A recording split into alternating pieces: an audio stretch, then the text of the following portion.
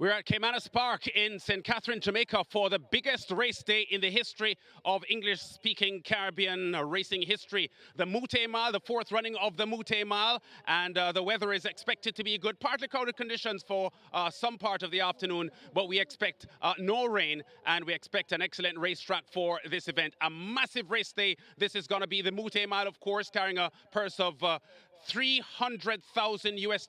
Never before in the history of CARICOM horse racing have we seen a purse of this nature. Moute Mile already had the record with over 200,000. And Michael Kane, what a big day in anticipation here. Not only the Moute Mile, but the BRUCEONTHELOOSE and the Chairman's Plate, also big events. Yes, indeed, big events, of course. And as you mentioned, the BRUCEONTHELOOSE, that's US $100,000 the first one there. And the Chairman's Plate is $40,000 US. So it's really a big day, indeed, the biggest day in history of Caymanas Park, and the horsemen and horsewomen are looking forward to and cashing some big purse checks a couple of weeks from now. Yeah, and apart from the fact that the Moute Mile is the center of attraction for today, one of the things that will be impacted by today's racing is the Trainers' Championship battle between the defending champion, Jason Da Costa, and Anthony Nunes, who was the champion 3 years in succession before Jason Da Costa took over. Well, the purse overall at stake for the entire race meet today is over $76 million, Michael Kane. And if Nunes does well here on today's race day, taking, for instance, the BRUCEONTHELOOSE and the Moute Mile, he'll be in pole position for the title.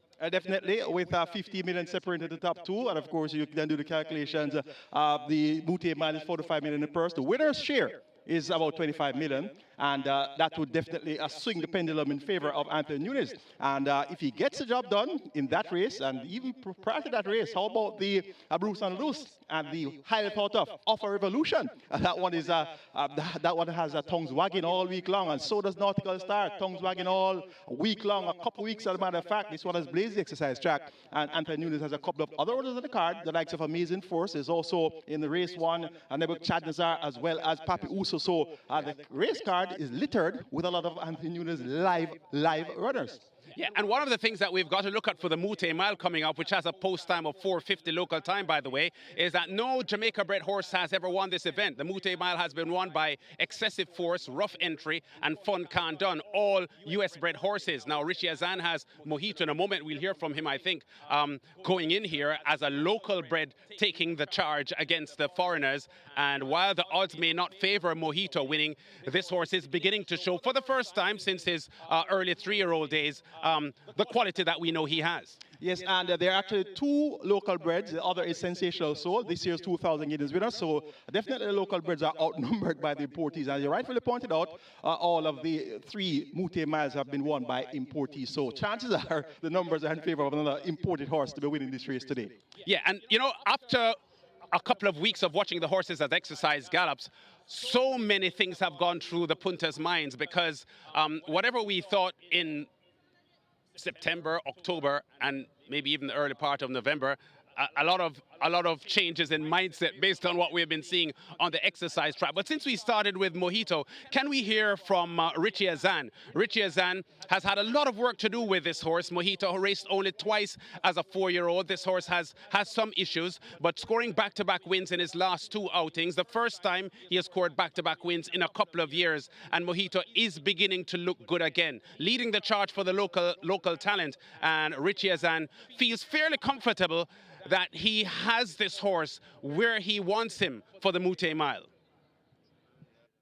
Hall of Fame trainer Richard Azan, and he will be preparing Moute for the Rich Moute Mile. And of course, Mojito's the Jamaica Cup winner. Impressive fashion as well. How are the final preparations going for the big one? Well, he has, since the Jamaica Cup, he has trained really well, as you can see if you're here every morning. He trained okay this morning, but this is going to be a different type of race. Very, very, very competitive.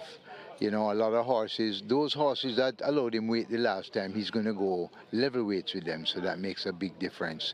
But all in all, his preparation has gone well, and so we hope for the best. Wonderful. And the jockey on board will be Dane Dawkins for this assignment. Yes, because Radish Roman chose Nautical Star, and for obvious reasons. And so we're going to try. Dane has won many races on Mojito before, so I'm comfortable with Dane. Wonderful. All the best, Hall of Fame trainer Richard Zahn in the Moute Mile. Thank you very much. Yeah, so Richie Azan knows that he's in a tough field here, but hoping that Mojito can give his horse a good chance of taking the top prize. Now, Jason DaCosta, the son of the late Wayne DaCosta, has been phenomenal since he started training horses here in Jamaica, Michael. Only his fourth full season in racing, because he did take over the Wayne DaCosta stables in the middle or early part of the 2021 season, but he has already won 3 championship titles, 9 classics, and he has 3 good horses coming in here. Your thoughts of his chances? I know Fun Candon is the defending champion. He has not raced this year, performance-wise, like the defending champion and horse of the year, but a 125 clocking at exercise over 7 furlongs, and DaCosta thinks he's in good shape. I definitely looked in good shape that morning at exercise, and what's important to note is the fact that he's a defending champion, and he has the figure 8 fitted for the first time as well, so that's a very important note, a change of equipment there with the figure 8 on for the first time. And I think that the biggest hurdle is going to be the 1 draw. You're coming at a mile, a 1 draw is never the place you want to be. But he's at 54 kilos, and I'm quite confident that Robert Haldane will carve out a trip for him, and he'll have a torrid pace to chase. And his stablemate, Dothraki, he's full of speed. He's got to be the speed trap, so to speak. Jerome is inside there. He'll be setting off for the lead. No doubt about that. And then Gorvana has a furious late kick. Gorvana has the distinction of beating Fun Candon early in the season. The handicaps, though, were woefully in favor of Gorvana. But today, they are very close at the handicap, and there should be a great 3-pronged attack here from the trio of the Jason DaCosta's horses. Dothraki in front, 1 draw Fun Candon, and Gorvana will be the deep closer. Yeah, and Jason DaCosta pretty satisfied with how his horses are looking going into the Moute Mile. So we're here now with champion trainer Jason DaCosta, defending his Moute Mile title from last season with Horse of the Year Fun Candon. How are preparations going for Fun Candon, as well as any other charges you have for the Moute Mile? Well, everything is going well.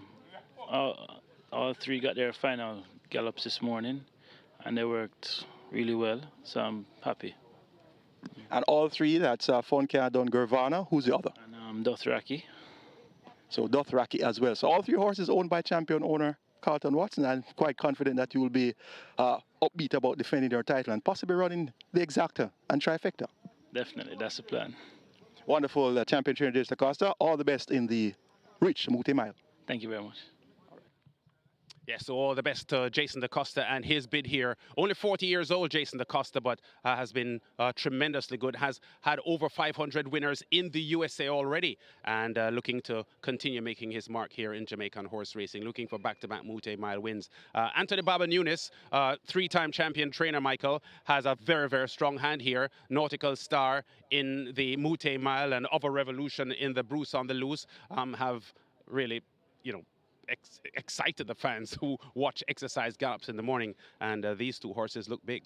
Yeah, they definitely look big, and add to the fact that he has T-Stock as well, and T-Stock had his local debut in the Moute Mile last season, so it's second Moute Mile here for T-Stock, and that one will be ridden by Dane Nelson. So good attack here, took 2-pronged attack from the Anthony Nunes barn, and this Nautical Star, I have never seen a horse that is so hyped by the real birds. It is this one that they've been trying to sweep me off my feet for the last 3 weeks, but I've not been swept off my feet. I've given this one my second choice, but I tell you, the way he has worked, he's a real imposing figure at exercise. And the same can be said about Offer Revolution, who will be running in the BRUCEONTHELOOSE. Both will be ridden by Radish Roman. Both have 57 kilos, so they have to do it from the head of the scales. They have never raced on the track before, so a lot is going to have to go right for the Anthony Nunes spear, but they appear to be up to the task. Yeah. Well, Rough Entry never raced on the track before 2 years ago and still won the Moute Mile, so remember that, Michael. Anthony Nunes is satisfied. The 2 horses haven't raced in Jamaica. They didn't get any prep races, but they've been so smooth and comfortable on the exercise track that Anthony Baba Nunes isn't really worried. Now with Anthony Baba Nunes, and he'll be having multiple entries for the upcoming Moute Mile. How are the final preps going for your charges? Yeah, well, so far we had our final preps yesterday. T-Stock worked perfect. We always like to give him a nice slow work for his final work. Nautical Star was a little faster than we really wanted, but Radish said he was comfortable and traveling well, so let's hope he made the right decision. Wonderful. So he definitely, of course, hopped off Mojito to partner Nautical Star. How about Barnaby? Haven't seen Barnaby on the list of entries. Yeah, no. So Barnaby had an unfortunate accident in his stall. He's actually on the track right now, so he's coming back, but not to race for the remainder of this year. So hopefully in January we'll have him back out again. That's disappointing for the owners and the stable, especially seeing that he had qualified so early in the year and we had planned out a full year for him. But as you know, horse racing, anything can happen, and we're just lucky that he recovered from what happened, and he'll be fine. Wonderful. So all the best in the Rich Moute Mile this Saturday, the 6th of December. That's Anthony Nunes, also known as Baba. Have a great day. Thank you very much. Yeah, Anthony Baba Nunes, he has won 21 classics in Jamaica, 25 classics overall, because you can add 4 classics in Trinidad and Tobago to that, with Terremoto and Academy Award winning the derby for him in TNT at Santa Rosa Park, coming in here with a very, very big chance. Now, Philip Fiani, Hall of Famer, we call him the Maestro, 14-time champion trainer, declined interviews this week, but Michael Caine likes one of his horses to win, that Supernatural Power. He also has Ride All Day, who was a closing second to Legacy Isle in the Gold Cup, and Fiani's 2 horses, Michael, are very, very, very strong entries here. Indeed, I agree with you, Lance. And 51 kilos for Supernatural Power. That will see her getting several kilos from her main rivals. As a matter of fact, she'll be getting weight from almost everyone. And indeed, that's going to put her in the driving seat. 136.2, the quickest time for a mile this season, and for many other seasons prior. So that's going to be a blot at the handicaps here for Supernatural Power, and she's full of talent, and I suspect that she's going to be finding the lead at some point, passing the half mile, and catch her with 51 kilos if you can. Her stablemate, Ride All Day, we welcome Javier Castellano, 4-time Eclipse Award winning jockey, and he won the Eclipse Award 2013 through to 2016, and he has won over 5,700 races in his career, and he'll be at 54 kilos.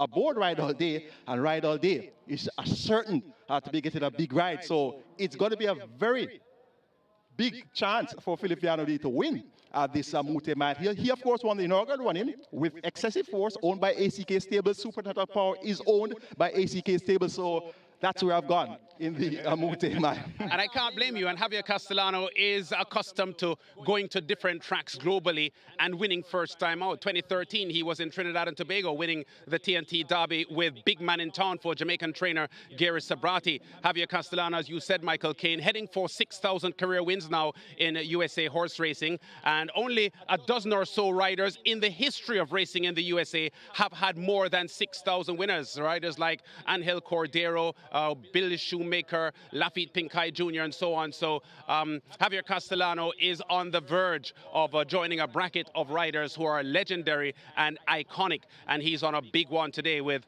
Ride All Day. And I agree with you that Supernatural Power, especially based on the scales, will be very, very difficult to beat. I can tell you, Michael, for the fun of our viewers, that in the past 4 months, my idea of the winner has changed about 3 times. And I'll wait until they're in the parade ring to decide which one looks best for me. Well, that's definitely always a part of picking winners. You have to see how they're presented. But we can be assured that all 15 entries are going to be presented in the pink of condition. So it's going to come down to tactics employed by the riders. And we have some very talented riders. And, of course, our champion jockey, Ryder Sherman, he's aboard, the highly thought of Nautical Star. We have Dave Nelson flying in. He's aboard T-Stock. We have all of the top riders in this event. The only one that's missing is Shane Ennis. That's right. They call him the Canter Man. He does not have a ride here in the Moute Mile. He has never won the Moute Mile. He's over 50 years old now, so we hope to see him in the Moute Mile next year. But sunny conditions at Caymanas Park. We're expecting a massive turnout today and a massive feature race scheduled for 4:50 this afternoon. The Moute Mile, 15 runners facing the starter. Over 45 million Jamaican dollars the purse involved there. That's US $300,000. And your guess as to who will win is as good as mine.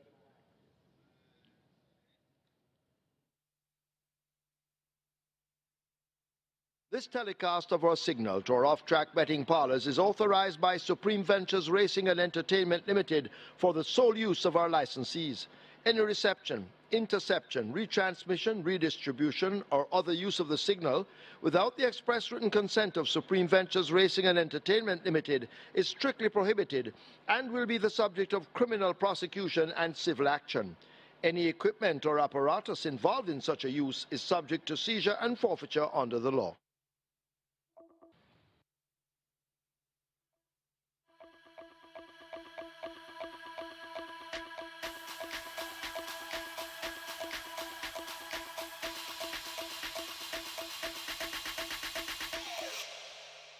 Fielded 10. They're off for the first. Princess Catalia got off slowly. A breath of fresh air is running quickly. GR.I right in behind a breath of fresh air. Siempre Valiente is running dead center of the racetrack. Another Mission is racing nearest to us and may already have that overall advantage. Also traveling prominently, that's the favorite, Dream to Reality, continuing to tack toward the near side. Another Mission right against the stand fence. A Dream to Reality racing in the center along with Siempre Valiente. And these two match strides as they make their way rushing past the quarter. Another Mission under the stands may just have it. Dream to Reality in the center, and the white silks now getting closer all the while. Over on the far side, drifting to the far side, that's Siempre Valiente. But they drive now inside the final furlong, and it's Dream to Reality and Dane Dawkins. Under the stand fence, another Mission is there. Radam now coming into the picture along with GR.I, but the favorite, Dream to Reality, is just too good in the end to beat Crypto Girl coming on late. Close between Radam and a breath of fresh air. GR.I could be fifth. It's close.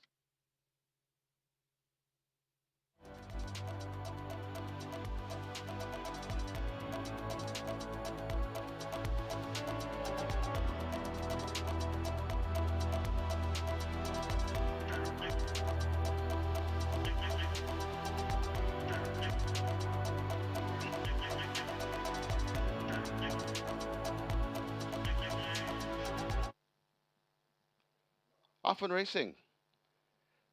Blood Diamond marginally misses it and left at the back of the field. That's Wagwan as Moute goes in for that lead. It's Moute on top of racing in second, the Chef Master out wide Darwin. Then comes For My Love going around, tucked in right against the rail.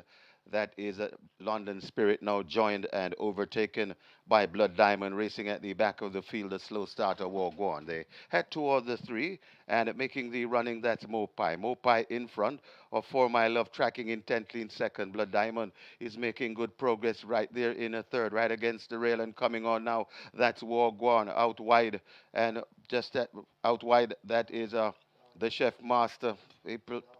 Darwin is out wide too. They're at the top of the lane, coming to the furlong and a half pole, and it is still Mopai trying to fend them off. Mopai, Wagwan, reluctant, right against the rail, coming in between horses. That's Darwin. It's a good finish. It's Mopai, Darwin coming best of all, and now Darwin and Mopai go on with it. It's Darwin and Mopai. Mopai just the leader. Darwin digging in on the inside. Mopai, they've gone by together. That's too tight. Then comes Wagwan back and forth. That's For My Love.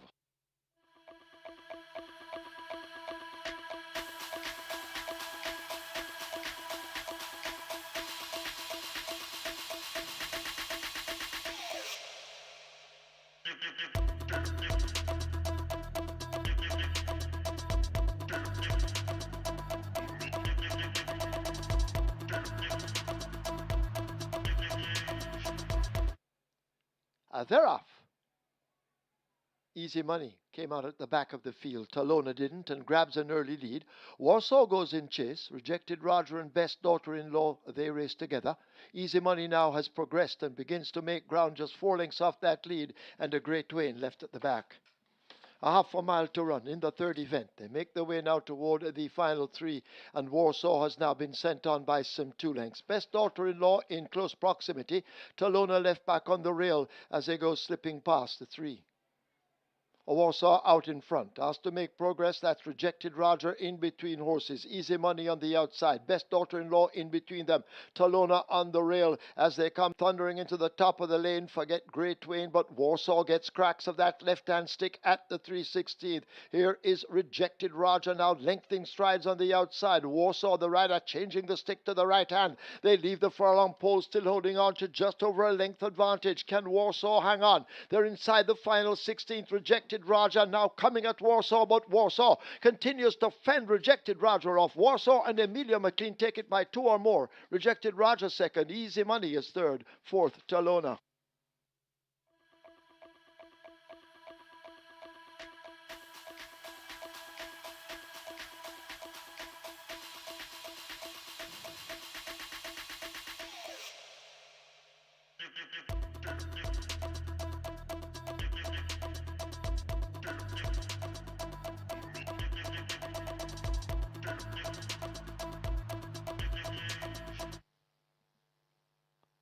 furlong the trip, waiting on Big LA. Big LA goes in. Starter Michael Sims is ready, and we are ready for race number 4. Often Racing, that's a perfect line. As we're right against the rail, the Leviticus, there goes Dreamer's Corner. And Dreamer's Corner assumes the lead. From the Leviticus, right against the rail, Brahma Bull is out wide. Just on the inside of Brahma Bull, that's Bigelow. Then comes a Legal Fight, a gap of about 3 before we come to Midnight Runner and Star Aura traveling together, and another 3 or 4 before we come to He's Sensational. They make their way towards the 3, and it is Dreamer's Corner on that lead, not by far, about a length and a tail in front. Right there, too. That's Big LA tracking them. Another 3 lengths before we come to Brahma Bull. Then comes a Legal Fight right against the rail and making some ground, some progress. That's Midnight Runner. They're at the top of the lane. Dreamer's Corner in front, but not by far, as the Leviticus launching an attack on the inside. It's Dreamer's Corner. The Leviticus coming forward nicely against the rail. Dreamer's Corner is resolute, though, coming to the furlong pole. The Leviticus now slips through against the rail. Dreamer's Corner trying to fight back, but the Leviticus begins to go away from Dreamer's Corner. The Leviticus and the Demar Williams pulling off easily in the end. My baby about 3 lengths. Dreamer's Corner well tried in second. What a tight finish for third. It involved Brahma Bull. He's Sensational and Star Aura.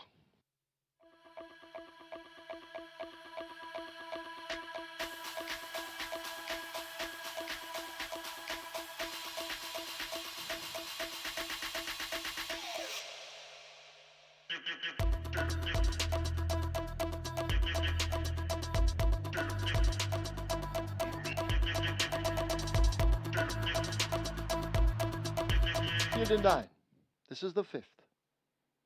Thereof, Feeling Free came out awkwardly on the far side, attempting to recover. Skillet Arms and African Beauty race over there. Ascend races nearest to us. A Money Mission in the blue beginning to tack across the join Ascend as they go for that lead. In the center in the white cap, Dark Swan is showing some speed. They're coming up now toward the final quarter. Ascend looks to be just the leader. Money Mission continues the chase in the center. Dark Swan not too far away, if good enough, on the far side. Skillet Arms beginning to make some late progress. That's a Feeling Free, but Ascend holds the advantage on the run. Flashing past the furlong pole. It is Ascend driving out in front. Ascend with that lead under Richie Shakes. I don't think they're going to catch Ascend. Ascend is too far in front and will not stop. Ascend wins by maybe 6. Dark Swan is second, Feeling Free third, Money Mission fourth, Skillet Arms is fifth.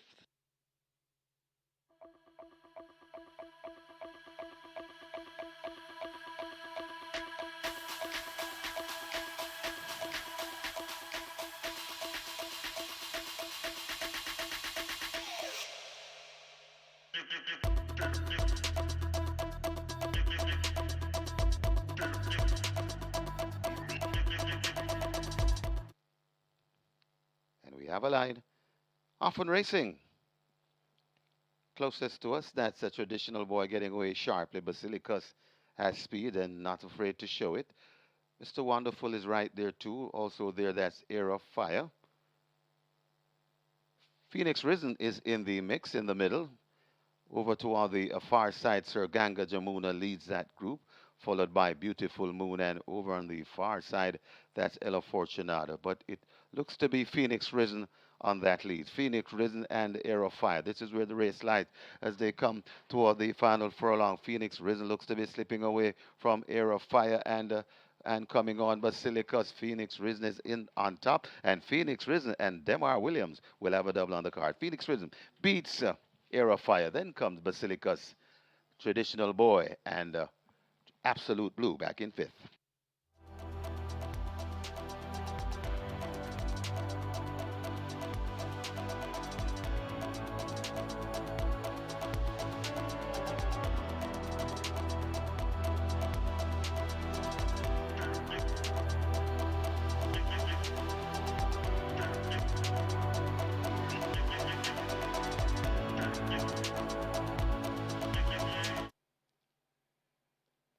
Thereof for the Mr. Sensational. Coming off just a beat slow, that was Fernando. as they charge down the back stretch and race toward the 6. So Don grabs an early lead. Salute the Don on the outside, overtaken by a Midnight Traveler. God's Plan is tucked in between horses. On the rail in the blue sleeves, that's Caymanas. And just at the back of the field, it is Fernando as they leave the 5. So Don, out in front and dictating terms.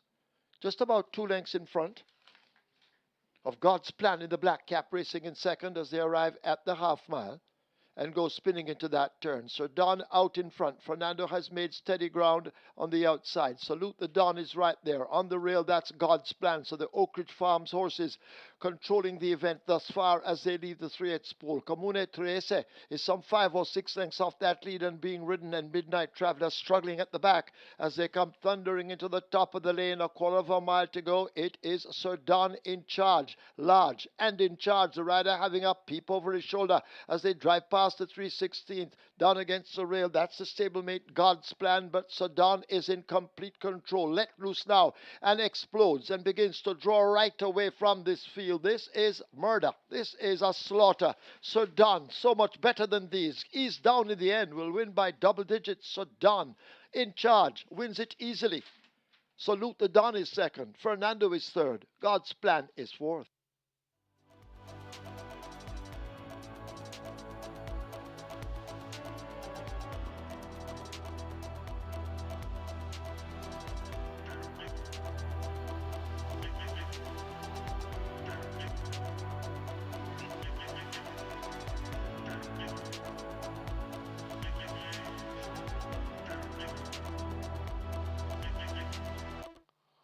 Often racing.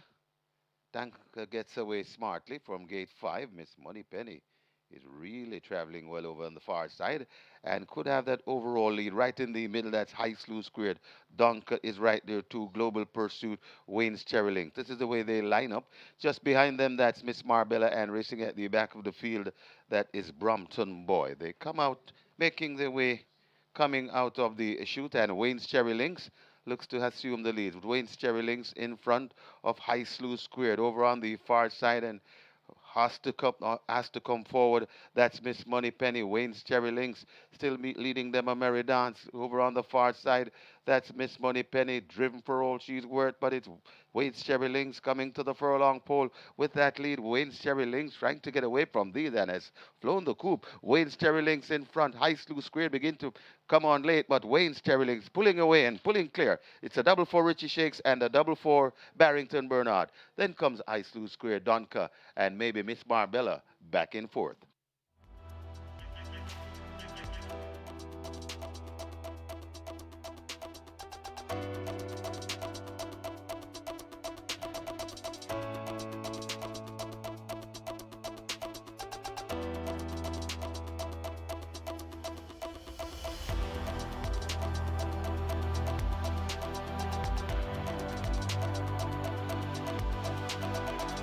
Now they're off.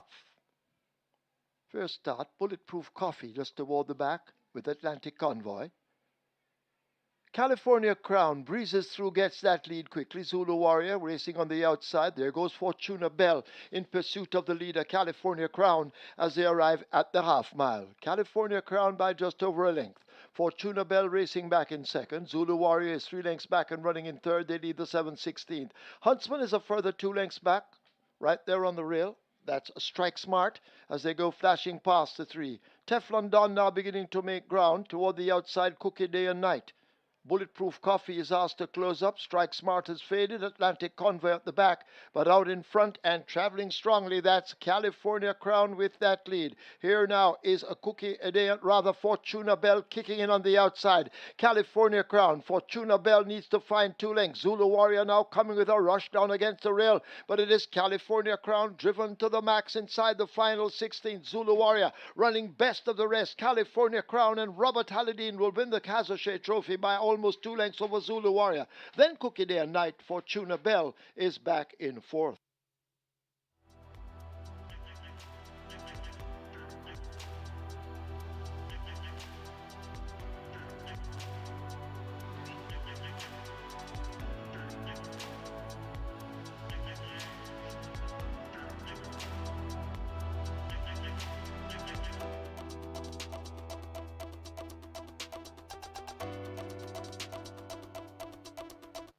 Often racing. Getting away smartly and veering to the middle. That's Stormer Come. So Stormer Come. Tap It Good is also on the premises. Blinking Light is to the near side. Nearer to us, that's Quantum Star. And brushing, coming down to the very near side, that is Magical Moods. They're lining up as they make their way coming out of the chute. And Tap It Good, Blinking Light, Magical Mood, Quantum Star. Zion is on the premises over on the far side. That is Bugatti. Bugatti on the far side. Right in the middle, Tap It Good running a big one. Also coming on, that is Quantum Star. Magical Mood is nearest to us as they make their way coming to the furlong pole. They're spread right across the track. Tap It Good just having the lead. It's Tap It Good in front of Magical Mood. Quantum Star is winding up and coming forward nicely. And now Quantum Star, and it's Matt Quantum Star is still in front. It's Quantum Star. And Quantum Star looks to goes on to be Tap It Good. Then comes Give Me the Light. Got tied for fourth. Either Magical Mood or Golden Syrup.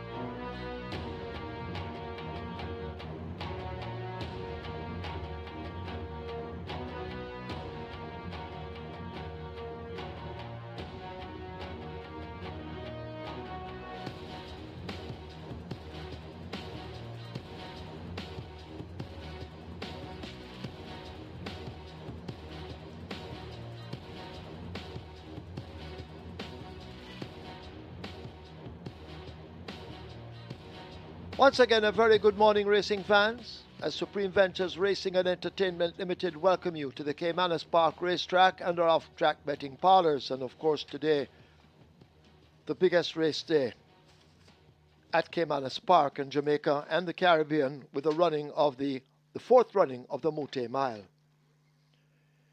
Today's first offers high five wagering. The Reggae 6 has a mandatory payout with a single winner bonus becoming a carryover in excess of $14.7 million. Race 2, high five, and the start of the play spot 8 starting anew. Race 3, high five wagering. Catch 9 begins, single winner bonus in excess of 2.6 million. In the third event, scratch number 1, Himaya. Himaya is injured. Race 3, take out 1, Himaya injured. Race 4, high five wagering. That's where the quick 4 begins. Single winner bonus in excess of $87,000. Race 5, high five wagering. The start of the early 5 star, the single winner bonus in excess of $818,000. Race 6, high five wagering, and that's where the Twilight 6 begins. In the sixth event, scratch number 9, Star Aura. Star Aura is injured. Take out 9, Star Aura. Race 6, injured. Race 7, high five wagering, and the start of the late 5 star. Race 8, high five wagering. Strike 4 begins, single winner bonus in excess of $1 million. Race 9, high five wagering, and that's where the late triple begins. Race 10, high five wagering. And race 11, the feature, the Moute Mile Invitational, the fourth running of it, offers high five wagering. That's it for now. Myself and Kevin will be back with you later on when the real action begins. Stand by for our racing analyst, Mr. Michael Kane, as he will try to assist you with your selections, hence allowing you to leave here with a bag of cash. Over to Michael when ready.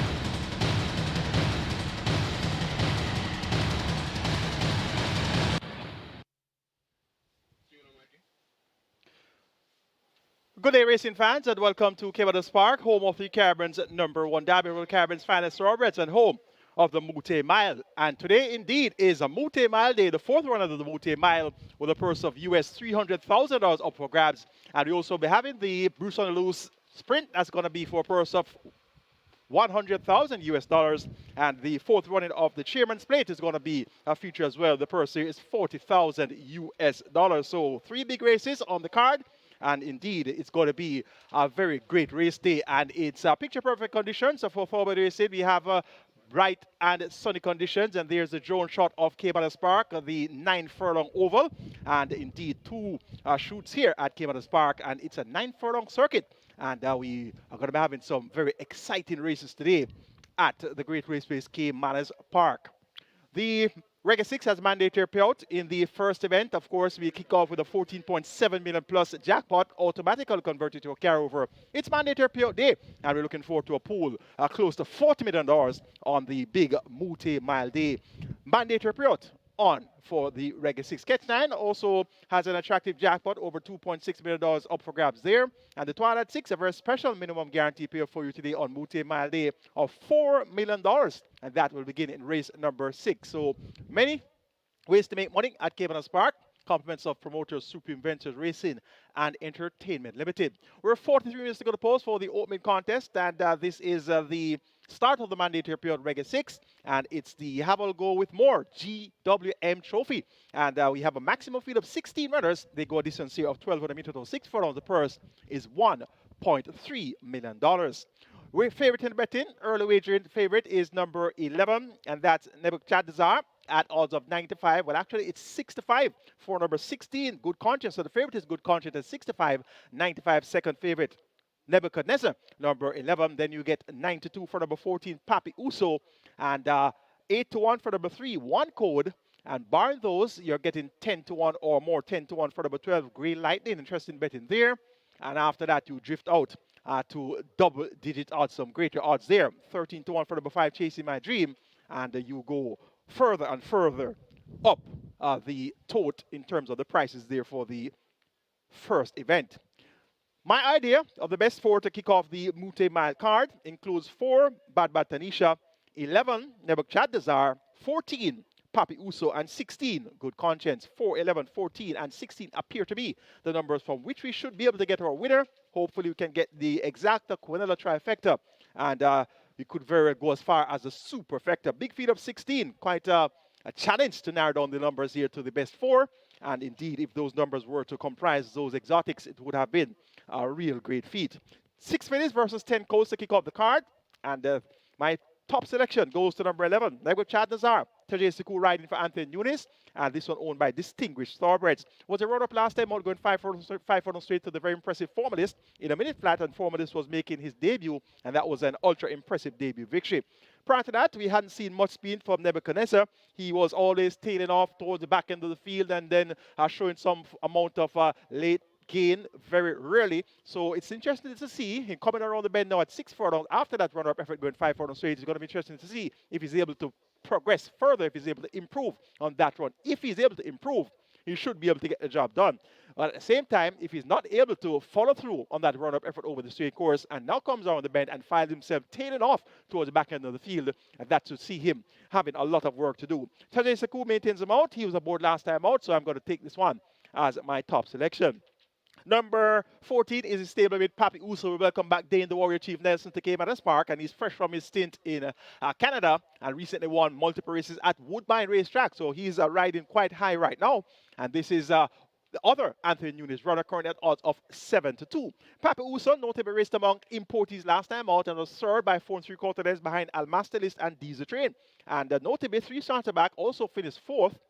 That was behind Haisu Square, Rance Treasure, and T Swizzle. So those are 3 importees. Last time out, he ran 3rd behind 2 importees. So he's doing well among importees. He's now back among native breds only. And once he can deliver an effort similar to that 3rd place effort behind Almastelist and Diesel Train, we could very well see Papi Uso being strongest at the finish here. Number 16 is Good Conscience. This is your favorite at odds of 3 to 2. Drifting a little bit from 65 up to 3 to 2. And tightening the betting here with number 11. That's Nebuchadnezzar. So this Good Conscience second by 12 lengths last time out, beaten behind Rush of Class, who did 127.3, and 2 started back second by half length behind He's Sensational, who did 136 and 4/5 of a second. So those 2 run-up efforts equates well among this group of runners. And Richard Henry, he maintains them out for the 3rd consecutive occasion. He rides here for Rob Pearson, and Good Conscience is going to be one to keep on the right side as well. Of the others, looking forward to horse number 4, Bad Bad Tanisha, to be prominent throughout. She has been second 2 of her last 3 outings, second by a length to the quarter behind True Blue in a slow 1:18 and a 5/5 of a second for 6 furlongs, and 3 starts back second by 3 lengths behind Sparkling Fire in a fairly slow 1:03.2 for 5 furlongs round. So she's one of 6 fillies present here, going up against 10 colts. The fillies are somewhat outnumbered here in the Have a Go with More GWM Trophy on Moute Mile Race Day. I'm taking number 11, Nebuchadnezzar Desire, to get the better of number 14, Papi Uso, then 16, Good Conscience, and 4, Bad Bad Tanisha. Mandatory period Reggae 6, jackpot 14.733 million, automatically converted to a carryover, and already $6 million wagered in the Reggae 6 pool. Let's now take a look at my Moute Mile Reggae 6 ticket. Starting off in race number 1 with 11, 14, and 16, Nebuchadnezzar, Papi Uso, and Good Conscience. Race number 2, the Visit Jamaica Trophy, make it 1, 2, 6, 7, and 13. Never, Successful Man, Dancing Aviator, Captain Fantastic, and Racola. Race number 3 is the Mayberry Gold Trophy, going here 4, 6, and 7. Linguist, Nuclear Jet, and Fred the Master. Race number 4 is the Excelsior Trophy, presented by Kiss Bacon. Make the numbers here 1, 3, 5, 8, and 9. Don Quasi, Miss Grove, Rico, American Aviator, and Prince Roy. Race number 5, the Bright Star Trophy, my banker on my mandatory payout, Moute Mile Reggae 6. Number 13, The Head Cornerstone. And race number 6, the Renaissance of Kingston, the Rock Trophy, closing off the Reggae 6 with 3, 11, 12, and 16. Pretty Brown Ting, Diesel Train, Khaleesi, and Rush of Class. 9,000 square price will get you my mandatory payout, Moute Mile Reggae 6 ticket. We have race number 2, which kicks off the play spot 8, and as well as the start of another triple on the card. Race number 2 is a start of the play spot 8, and we had recent play spot 8 lone winner. So we're back at anew with the jackpot, and that will of course start off after wages is complete for race number 2. Race number 2 is the Visit Jamaica Trophy. It's a restricted allowance 5 for native bred folios and up nuns of 2 and imported folios and up maidens, with a purse here of 1.1 million up for grabs. And the field is comprised of 8 fillies going up against 7 colts. And it's an interesting looking contest. I've narrowed it down to numbers 1, Never, 2, Successful Man, 7, Captain Fantastic, and 13, Racola. 1, 2, 7, and 13 appear to be the numbers that we should get our winner exacta, hopefully the Queen of the Trifecta and possibly the Superfecta. Racola, strong runner-up on 2 attempts at nuns of 2. Second by a short head behind Have a Joy. That was over 7.5 furlongs on the 11th of October, just beaten within shades of the wire there. And last time I was second by length behind Bobby Too Bad, going 7 furlongs, trying to chase Bobby Too Bad home there, and was getting close at the finish second by a length. So chase with length throughout that 7 furlong contest. Ridden on the last 3 occasions by apprentice named Mackenzie, it's now Shane Ellis that picks up the mount. And of course, Shane Ellis, the man with the BH on his chest, the badge of honor for meritorious service in the horse racing industry. So congratulations there to Shane Ellis, and he's on. Racola here. Racola could very well go one better. But Racola, though, he's a known bridesmaid. Took a long while to win his first race, and finally did so on the 14th of September. That was on attempt number 13 or 14. And then he came back and finished 2 seconds again. That was in the grade above nuns of 2. So he's the type of horse that always tends to find 1 or 2 too good. Hopefully today, on the big day, he won't find 1 too good again, and he'll be able to get the job done. So I'm making this one my top selection, Racola, in the Visit Jamaica Trophy. Number 2, Successful Man, another that has been a second on several occasions, has been second on 4 of his last 5 starts. All second place efforts came at this level of nuns of 2. Last time out coming off a break since August, raced on the 16th of November, and came up a bit short there at even money, was fought by 5.5 lengths in the end to Bobby Too Bad, Racola, and Bubbling Brown Sugar. Both Wacola and Bubbling Brown Sugar are present here, so it's a rematch among these horses. And Successful Man will report fitter. Radish Roman maintains him out here for trainer Errol Burke and owner David Pottinger. We're keeping Successful Man on the right side. And number 7 is Captain Fantastic, narrowly beaten last time, out second by half a length behind Global Machine, going 5.5 furlongs in 1:11.3. Gets a furlong longer to travel now. Look for Captain Fantastic to be able to put together another decent effort. Not the most consistent of runners, but if he's able to put together back-to-back good runs, we could see Captain Fantastic getting the job done. And number 1 is Never. Dane, the Warrior Chief Nelson, back in action at Caymanas Park. He was here last Moute Mile Day, so he's back for the Moute Mile this year. And Never is now trained by Patrick Lynch, formerly trained by Michael Marlowe. A change of barn, change of equipment, visor off, blinkers now off, make that blinkers on, and the figure it taken off. So visor off, blinkers on, figure it off, and a change of barn. The Nelson has a leg up now, and this Never was always there or thereabouts. Second on several occasions at nuns of 2, has been at nuns of 2 for several months now. So this one has clearly caught the pace of the level, and once he's able to respond favorably to the conditioning of his new trainer, Patrick Lynch, we could see Never getting a job done as well. A lot of competitive races. As a matter of fact, all 11 races on the card are competitive. They have a lot of depth, and this race should come right down to wire. It's the Visit Jamaica Trophy on Moute Mile Race Day. I'm taking 13, Wacola, taking the better of 2, Successful Man, then 7, Captain Fantastic, and 1, Never. Race number 3 is next. We'll kick off the Catch 9 here. The Catch 9 jackpot, 2.688 million, and the minimum guarantee paid is 500,000. 10 horses will go postwards, and this is the Mayberry Gold Trophy. It's a restricted states event for imported stewards up nuns of 3, and we have the purse of $1.5 million up for grabs. My best 4 for the Mayberry Gold Trophy includes 4 Linguist, 6 Nuclear Jet, 7 Fred the Master, and 9 Miss Moneypenny. 4, 6, 7, and 9 appear to be the right numbers here for the Mayberry Gold Trophy. Number 7 is Fred the Master. All the race last time out, returning from a break since March. He raced on the 16th of November, so was away for some 8 months there. And he was sent off the 3-5 favorite, but unable to justify the favoritism. Third by 5.25 lengths behind Nuclear Jet and Danka. Would have stripped fitter for that effort, has worked well since. 6 furlongs in 1:13.1, beating Dothraki at exercise. That was on the 24th of November. We see Dothraki in action in the Moute Mile later on.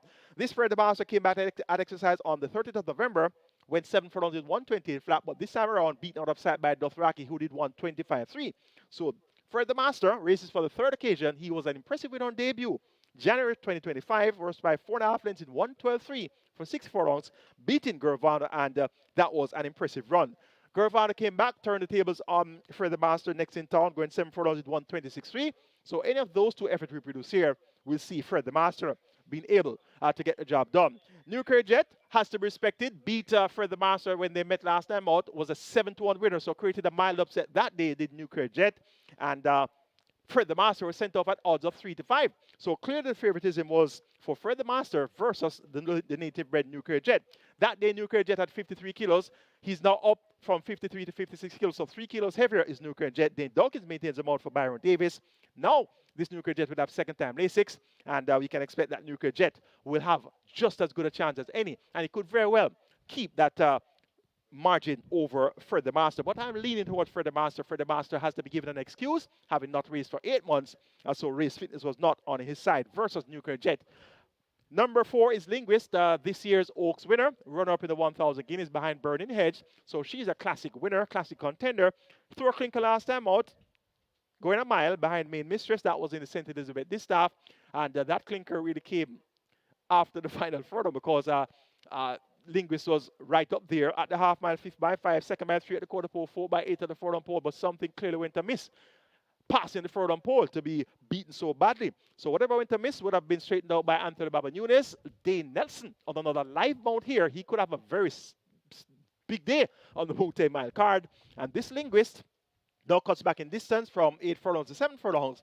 She's definitely going to have as good a chance as any. And Miss Moneypenny, she threw a clink to, well, ran below expectations last time out of 3-5. 6 by 9 lengths after being prominent up to the quarter pole, 5th by 5.25, 4th by 5 at the furlong pole, and then just didn't pick up the gallop thereafter.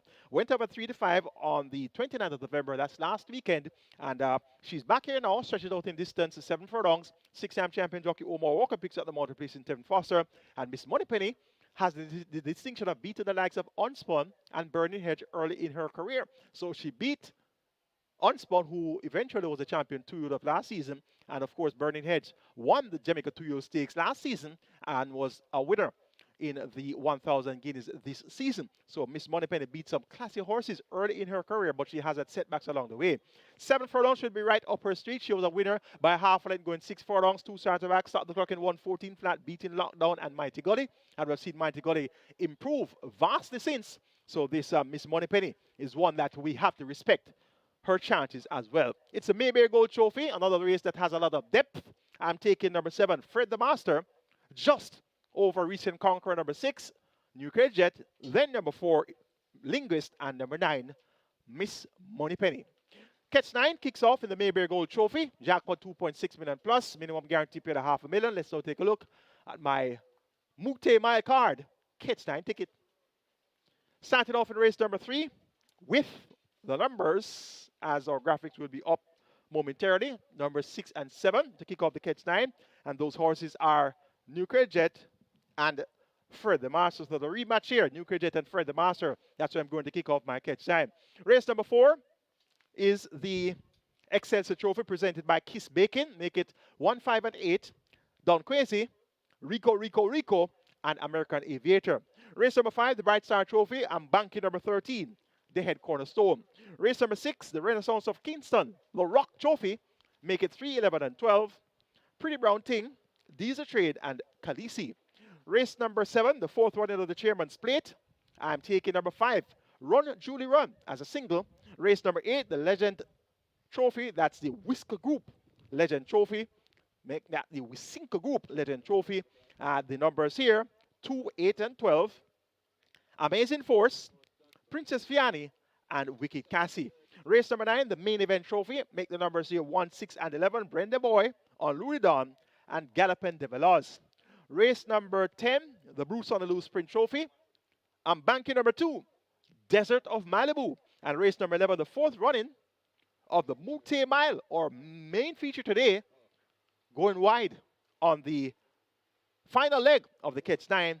1, 4, 7, 8, and 11. Fun Can't Done, last year's Moute Mile winner. Legacy Isle, runner-up in the Moute Mile last year. Nautical Star, the one that has the track abuzz with excitement in the mornings. Supernatural Power, the horse that has run the fastest 1 mile this year, 1:36.2, the fastest 1 mile for several years now. That's Supernatural Power. And number 11, Ride All Day. So 1, 4, 7, 8, and 11. To close my Catch 9 on the Moute Mile card. Best of luck wagering on Catch 9. Of course, Catch 9 begins in race 3. And of course, you know that it's mandatory payout on the regular 6, kicking off in race 1. And we have 9 million new money wagered. The jackpot 14.7 million plus. And we're 26 minutes to go to post for the opening contest.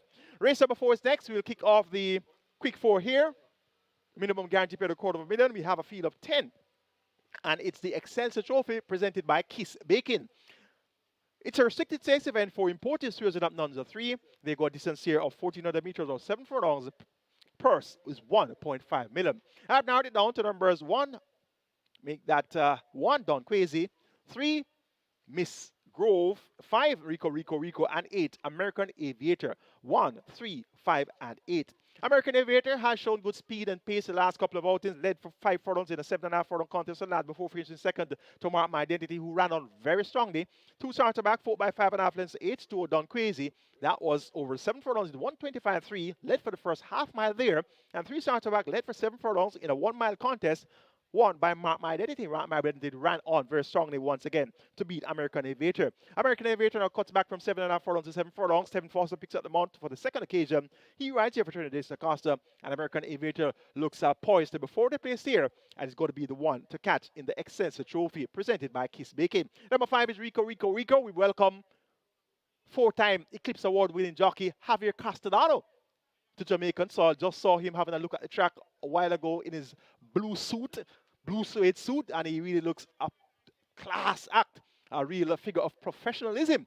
This Javier Castellano, and we welcome him, a 4-time Eclipse Award winning jockey in the USA, of course, 2013, 2014, 2015, and 2016, and he has won over 5,700 races in his career. So he's the big man in town. And of course, you heard earlier, he won about big man in town in Trinidad and Tobago and the big race there. So Javier Castellano, no stranger to come into a racetrack, not working any horse at the track, getting feedback from exercise riders, and watching replays and getting the job done. So that's what a jockey like Javier Castellano does. He doesn't have to come here to ride, or he doesn't have to come here to work any horses. That's the nature of their profession overseas. So they ride at several tracks across the United States of America. And indeed, they don't go to those tracks to work the horses before they ride them. The exercise riders at those tracks work the horses and relate to the jockey, Javier Castellano. And in turn, he watches replays and gets information from the trainers and the stable lads, etc., etc. So it's not going to be any way, shape, or form a disadvantage here for any horse that Javier Castellano will be aboard. So Rico has been somewhat of a source of disappointment. He came to the races with a big reputation, was third on debut at 8-5, second time out at 5-2. He finally won on the third attempt. Well, not necessarily finally, but he won on the third attempt. He's expected to win on his first 2 attempts. So he got the job done, third attempt, beating Balmore and Ramsford and almost right him about. And then he stepped up, second behind Magnificent Force, going 5.5 furlongs, did 107.2. And after that, beaten behind Incredible Joe, as well as Supernatural Power, so lost no marks in defeat, being beaten by those horses. And had a break between May and October, so clearly some setbacks were along the way there. But he now will be running for the 4th time coming off the break between May and October, and he must be a fitter horse here. And with the trip now increased to 7 furlongs, from that, well, actually, he's cutting back from 7.5 furlongs last time out, but 2 starts back, he raced at 5.5 furlongs, 3 starts back, he raced at 5 straight, 4 starts back, he raced at 6 furlongs, so he gets the perfect middle distance now, and I'm expecting with the blinkers now fitted by Jason Acosta, we'll see a lot sharper Rico. Number 1, Don Crazy, looked sharp 2 starts back when leading by 3.25 lengths at the furlong pole in a 7 furlong contest before being run down by H2O in deep stretch. Blinkers were fitted last time out. That didn't work. 4 by 10.75 lengths going 5.5 furlongs to Mighty Gully. Now the blinkers have been removed. Distance increases 7 furlongs. He won at 7 furlongs easily when he released the maiden tag. Demar Williams, more popular than a struggle picks at the mount for the 4th consecutive occasion, riding here for trainer Barrington Bernard. So Don Crazy will certainly make his presence well felt here. Miss Grove is an imported filly, bred in Canada, and she was 4 by 5 lengths in that event won by Mark My Identity over American Aviator and Sensational Soul. So she should throw her hat in the ring as well. Champion jockey Radish Roman rides for trainer Anthony Baba Nunes, and owner Nadon, Miss Grove, one to keep on the right side as well. It's the Excelsior Trophy on a Moute Mile Race Day. Excelsior Trophy presented by Kiss Making. I'm going here for number 8, American Aviator, to get the better of number 5, Rico. Then 1, Don Crazy, and 3, Miss Grove. Race number 5 is next. It's the Bright Star Trophy, and we have high-level claimers, 1.5 million out to 1.2 million. They go a distance here of 1,300 meters or 6.5 furlongs, and we begin the early 5-star. Minimum guarantee pay of 300,000, jackpot over 818,000. The purse for the Bright Star Trophy is 1.25 million. My best 4 includes 4 Further and Beyond, 5 Chem, 9 Ability, and 13 the head cornerstone. 4, 5, 9, 13 appear to be the numbers for the Bright Star Trophy. Number 4, Further and Beyond, a former Horse of the Year who finds himself among claimers for the first time. Trained Ian Alexander, now being ridden by Josh Edwards, this night with Apprentice. He has had 7 months so far this season, yet to place in the top 3. So clearly Josh Edwards would want to get this Further and Beyond going great guns. Has been beaten by some of the best horses in the land, the likes of Ride All Day, Gurvado, Mojito, Digital One, in the last 4 appearances. Nothing of the caliber of those horses present here, down among claimers, so Further and Beyond could very well return to competitive ways here. Chem number 5, important to note that this horse was ridden to victory Moute Mile Day last season by Dane Nelson. Did so in another 4 event over 7.5 furlongs, beating Huntsman and Lion Charmer. So a year later, Chem is on the program on Moute Mile Day. Dane Nelson is on the program on Moute Mile Day. They're teaming up once again, so that should be a good enough hint as to what is expected by Chem, or what is expected from Chem, by the connections, of course. So Chem, one that we must keep on the right side. Number 9 is Ability. This is a former Jamaica Derby winner who finds himself among claimers for the 3rd occasion. Was an easy winner, going 7 furlongs among 1.5 million claimers on the 13th of September. First by 4 3/4 lengths, beating Sonny T and Chippy, and easy peasy. Since then, went back among Overnight Company, beaten behind Digital One, Supremacy, and Divine Force. Back among claimers now. Emilia McLean picks up the mount for the third consecutive occasion. He was about a victory on the 13th of September. So ability on his back class, this former Derby winner has been respected as well. So he will have just as good a chance as any. And number 13 is the head cornerstone, not necessarily as accomplished as the likes of Ability or as the likes of Further and Beyond, but he was thereabouts, was always the type of second 11 horse where the classic season was on in earnest. So the head cornerstone, now trained by Ryan Darby, he claimed this one on the 11th of October when he won by a wide gap, 14 lengths clear in 1:18.3 for 6.5 furlongs, beating Rade Bangala and Natural Dancer. So the head cornerstone, after being claimed, was raced twice at overnight level, 5th by 8 1/4 lengths is that a fact, Run Julie Run and Linguist. Then came back prominent for the first 6 furlongs in a 7.5 furlong contest won by Digital One over Supremacy and Divine Force, finished up 7 by 11.5 lengths, but was prominent at the half mile, 3rd by length, came to the quarter pole, 4th by 2.5 lengths, 5th by 5 3/4 at the furlong pole. So now down to claiming company once again. The head cornerstone is the one that gets a vote here. Trained by the Prince of Claiming, Ryan Darby, son of the claiming king, Robert Darby Sr. So you know that the head cornerstone is going to be firing on all cylinders. It's a Bright Star Trophy. I'm taking number 13, the head cornerstone, to get the job done, but just over number 9, Ability, and in turn, just over number 5, Kim, and in turn, just over former horse of the year, Further and Beyond. I'm expecting a blanket finish in the Bright Star Trophy. Race number 6 is next. It's the Renaissance of Kingston, the Rock Trophy. A restricted allowance 2 for native bred 3 nuns of 2 and imported 3 of maidens. The purse is 1.4 million, and we have a field of 16, maximum field of 16. Declare to go postwards to start, or Twilight 6 and the Twilight 6. Has a minimum guaranteed payout of $4 million, especially for you today on Moute Mile Day. Top 4 horses includes 3, Pretty Brown Thing, 11, Diesel Train, 12, Khaleesi, and 16, Rush of Class, 3, 11, 12, and 16. Number 11, Diesel Train. Narrowly beaten last time, was second by Short Head behind Almaster List. That was at 5 round now. Gets all of 2.5 furlong longer to work with. Ismael Velasquez flowed into ride on the big day.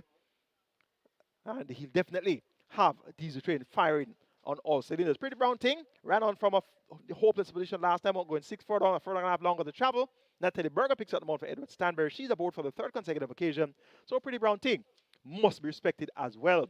Towards the outside, we have Rush of Class, Javier Castellano, riding for Dalton Sergio. This one was a 12-length winner. It won 27.3 for 7 furlongs when released in maiden tag. And somehow was not able to follow through when stepping up the nuns of 2. But that run can be excused. Draw a line through that run from Rush of Class. This Rush of Class definitely can show these the way home based on that impressive double-digit margin win in 1:27.3 when releasing the maiden certificate. Khaleesi should be thereabouts as well. Gavin Harris riding for Carlton Cunningham. Going to 11, 3, 12, and 16 in the Renaissance of Kingston, the Rock Trophy on Moute Mile Day. Diesel Train to get the better of Pretty Brown Thing, Khaleesi, and Rush of Class. Twilight 6 kicks off in the 6th. Minimum guarantee period 4 million. Let's now take a look at my Moute Mile Twilight 6 ticket card. Twilight 3, 11, 12, and 16. And that's going to be Pretty Brown Thing, followed by Diesel Train, Khaleesi, and Rush of Class. Race number 7 is the 4th one of the Chairman's Plate. 5, 6, and 10 for me. Run Julie Run, Divine Force, and Blue Vinyl. Race number 8, the Legend Trophy. That's the Wisinka Group Legend Trophy. Make it 2, 8, and 12. Amazing Force, Princess Fiani, and Wicked Cassie. Race number 9, the Main Event Trophy. Make it 1, 6, 11, and 15. Brenda Boy, Unruly Dawn, Gallop and Devilos, and Blue Sensation. Race number 10, the BRUCEONTHELOOSE Sprint Trophy. I'm banking. Number 2, Desert of Malibu. And race number 11, the 4th running of the Moute Mile. Going 1, 4, 7, 8, and 11. Fun Can Done. Legacy Isle, Nautical Star, Supernatural Power, and Ride All Day. 7,200 will get you my Twilight 6 ticket. Best of luck wager on Twilight 6 on the Moute Mile card. 11 million wagered in the Regular 6. And remember, the mandatory period is on.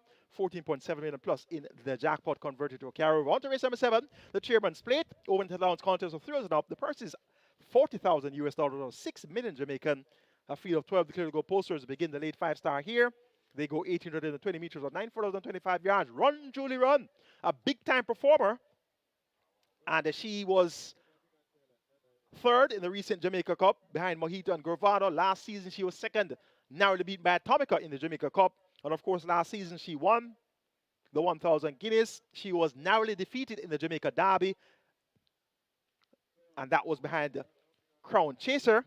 So this Run Julie Run, a big time performer. And she has the Eclipse Award winning jockey, Javier Castellano, in the saddle for trainer Ian Passard. She goes one of her favorite trips, 9,025 yards, and she's going to take an awful lot of beating. We'll have the replay of last year's Chairman's Plate. And of course, last year's Chairman's Plate was a fine display of talent. So last year's Chairman's Plate, we have,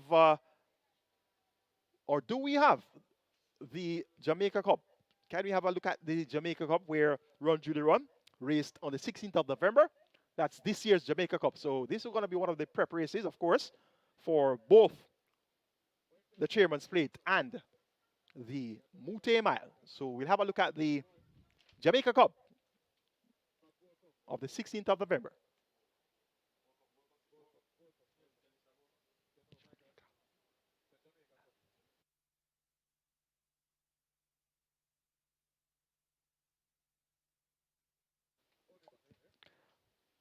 Other horse of interest in the Chairman's Plate is number 10, Blue Vinyl. Of course, Blue Vinyl, a former St. Ledger winner. He recently ran in the Gold Cup, and that was third in the distinctly Irish behind Gravana and Foncandon, being 8 by 11 lengths in the Gold Cup. Randy Showman, Rancher GR.III and M&M Racing Stable.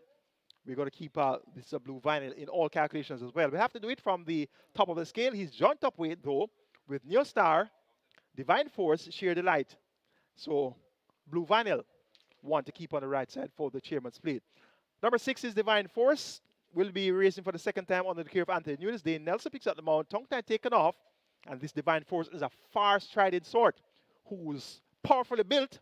And he'll definitely make his presence extremely well felt. Also, number 9 is I Dream Again. This year's St. Ledger and Derby winner. Giving him some respect, given that he starred the show in 2 legs of the Jamaican Triple Crown. So throwing in I Dream Again as well. We now have the replay of the Jamaica Cup, and we'll be looking at Mojito's performance as well as the performance of Run Julie Run, Gravano as well. They'll be running later on in the Moute Mile. Let's take a look at our 2025 Jamaica Cup.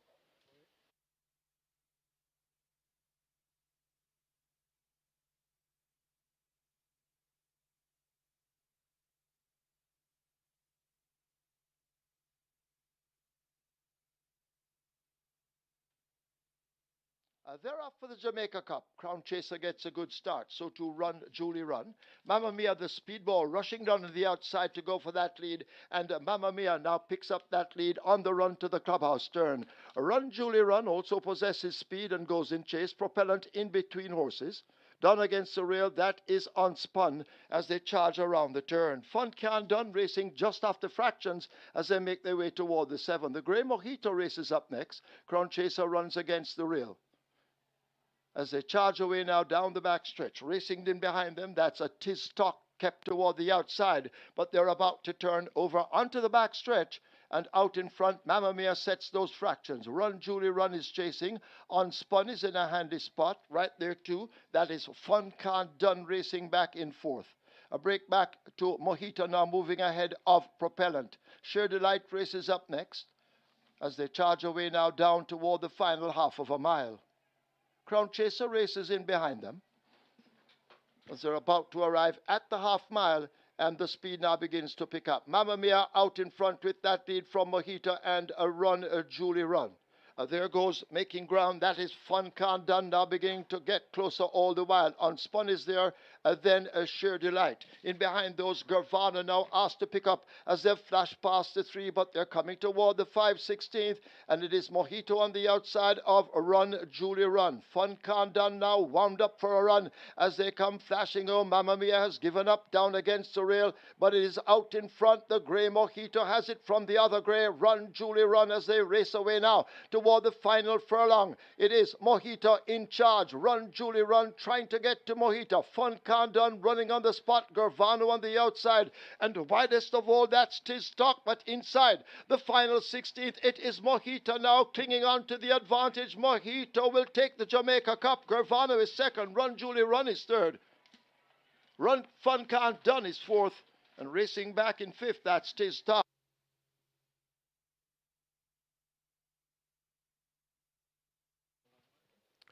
So Mojito got the job done there in the Jamaica Cup, getting the better of Gervano, Run Julie Run, and also in the mix was a Fun Can Done, and the Fun Can Done checked in fourth there.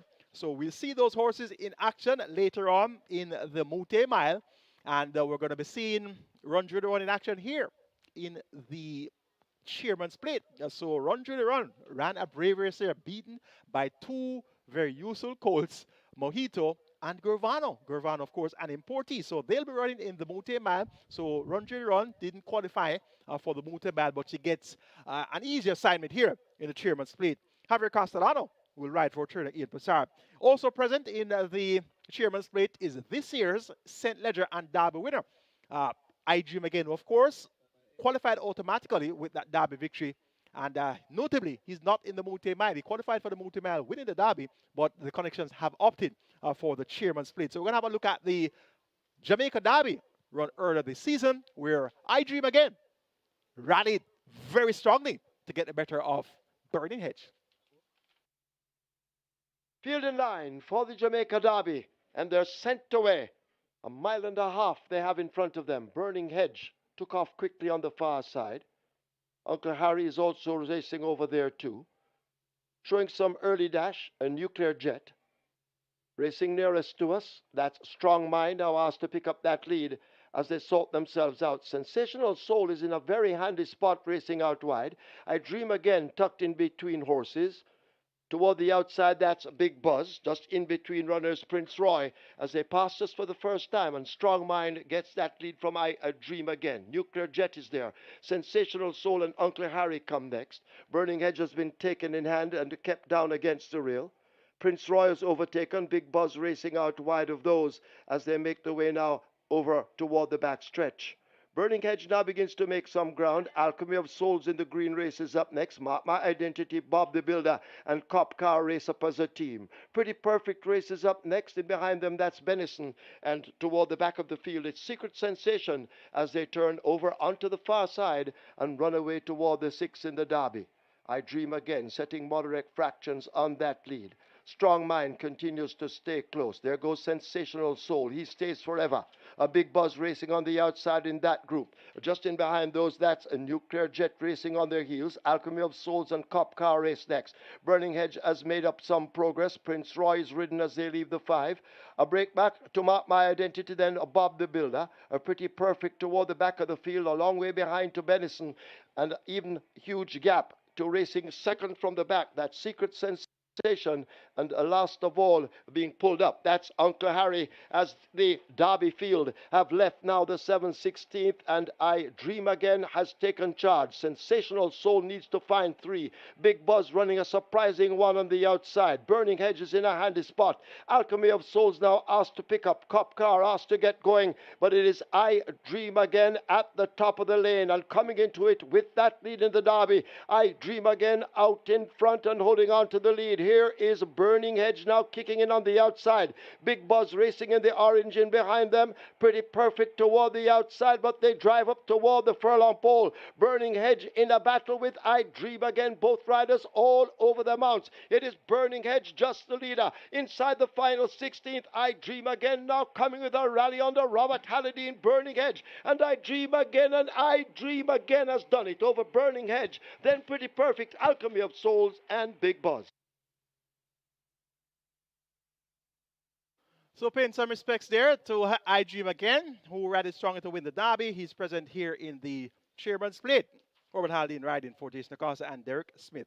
Going here for Run Judy Run to get the job done over Blue Vinyl, Divine Force, and I Dream Again. 5 minutes on the clock, and we have $14 million in the Reggae 6. Race number 8 is the Wisinka Group Trophy, the Legend Trophy. And 13 horses will go 1,400 meters or 7 in front of the purse, 1.15 million.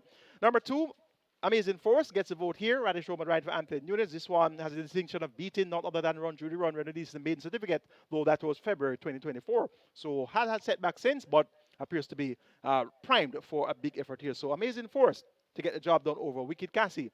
Then Princess Fiani and Always Right. 212 A3 in the Legend Trophy. Race number 9 is the main event trophy. A field of 16 will go 6.5 furlongs or 1,300 meters.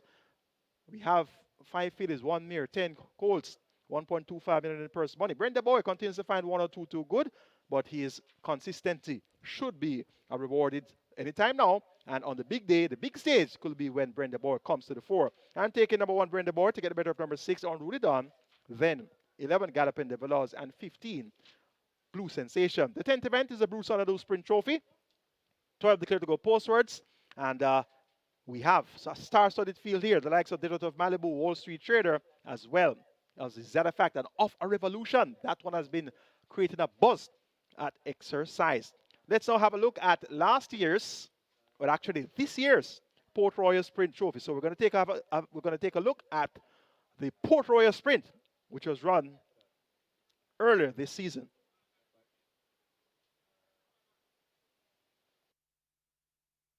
They're up for the sprint. Perfect start. Ride All Day gets a good one. Pack Plays has speed. Racing down on the outside in the blue silks. That's Desert of Malibu now prompting the earlies as they go flashing past the 5.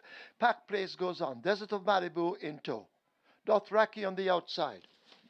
They make their way now toward the final half of a mile, and Pack Plays continues to lead from a Desert of Malibu. Dothraki closing the gap. Ride All Day is there. California Crown just in behind with a Money Market. Is that a fact? Second from the back. And Unruly Mo is racing last. They flash past the 3. They make their way now toward the top of the lane. Pack Plays and Dothraki matching speed. Money Market now asked to close up. Right there too, Desert of Malibu just in behind them, running in the slipstream and now finding room in between horses as Dothraki may have the nose in front. Here is a Money Market and a Desert of Malibu now. These two in a battle, and now Desert of Malibu claims the lead. Pack Plays is over against the rail. It is Desert of Malibu continuing to hold them off. Ride All Day now beginning to come with a flourish on the outside. Desert of Malibu and Devastating Dane Dawkins clinging on to a very slim lead. Ride All Day bursts through, and Ride All Day beats Desert of Malibu, Pack Plays, Money Market, and Dothraki. So Ride All Day went on to win the Port Royal Sprint. Is now on to the Moute Mile, and as such, Digital of Malibu didn't qualify, and she's now in the BRUCEONTHELOOSE Sprint Trophy. So I'm going here for Digital of Malibu to get a job done over Wall Street Trader, then the highlight hold of a Revolution, and number 11, and that is that a fact. 2, 3, 12, and 11. The big one is the 4th runner of the Moute Mile.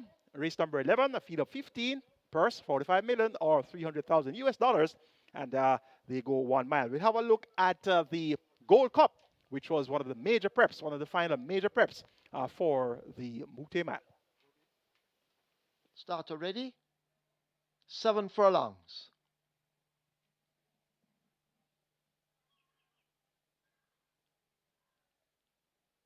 Still holding them. Now he's ready. They're off for the 53rd running of the Gold Cup. Fearless Force, Supernatural Power. They get off slowest of them all as they run away now toward the 6. Pack Plays show speed. Desert of Malibu chasing in second, a length down as they leave the 6. Toward the outside, Legacy Isle tugging hard. Ride All Day kept to the outside. Fun Condon just in behind horses. Fearless Force and Supernatural Power, they race up together as a team. Tiz Stock further back. Sheer Delight just ahead of Blue Vinyl, and that's the order of the field as the leaders arrive at the half mile. They go spinning into that turn for home. Pack Plays attempting to go all the way.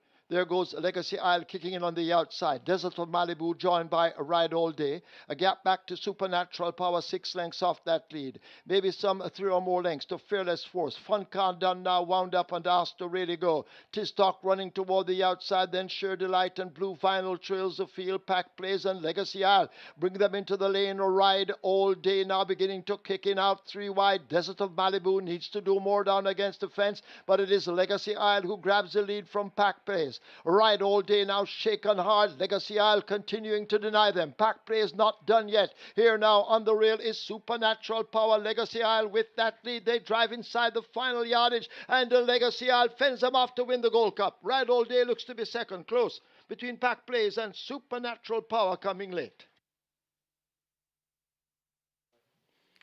So Legacy Isle gets the job done there in the Filipino D Gold Cup, and that was his qualifying win.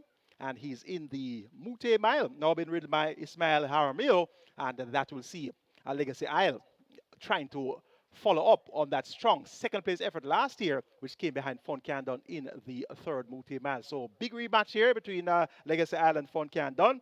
And also in the mix as well is Nautical Star. This one trained by Anthony Nunes, own one guy in a racing. Radish Robert will be aboard. Joint top weight at 57 kilos. And they also have Supernatural Power. This one is the one that gets the weight from all rivals at 51 kilos. The Wiley Coyote Dick Cardenas is going to be getting 6 kilos from Nautical Star.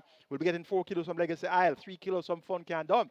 And in handicapping thoroughbred racing, I tend to lean towards the advantage at the scale, particularly in a race where the horses are of close ability.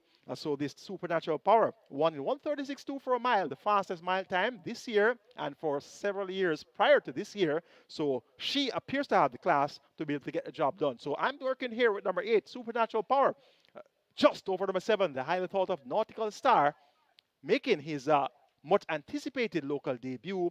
For third, Legacy Isle number 4 for fourth, last year's Moute Mile champion, Fun Can Done. It's going to be a humdinger of an event.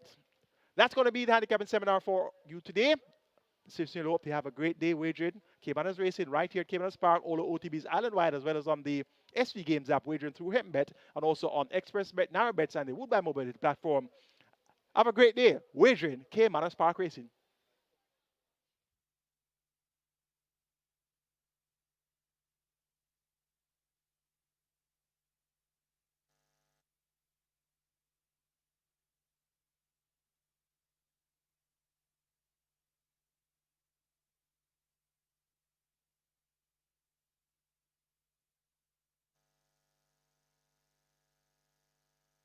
Number 6, Army Recruit takes the track early.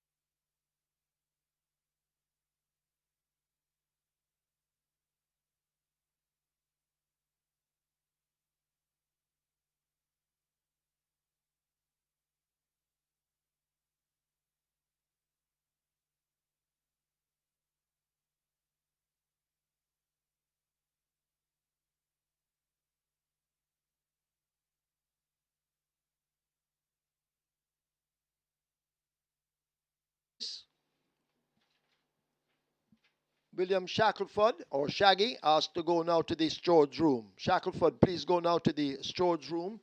In this, the first event, number 5, Chasing My Dream. Make the rider Abigail Abel. Abigail Abel rides 5, Chasing My Dream, in this, the first event.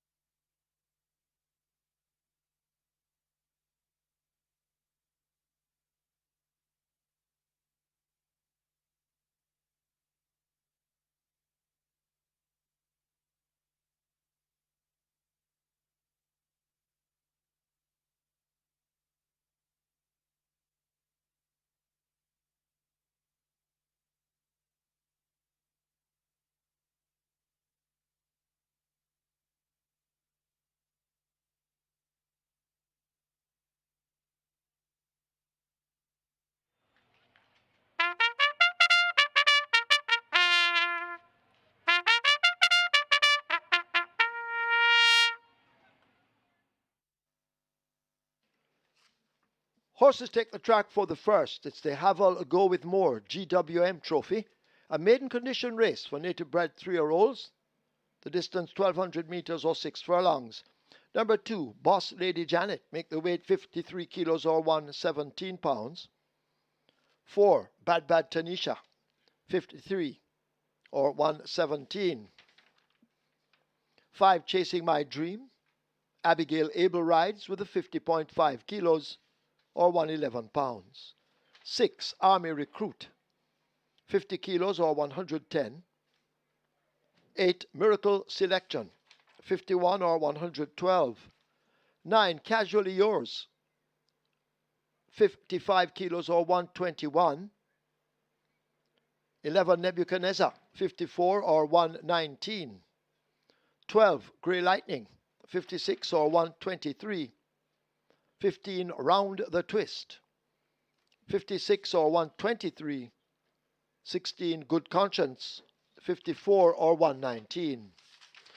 Wagering offered on W Event Exacta, Quinella Trifecta, Superfecta, High 5, Rolling Triple, Reggae 6, mandatory payout today. Single winner bonus now becoming a carryover in excess of 14.7 million. Reggae 6 at 18 million and climbing. Runners make their way to post. Get your wagers on. We'll be running mostly on time today. Do not tarry at the windows. Hurry, get your wagers on.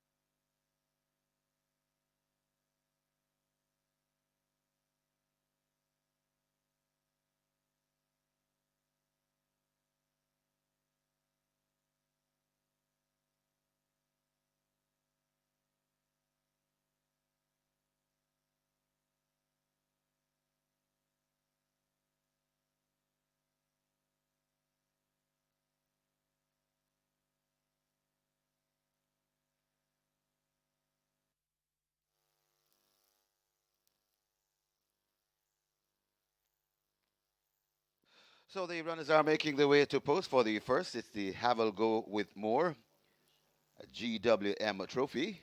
And this is where the Reggae 6 starts. It's a mandatory payout today. We're paying out everything on the Reggae 6. It's approaching $20 million. That's the pool, approaching $20 million. And the jackpot bonus carry over nearly 15 million. High 5 wagering offer, the high 5 pool, that's approaching 250,000. Get your bets on for the first. So the runners are making the way to post. Massive Reggae 6 pool. It's approaching $20 million. And the jackpot bonus carryover just under 15 million. And over at Simulcast, we have the regular slates of track on Simulcast. And at Charlestown, a massive CT6 carryover at Charlestown in excess 900,000. Later on this evening at Charlestown, the CT6, massive CT6 carryover in excess $900,000. Get your wagers on here in the first at Caymanas as the runners make their way to post.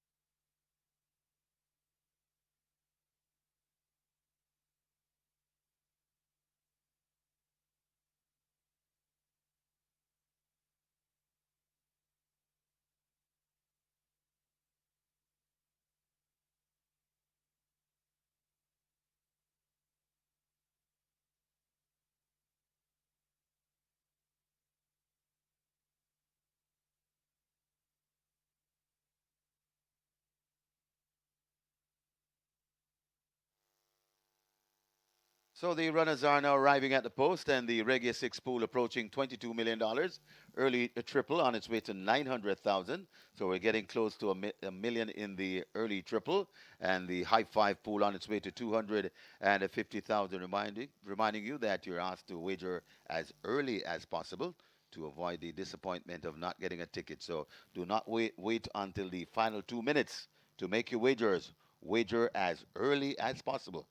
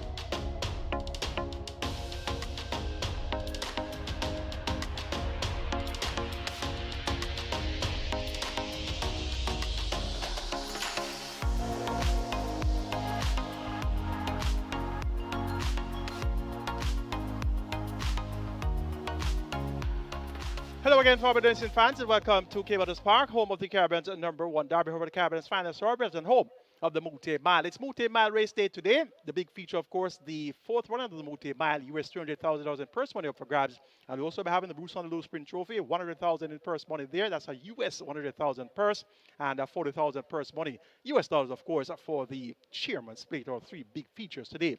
Race number one is the Have a Go with More, the GW.M Trophy. We have a field of 16, maximum field. The purse is 1.3 million, and this is for maidens and native bred through a maiden condition race. Horses are on the way to the starting gate. Top selection goes to number 11. Nebuchadnezzar, this one gets 2-1. Tajasiku Raj Anthony Nunes, runner-up last time out to 4 minutes, going 5 furlongs straight. Now comes around the bend at 6 furlongs. A similar effort we'll see. This one being able to get the job done. Number 14 is the stablemate Papi Uso. We welcome back Dane Nelson to active competition here at Caymanas Park. And he ran to Anthony Nunes. So Anthony Nunes has two runners here. Very strong hand with Nebuchadnezzar and Papi Uso. Number 16, Good Conscience, gets 5-2, opened up at 6-5, so has drifted out in the betting. And on these type of big days, you normally see horses that would maybe getting 65 or 75. They're getting 2-1 and 5-2 and 3-1. So this is the type of day that you must maximize on the better odds.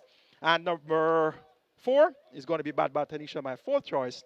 I'm taking 11, 14, 16, and 4 in the Have a Go with More GW.M Trophy.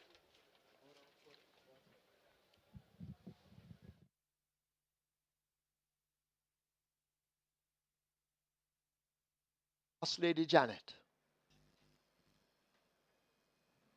So Money Mission and Boss Lady Janet in Army Recruit will walk into 6.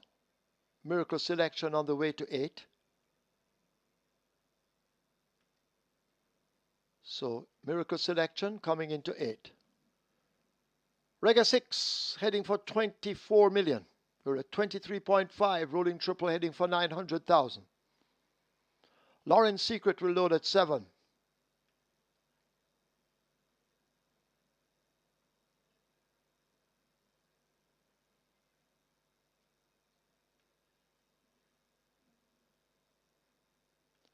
Rider off Prince Zayden. Casually Yours went in. Prince Zayden, riderless, now loads. Bad Tanisha could be next at 4.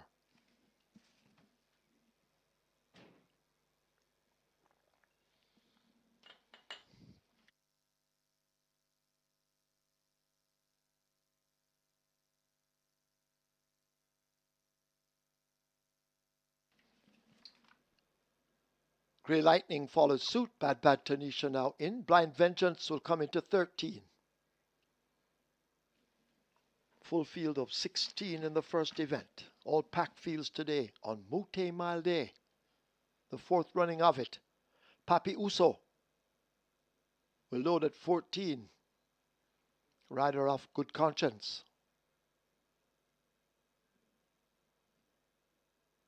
Good Conscience getting help to go in. Now loads.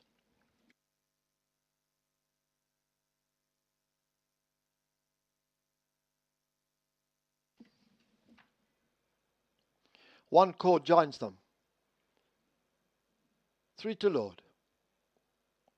Nebuchadnezzar to go in at 11. Round the twist at 15. And Chasing My Dream with the replacement rider Abigail Abel. Double A, as we call her affectionately. Round the twist. Refusing, first time of asking. Now goes in. Rider of Prince Zayden standing in the gate. Chasing My Dream loads at 5. Last one will be Nebuchadnezzar.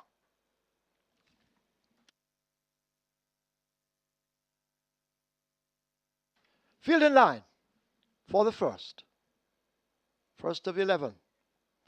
They're off for the first. Lauren's Secret round the twist. Get off slowly.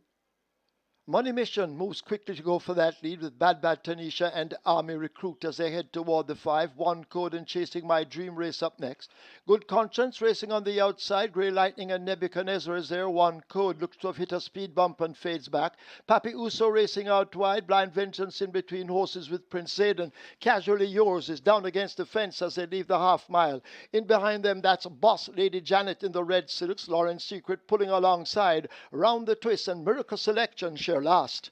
That's the complete order as they dash past the 3 and make their way toward the 5/16th, a Money Mission. Here is Good Conscience now throwing down the challenge on the outside. Bad Tanisha is tucked in between them, but they turn into the top of the lane and Good Conscience now grabs a slim lead. Money Mission continues the battle. Army Recruit asked to come forward down against the rail. Watch Nebuchadnezzar in the red and black, but it is Good Conscience arriving at the furlong pole with a 2-length advantage. Good Conscience driven out under the right-hand stick. Nebuchadnezzar trying to close the gap, but Good Conscience is staying firm on that lead inside the final 16th. It is Good Conscience driven flat out to the boards. Good Conscience and Richard Henry take the first from Nebuchadnezzar. Then Papi Uso, One Code. Blind Vengeance is back in 5th.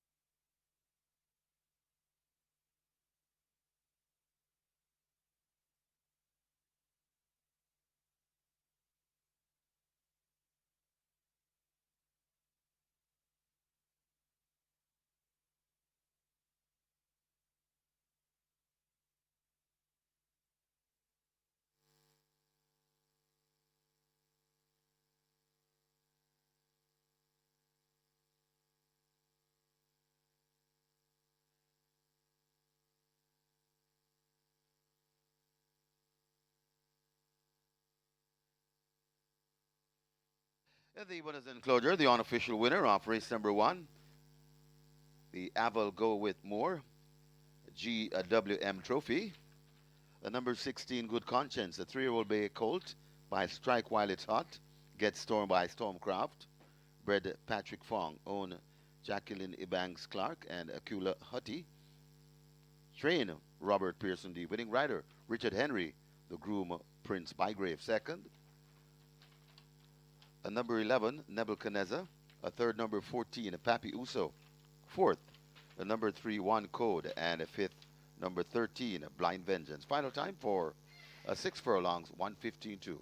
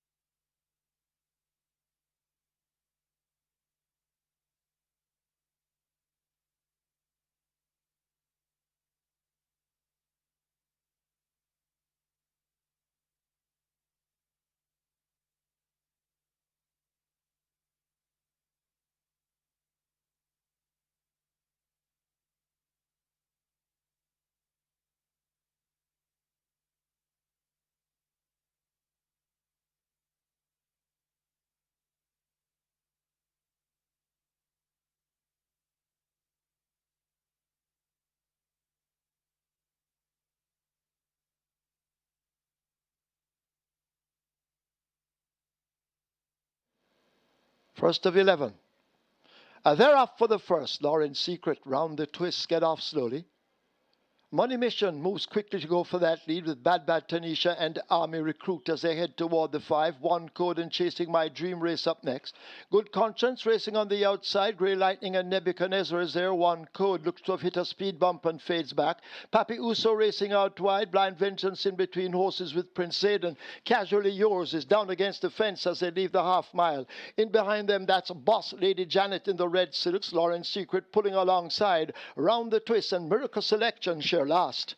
That's the complete order as they dash past the 3 and make their way toward the 5/16th, a Money Mission. Here is Good Conscience now throwing down the challenge on the outside. Bad Tanisha is tucked in between them, but they turn into the top of the lane and Good Conscience now grabs a slim lead. Money Mission continues the battle. Army Recruit asked to come forward down against the rail. Watch Nebuchadnezzar in the red and black, but it is Good Conscience arriving at the furlong pole with a 2-length advantage. Good Conscience driven out under the right-hand stick. Nebuchadnezzar trying to close the gap, but Good Conscience is staying firm on that lead inside the final 16th. It is Good Conscience driven flat out to the boards. Good Conscience and Richard Henry take the first from Nebuchadnezzar. Then Papi Uso, One Code. Blind Vengeance is back in 5th.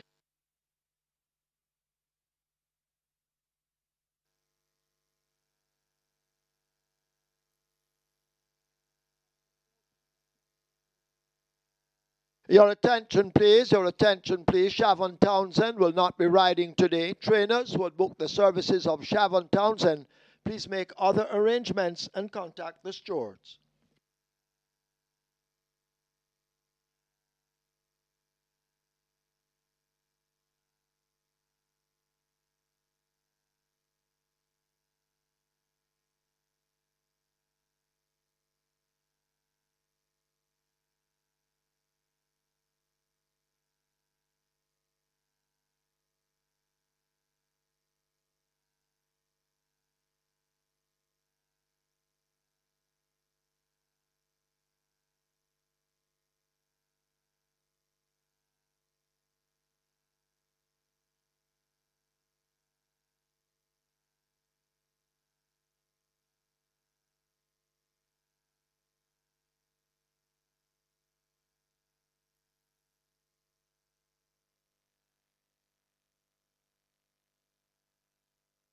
Result of the first, now official. Horses to the testing barn 3, 1 code, 16, good conscience. 3 and 16 both go to the testing barn.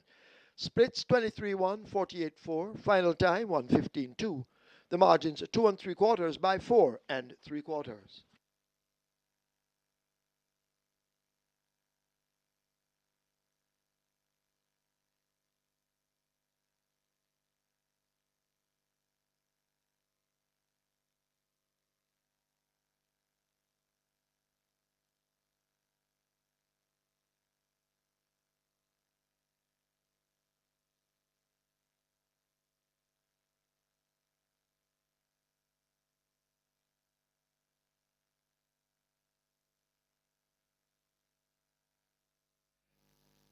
GWM brand sales manager, Stewart's Automotive Group, and she makes it to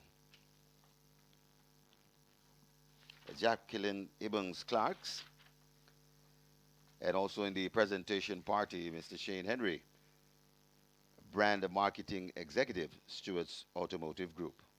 Congratulations to the winning connections, race number 1, the Aval Go With More trophy.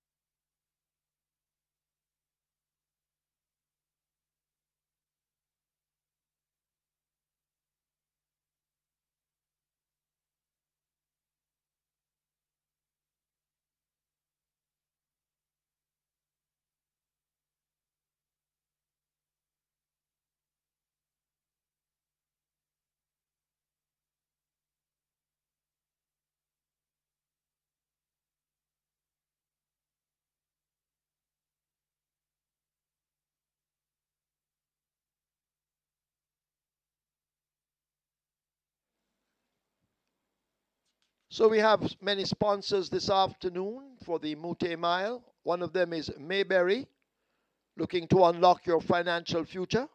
Mayberry Investments Limited is your gateway to financial freedom. Transforming lives positively through lasting relationships for over 40 years. Visit our website www.mayberryinv.com to get started today. Excelsior, ladies and gentlemen, welcome to the Moute Mile. Today's event is proudly supported by Excelsior, Jamaica's favorite. We invite you to stop by the Excelsior booth to sample some of your all-time favorites, including our Excelsior Cinnamon Water Cracker Pudding and the mini crackers topped with our flavorful chili tuna.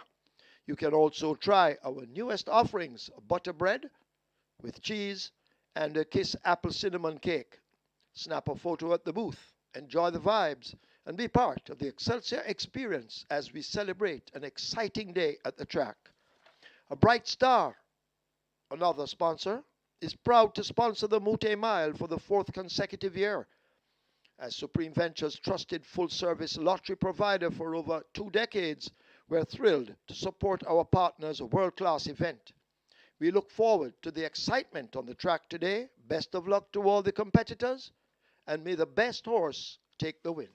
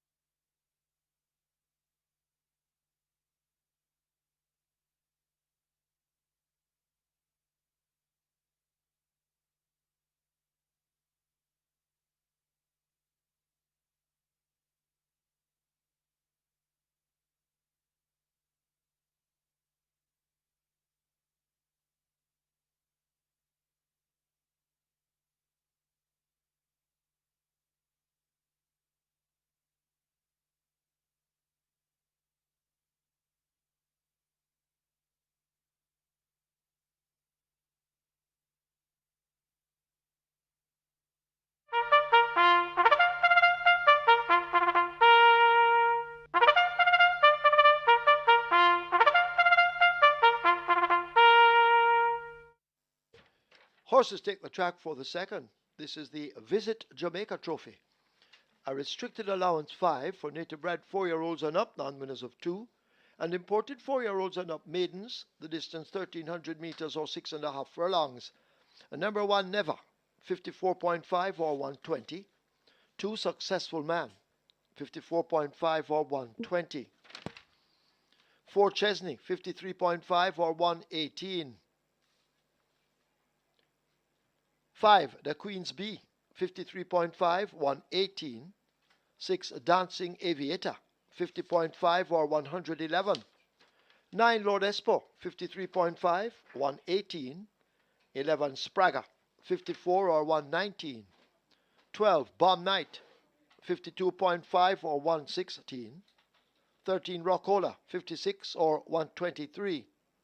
14 Rapida, 53 or 117.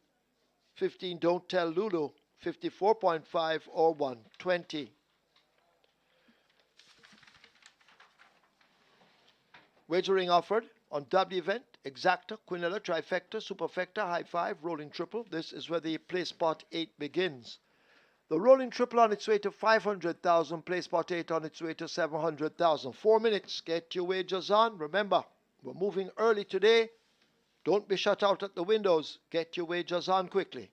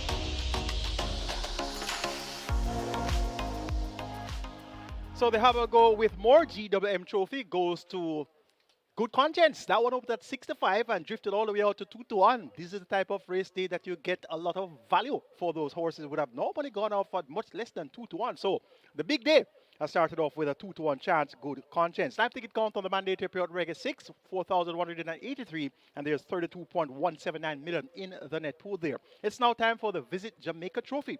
Big field of 15, going 1300 meters or 6.5 furlongs. Place where it starts here. Top choice is number 13, Racola.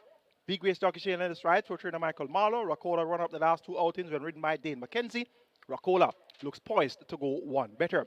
Number 2 is Successful Man, also runner up on multiple occasions. Second, 4 of the last 5, so he's going to be buying contention throughout. Radish Roman would love to get off the mark on Moute Mile Day. 3-1 the price there, and that's the type of horse that normally would be at even money 6-5. Last 2 starts, even one is 4-5. Today, 3-1. Now 5-2. Get in on the better value. Never number 1, get 7-2. Dane Nelson for Patrick Lynch should be there about as well. And Captain Fantastic at 9-1. Just beaten last time out by half a length behind Global Machine.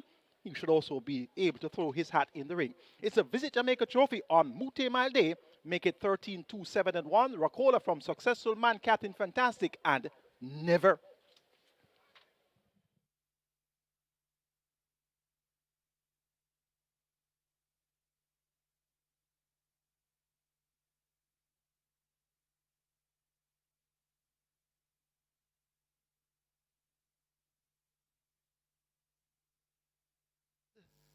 Successful Man is in at 2.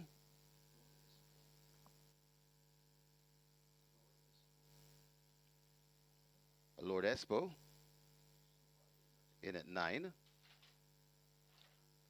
Lil Maggie at gate 10.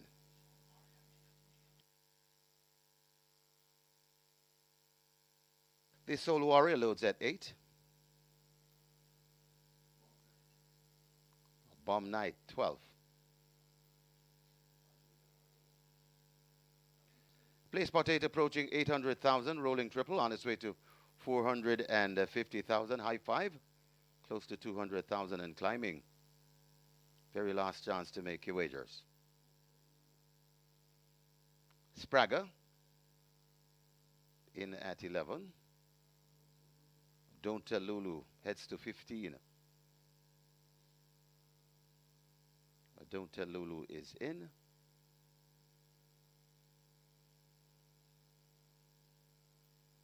Working on Never to gate 1. They have opened gate 1.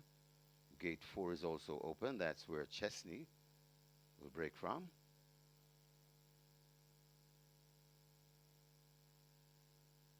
Captain Fantastic in at 7.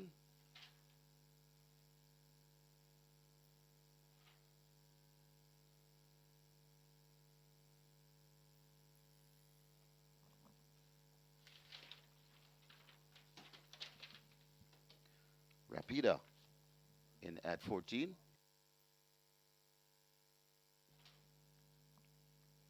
Loading process will advance as Never loads at 1.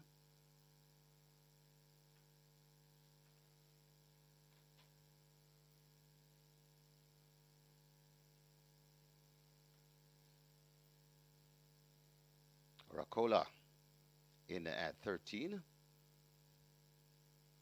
From the Mikey Marlowe camp, he's on 99 wins.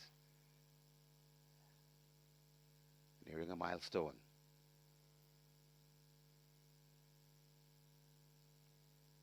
A Dancing Aviator. And Rapida. Those are the ones we wait on. Working on Dancing Aviator to gate number 6.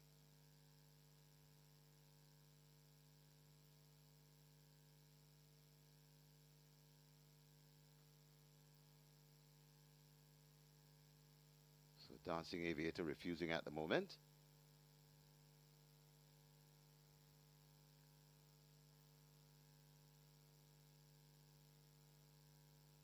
Working on a stubborn Dancing Aviator. Dancing Aviator goes in, 1 to load, Rapida.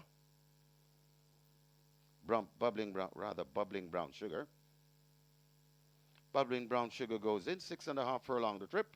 Ready for race number 2, they're off and racing. Captain Fantastic hustled up and wants that lead. Don't Tell Lulu on the outside. Then comes Little Maggie. Racola rustling down on the outside, right against the rail. That is a Never. Also in the mix. That's a successful man. Then comes Don't Tell Lulu as Never has been pulled up, so something has gone wrong with Never. They head toward the 4, and on that lead, Captain Fantastic. Captain Fantastic right there too. Dancing Aviator, and now Dancing Aviator goes on from Captain Fantastic. Racola making good progress on the outside. Little Maggie is also in the mix, then 4 lengths away before we come to Rapida as they leave the 3 and come toward the top of the lane. Racola now strikes the front. It's Racola in front of Dancing Aviator, just fading out of it, trying to come on. That's Captain Fantastic. Little Maggie is also threatening on the outside. It's Racola in front, but here comes Captain Fantastic up the rail. Racola still in front. Captain Fantastic threatening, coming out wide and coming fast. That's Chesney. It's Chesney on the outside. Racola Captain Fantastic. Racola repelling them, coming to the furlong pole. Racola still in front. Chesney coming on, also coming on. The Soul Warrior. It's still Racola in front. The Soul Warrior eating up the ground, and the Soul Warrior and Chesney gone by together with Dancing with Racola. Then comes Captain Fantastic back and forth.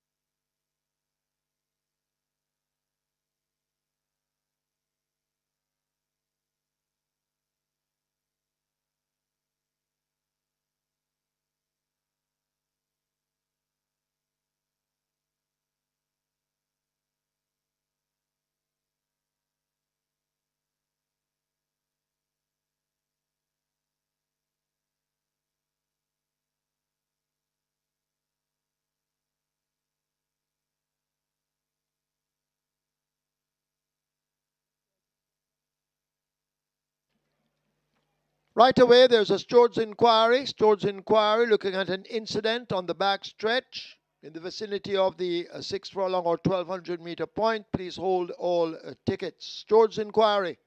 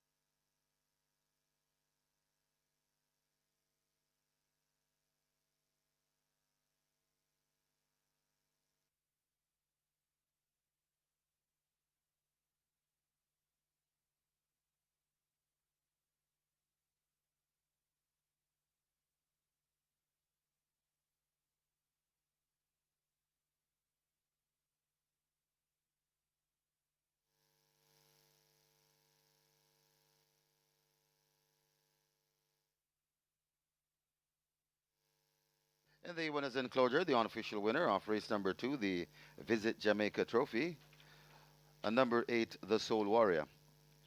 Freehold Grey or Roan Colt by Stormcraft. Amanda Panda by War Marshal. Bred Aubrey Chang. Own Henry Mitu. Trained Donovan Russell. Winning rider Roger Hewitt. The groom Ryan Lynch. Second. Number 4, Chesney.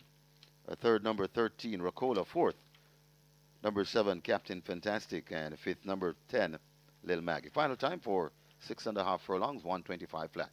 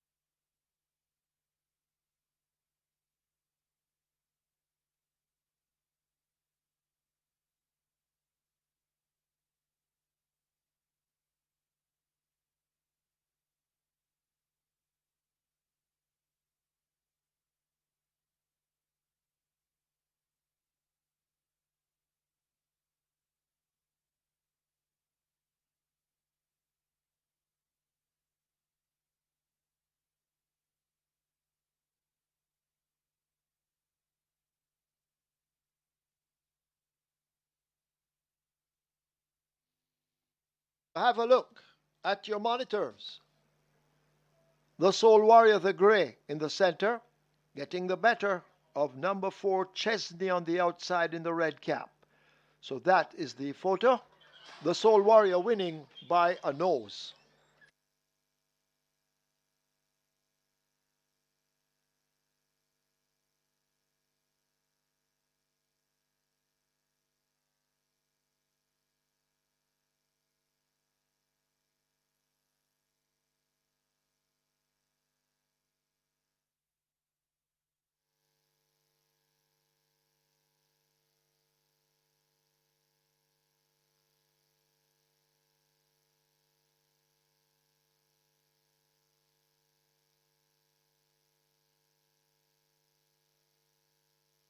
Ladies and gentlemen, your attention called to the winners enclosure for the presentation of the Visit Jamaica Trophy. Making the presentation,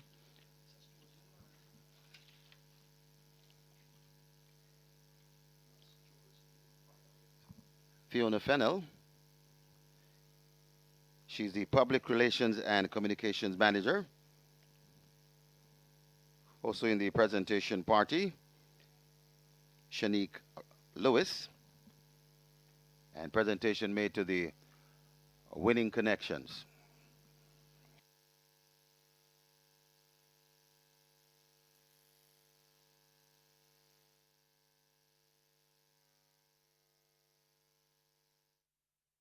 Ready for race number 2, they're off and racing. Captain Fantastic hustled up and wants that lead. Don't Tell Lulu on the outside. Then comes Little Maggie. Racola hustling down on the outside, right against the rail. That is a Never. Also in the mix, that's a Successful Man. Then comes Don't Tell Lulu as Never has been pulled up, so something has gone wrong with Never. They head toward the 4, and on that lead, Captain Fantastic. Captain Fantastic right there to Dancing Aviator. Now Dancing Aviator goes on from Captain Fantastic. Racola making good progress on the outside. Little Maggie is also in the mix, then 4 lengths away before we come to Rapida as they leave the 3 and come toward the top of the lane. Racola now strikes the front. It's Racola in front of Dancing Aviator, just fading out of it, trying to come on. That's Captain Fantastic. Little Maggie is also threatening on the outside. It's Racola in front, but here comes Captain Fantastic up the rail. Racola still in front. Captain Fantastic threatening, coming out wide and coming fast. That's Chesney. It's Chesney on the outside. Racola Captain Fantastic. Racola repelling them, coming to the furlong pole. Racola still in front. Chesney coming on, also coming on. The Soul Warrior, it's still Racola in front. The Soul Warrior eating up the ground, and the Soul Warrior and Chesney gone by together with Dancing Ape with Racola. Then comes Captain Fantastic back and forth.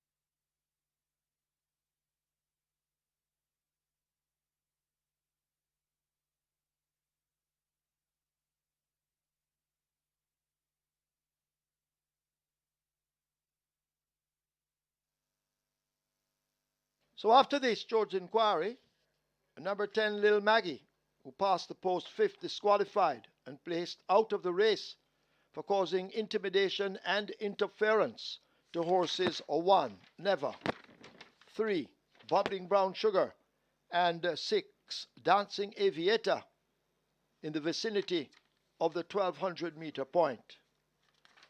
Fifth now goes to number 3, Bubbling Brown Sugar. So the placings: first 8, the Soul Warrior; second 4, Chesney; third 13, Rockola; fourth 7, Captain Fantastic; fifth now 3, Bubbling Brown Sugar. Have a look at your monitors for a replay of the incident.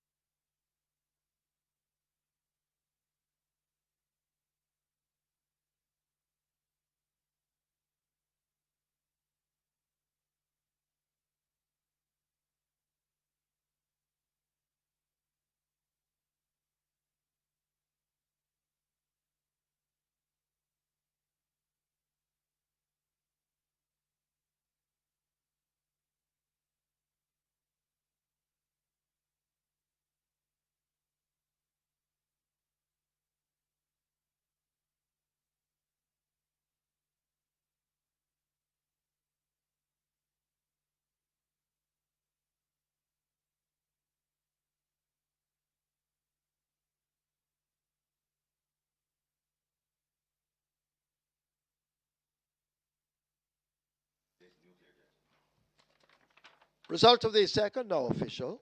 Horses to the testing barn. 3 Bubbling Brown Sugar. 8 The Soul Warrior. 3 and 8 go to be tested. Splits 24-3 by 50, 118. They raced 6.5 furlongs in 125. The margins are nose, by and neck. Some dividends. The W event was caught 329,300. Nobody won the trifecta. Carryover 319,720 and 36 cents. Superfecta carryover 180,262.52. High five also carried over 152,522.80. Coming up next, the Mayberry Gold Trophy.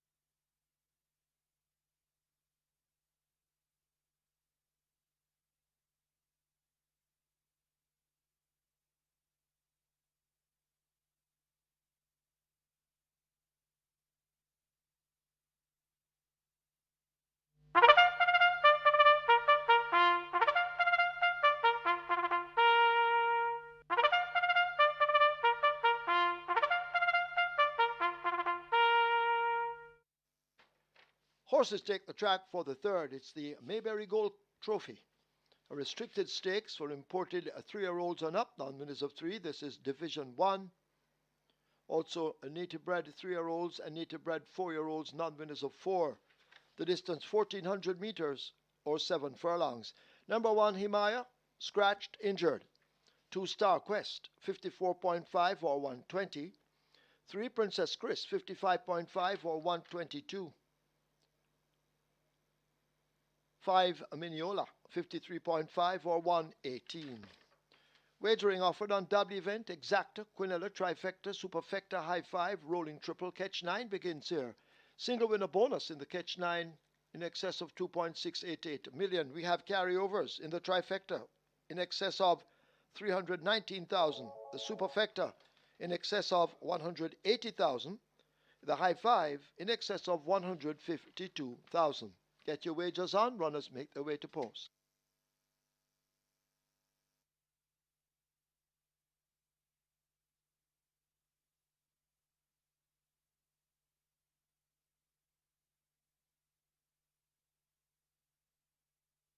May I have your attention, please? May I have your attention, please?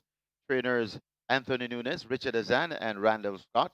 Please go now to the steward's room. That's trainers Anthony Nunes, Richard Azan, Randall Scott. Steward's room, please.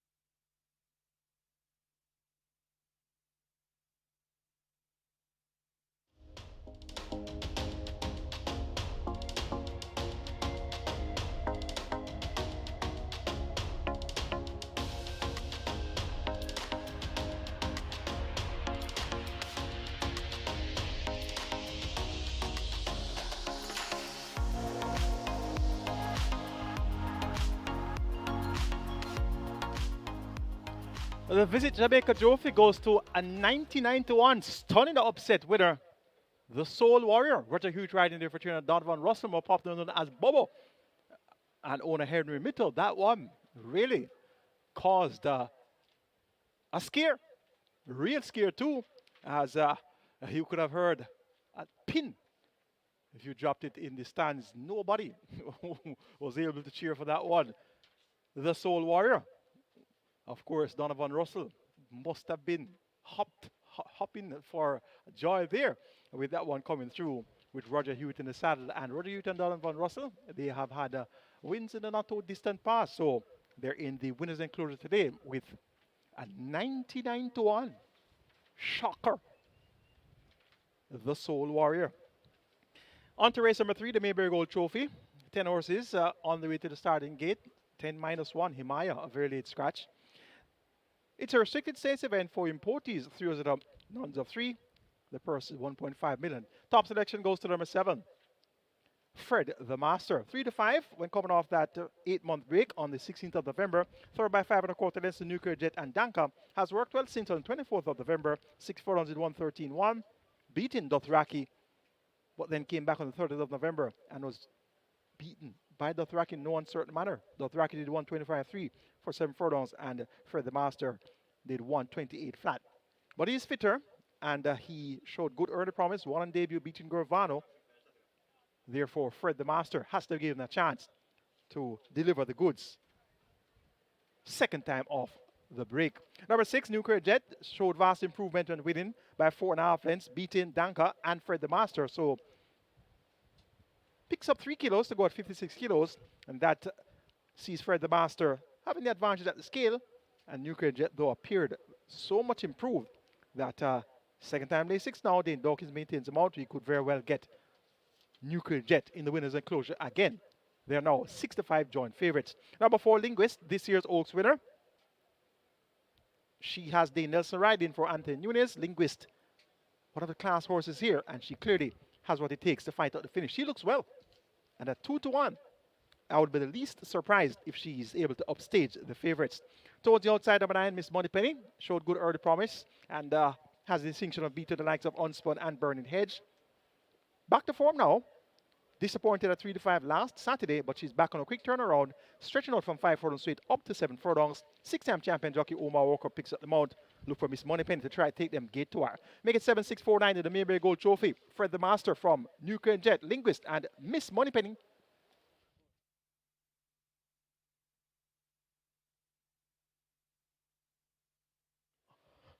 Live ticket count on the mandatory period Rega 6, 14.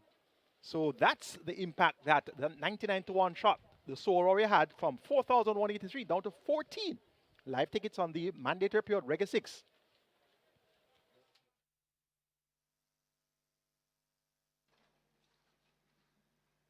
Horses now loading. This is the Mayberry Gold Trophy. Horses loading, Division 1. Star Quest is in at 2. Princess Chris has loaded at 3. Mineola coming into 5.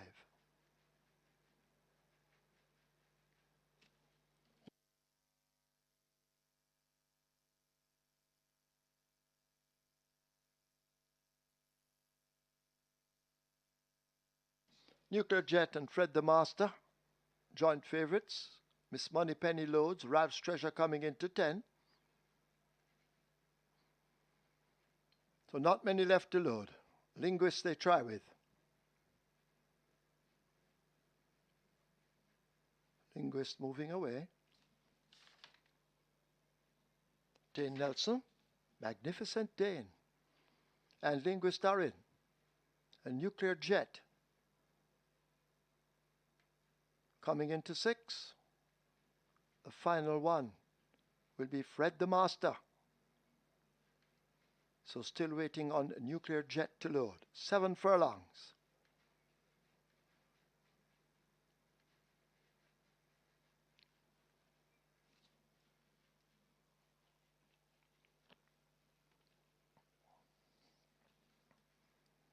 Nuclear Jet there or thereabouts. Nuclear Jet is in. Fred the Master at even money. Nuclear Jet now at 7-5.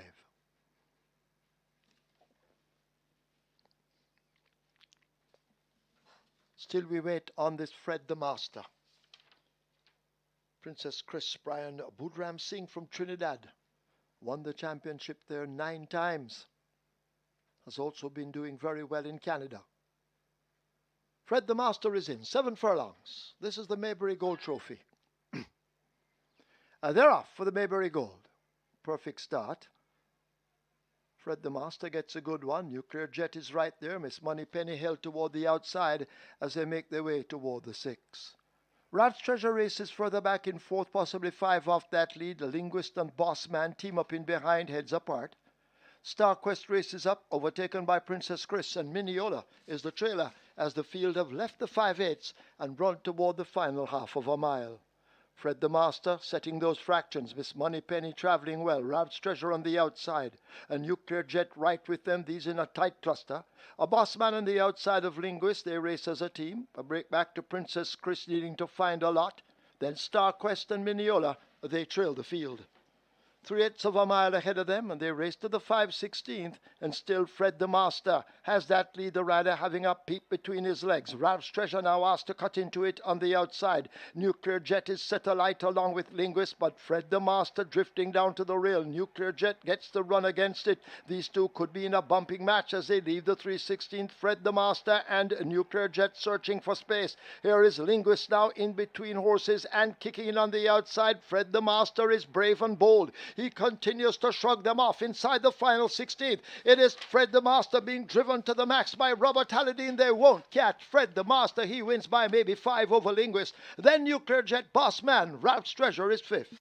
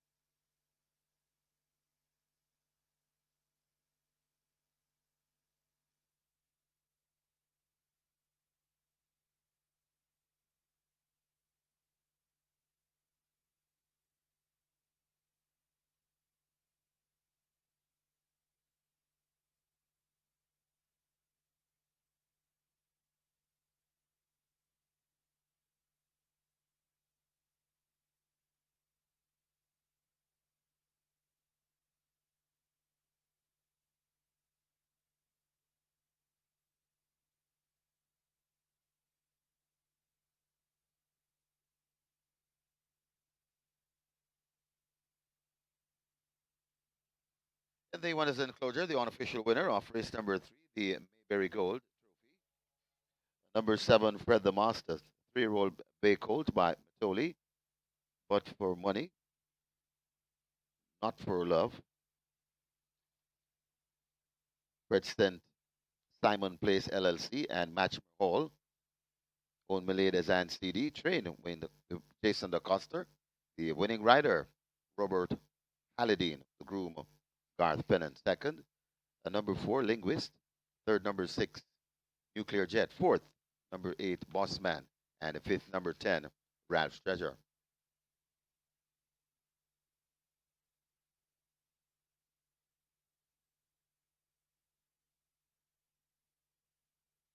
Please note, we now have a steward's inquiry. Hold all tickets, please. Steward's inquiry. Looking at the 1,000 meter and also looking at an incident in the stretch. Steward's inquiry. Hold all tickets, please.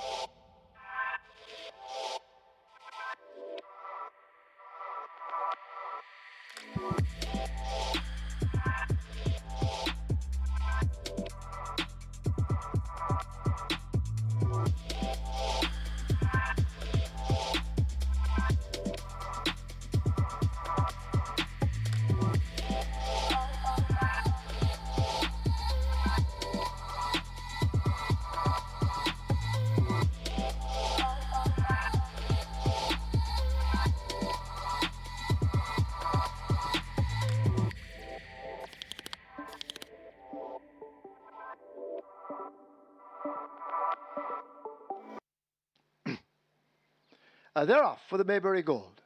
Perfect start. Fred the Master gets a good one. Nuclear Jet is right there. Miss Moneypenny held toward the outside as they make their way toward the 6. Ralph's Treasure races further back in fourth, possibly 5 off that lead. The Linguist and Bossman team up in behind, heads apart.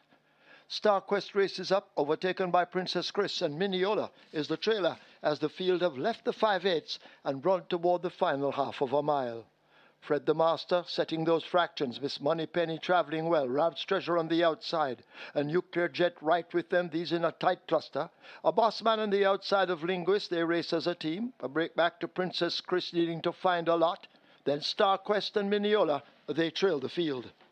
3/8 of a mile ahead of them, and they race to the 5/16, and still Fred the Master has that lead, the rider having a peep between his legs. Ralph's Treasure now asked to cut into it on the outside. Nuclear Jet is set alight along with Linguist, but Fred the Master drifting down to the rail. Nuclear Jet gets the run against it. These two could be in a bumping match as they leave the 3/16. Fred the Master and Nuclear Jet searching for space. Here is Linguist now in between horses and kicking in on the outside. Fred the Master is brave and bold. He continues to shrug them off inside the final 16th. It is Fred the Master being driven to the max by Robert Halladine. They won't catch Fred the Master. He wins by maybe 5 over Linguist. Then Nuclear Jet Boss Man, Ralph's Treasure is 5th.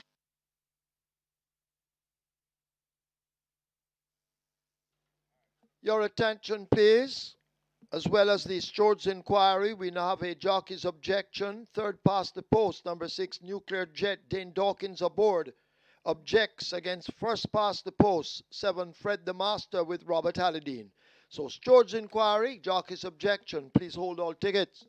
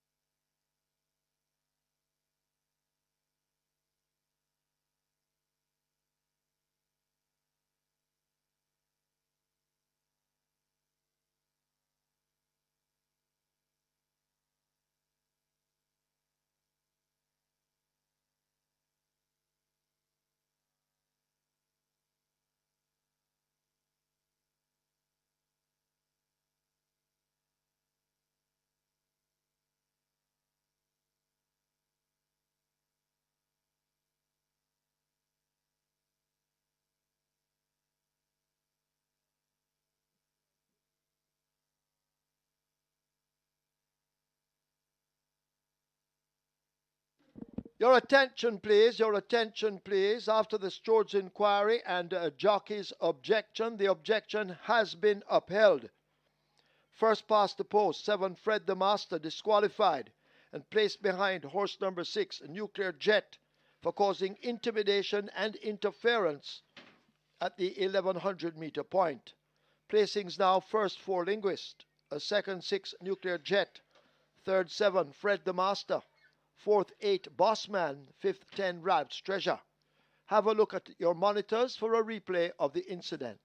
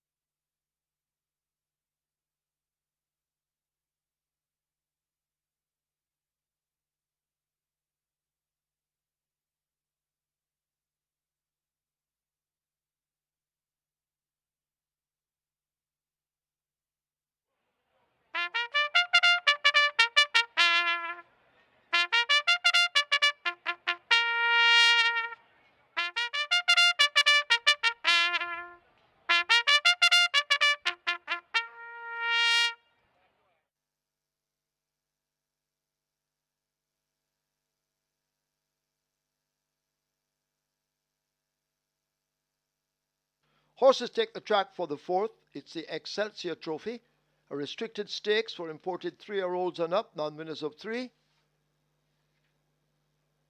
This is Division 2.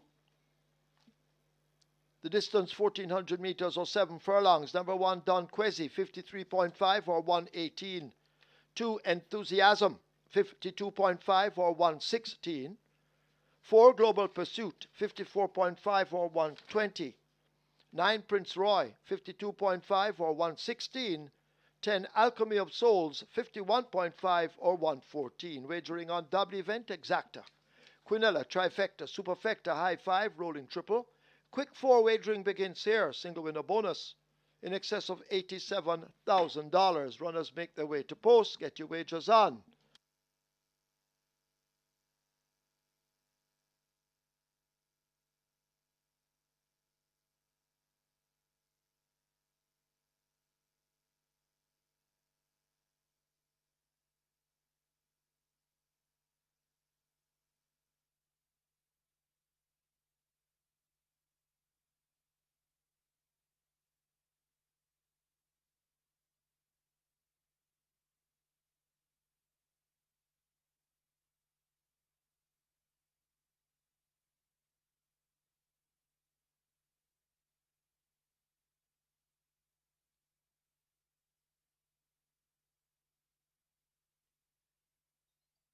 Making the presentation, Rachel Curlew, AVP, Investment Banking.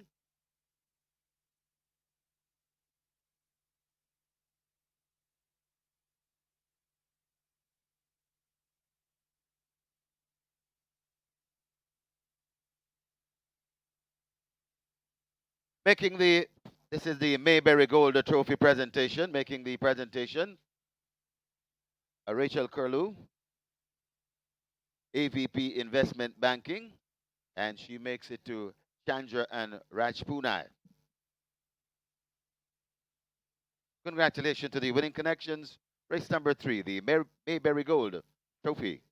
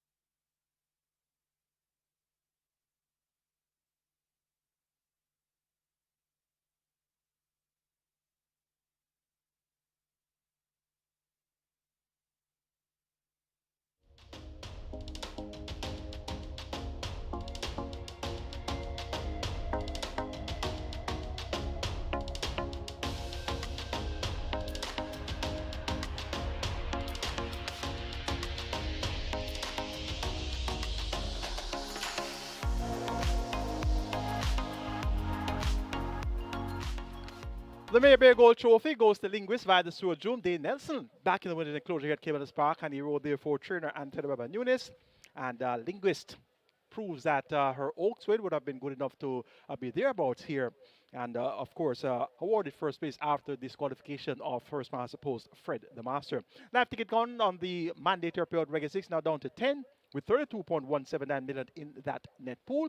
And we have 3 legs remaining on the regular 6, so be sure to hold on to your tickets. It's mandatory payout day, and the highest number that's going to be paid out on is whichever is the highest number. That's it's going to be 6. Well, if one or all 10 of the tickets leave that are left are standing after the running of race 6, we'll have a payout on 6. But if not, and any of those 10 tickets don't have the remaining 3 winners on the regular 6, we could have a payout on 5 of 6. So hold all your regular 6 tickets. I'm going for number 8, American Aviator, to get the job done in the Excelsior Trophy presented by Kiss Bacon. American Aviator, Tevin Foster rides for Jason Acosta. This one has shown good speed, has been leading, but has been weakening. So American Aviator is the one that gets a vote here to take them gate to wire. Rico, we welcome Javier Castellano to Caymanas Park. He's an Eclipse Award winning jockey, multiple Eclipse Award winning, actually 4 Eclipse Award wins by him, 2013 through to 2016. So he makes his debut, and Rico has the blinkers on, and he's a stablemate of American Aviator, also a stablemate of Prince Roy. So Jason Acosta has a strong hand here with 3, make it 4 runners. He also has a Global Pursuit, so 4 of the 10 runners trained by Jason Acosta. Don Quays is the favorite at 2 to 5. Damar Williams, Ryder Barrington Bernard, blinkers take it off. He has good pace, was just beaten by 8-2 at 7 furlongs with 125.3 on the 19th of October. A similar effort will see him getting a job done here. And Miss Grove, number 3, 11-1 for Radish Roman. And Anthony Nunes, look for this one to possibly shake things up as well. 8-5-1-3 in the Excelsior Trophy presented by Kiss Bacon. American Aviator over Rico, Don Quazy, and Miss Grove.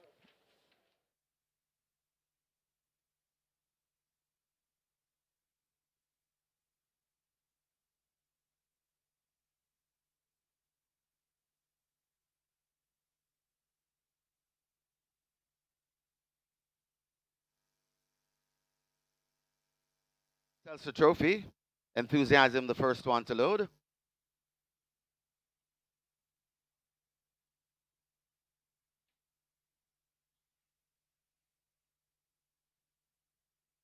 Rico in gate number 5. Global Pursuit, gate number 4.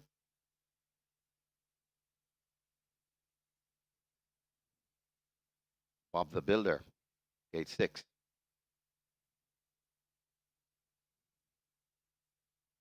A Big Buzz, slotted into 7.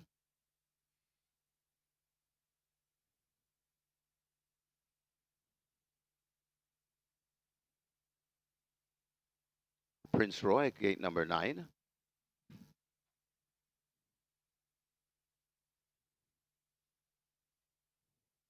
Alchemy of Souls, gate number 10.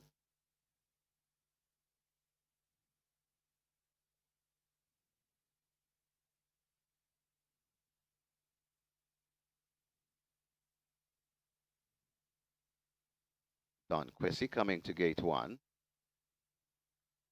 Don Quessy goes in.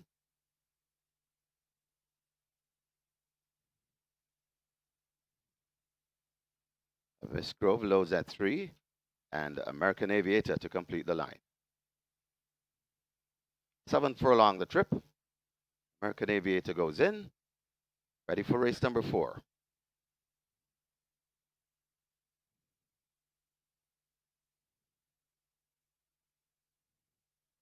Often racing. Miss Grove misses it and is racing at the back of the field. Bob the Builder has ejected the rider, and the rider is on the ground. As they make their way down the backstretch, heading toward the 6, and it's Don Quessy in front of Enthusiasm Racing in second. American Aviator follows them. Then comes Rico back in fourth, right against the rail. That's Miss Grove coupling up and coming around. Global Pursuit comes next. Then comes Prince Roy, just behind Prince Roy, Alchemy of Souls, and racing at the back of the field. That's Big Buzz. They head towards the 4, and it is on that lead. Don Quessy attacked on the outside by American Aviator. American Aviator and Don Quessy. Don Quessy going on with it from American Aviator.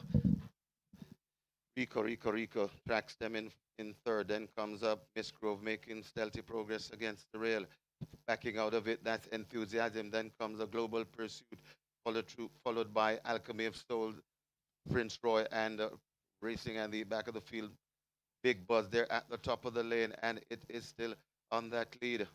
Don Quessy is in front. It's Don Quessy keeping them a merry dance. It's Don Quessy in front, coming off the rail and traveling well with this lead. Don Quessy coming to the half a furlong pole with a good-looking lead, and they won't get back to Don Quessy. Don Quessy sprinting off, sprinting clear in the end by maybe 7 lengths. Don Quessy beats American Aviator. Then comes Miss Grove, Rico, and Big Buzz in fourth, fifth.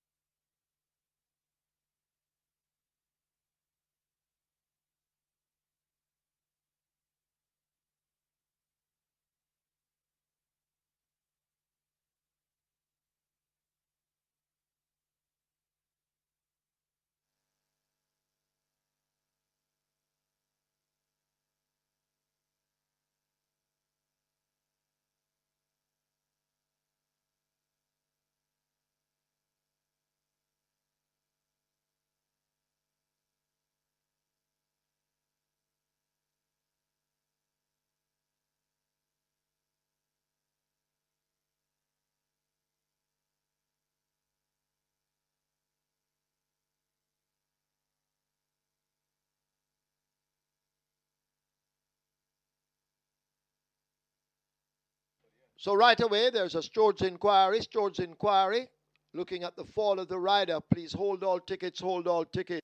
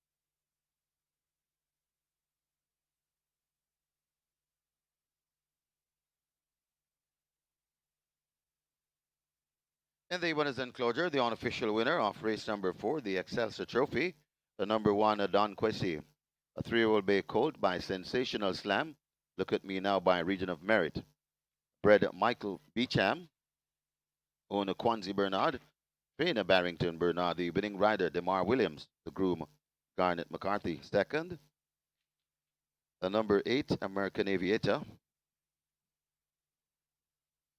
a third, number 3, Miss Grove, fourth, number 5, Rico, and fifth, number 7, Big Buzz. Please stand by for your final time. Please note, stewards inquiry, hold all tickets, please. Stewards inquiry in progress, hold all tickets, please.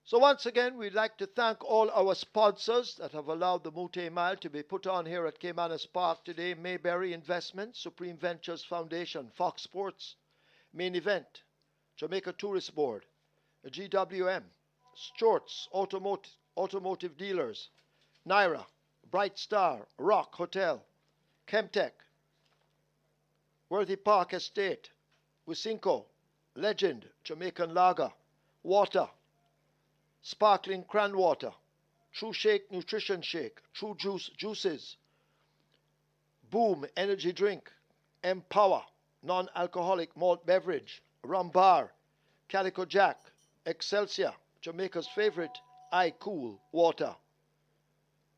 Without these companies, today would not be possible. A very, very special thank you for all our sponsors allowing the Moute Mile Day to take place.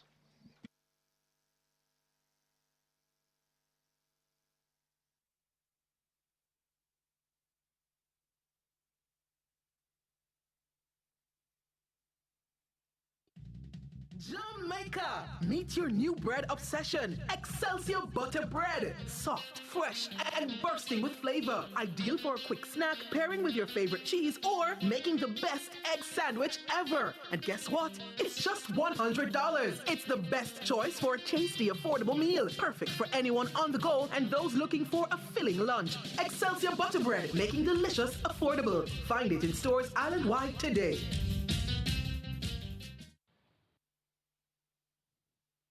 Off on racing. Miss Grove misses it and is racing at the back of the field.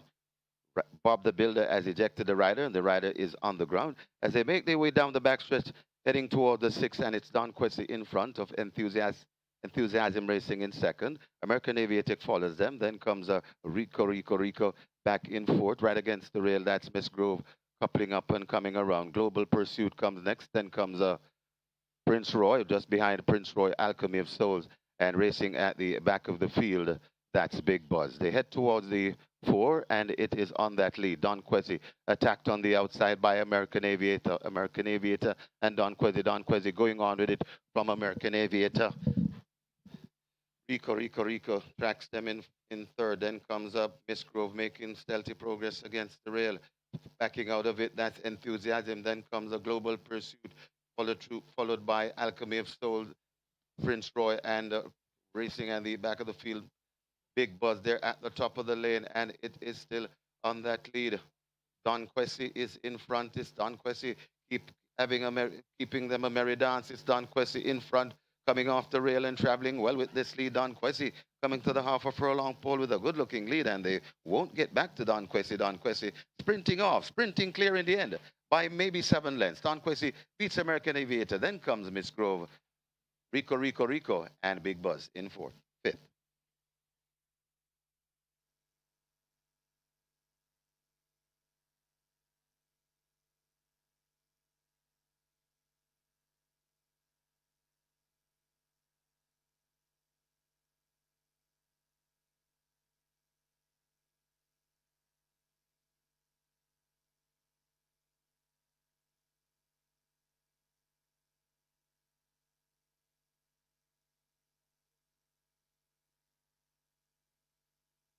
After the steward's inquiry, looking at the fall of the rider, there will be no change. No change to the order of finish.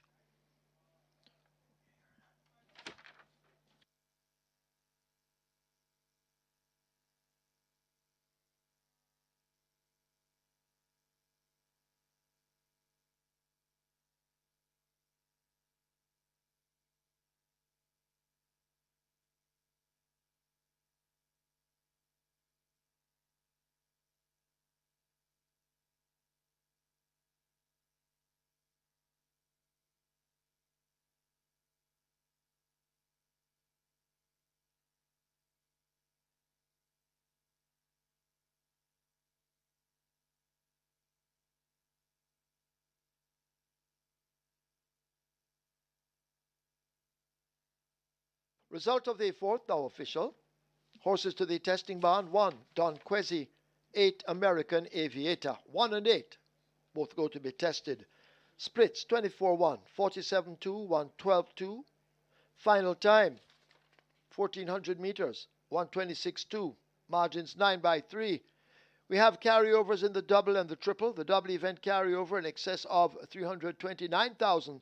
The triple in excess of 647,000. Up next, the Bright Star Trophy.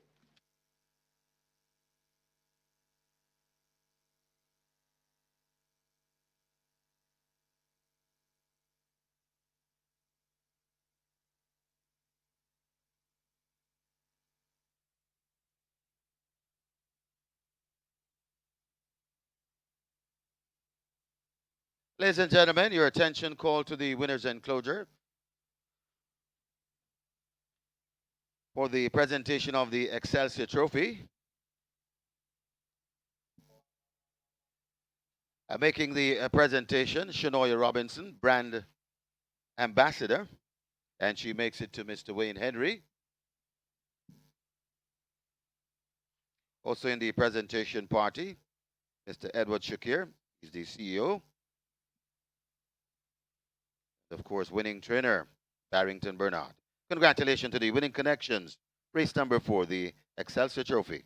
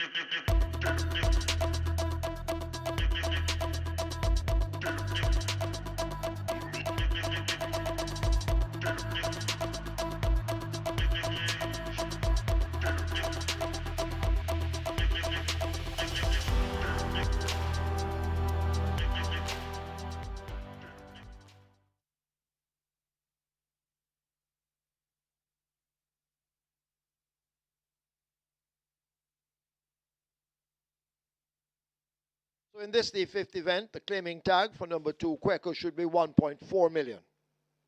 Claiming tag for number 2, Kweku in race 5 coming up, 1.4 million, not 1.5.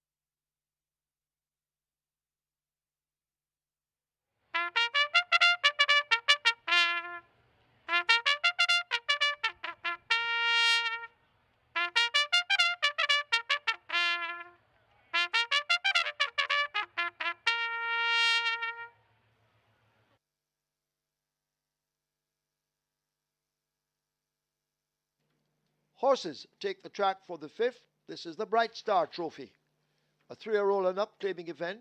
The tag 1.5 million to 1.2 million. The distance 1,300 meters or 6.5 furlongs. Number 1, Curlin's Affair. Make the weight 51.5 or 114. 3, Positive ID. 53 or 117. 4, Further and Beyond. 56 or 123. 5, Chem. 55 or 121. 6, Fly Blue Jet. 49 or 108. 9, Ability. 52.5 or 116. 10, Rani Bangala. 54 or 119. Wagering on double event. Exacta, Quinella, Trifecta, Superfecta, High 5, a rolling triple. Early 5-star begins here. Single winner bonus in excess of 818,000. We have a carryover in the double event in excess of 329,000. And the triple carryover in excess 647,000. Get your bets on.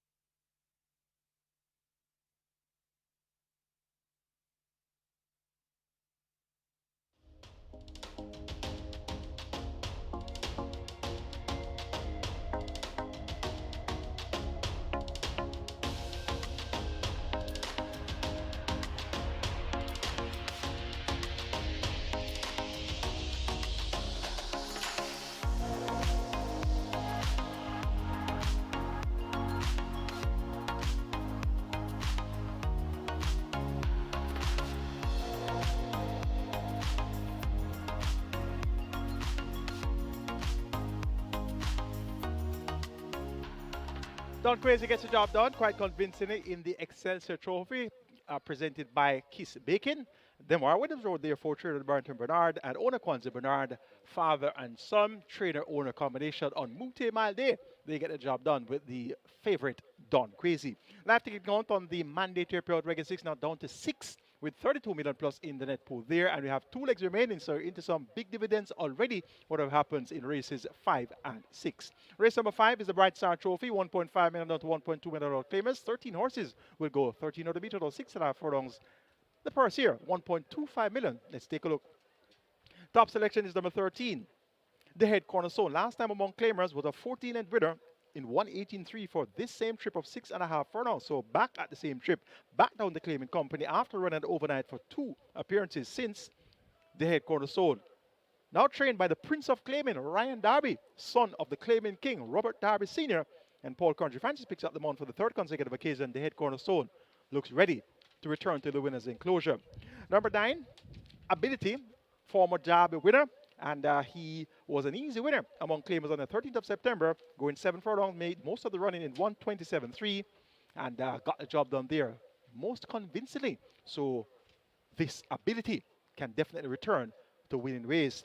Dane Nelson picks up the mount for trainer Paul Swaby. They teamed up last year on Moute Mile Day to win. That was a 3-1 going 7.5 furlongs among nuns of 3. Make that nuns of 4 at odds of 3-1 and won over Huntsman and Lion Charmer. So Kim clearly can return to competitive ways. Further on beyond, former horse of the year, Just Edward looks for his first career win. This one gets 19-1. Big price there.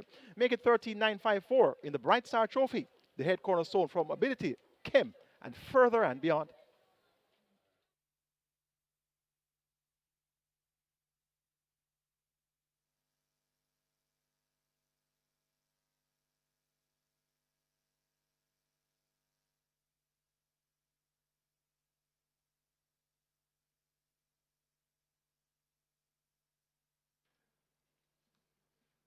They've closed up the gates. Loading up will begin shortly. Get your wagers on. Early 5-star heading for 700,000. Rolling triple 400,000. Loading up will soon begin.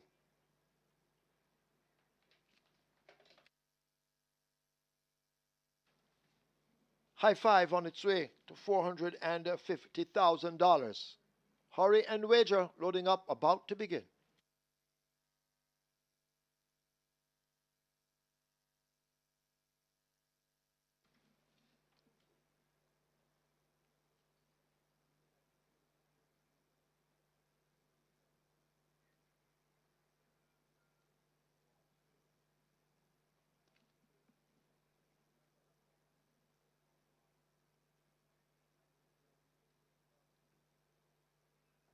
So Curlin's Affair goes into 1, horses loading.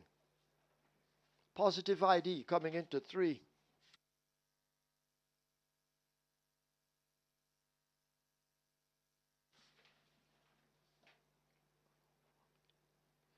Manly Slam coming into 7.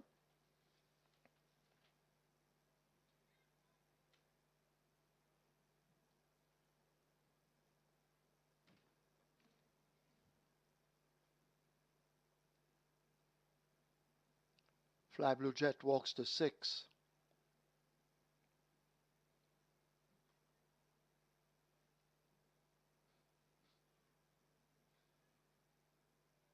Sunity and Chippy will load at 8.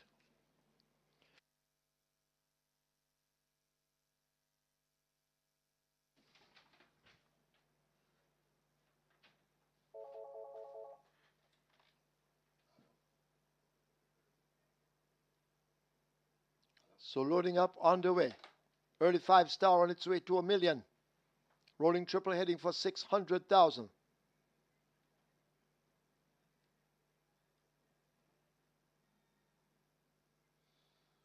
Positive ID goes into 3.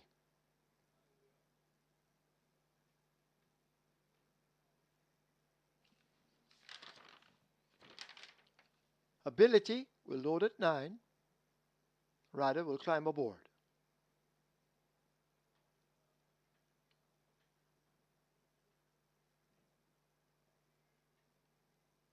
If you haven't wagered, you need to hurry. Kem loads at 5. Dane Nelson. Smart Trick. Rani Bangala in at 10. Smart Trick in at 11. Radish Roman, the champ.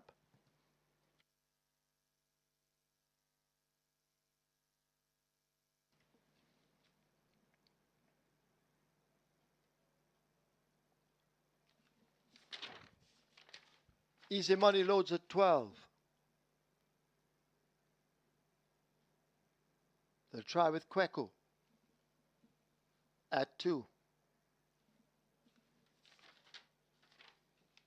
Further and Beyond, not yet in, as Kweku comes into 2. The head cornerstone will load at 13.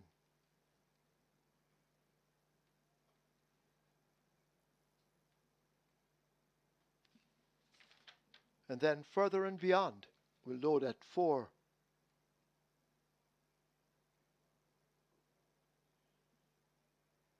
The head cornerstone, the 3 to 5 favorite, ROAD, the owners.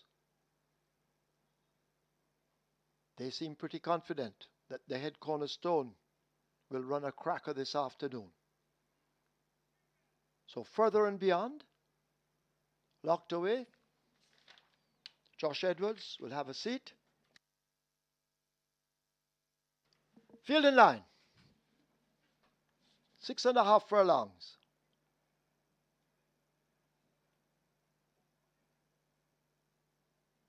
Starter ready.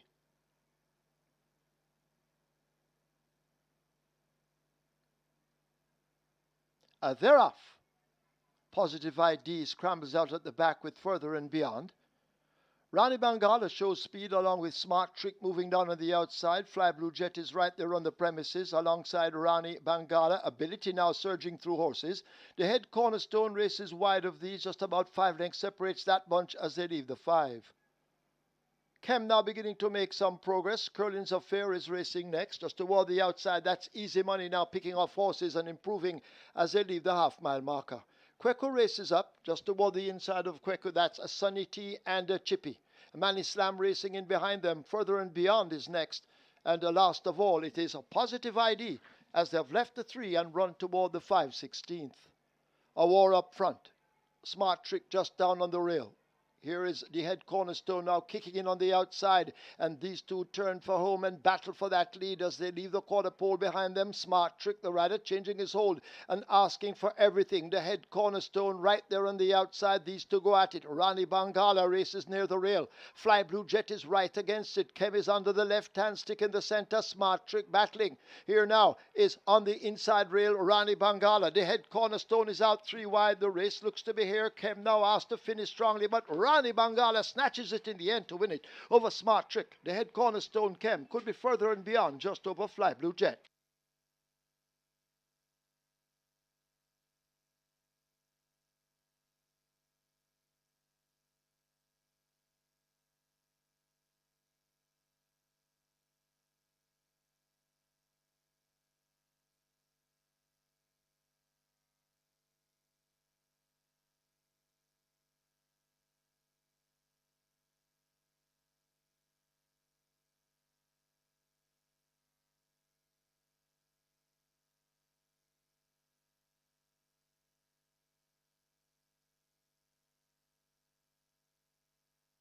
We have claims. We have claims here in the 5th. Number 10, Rani Bangala. 2 claims submitted. Alfred Brown for himself. So Rani Bangala, Alfred Brown for himself. Number 13, the head cornerstone. 8 claims submitted. Adrian Prince for Leon Ball. So that's number 13, the head cornerstone. Adrian Prince for Leon Ball.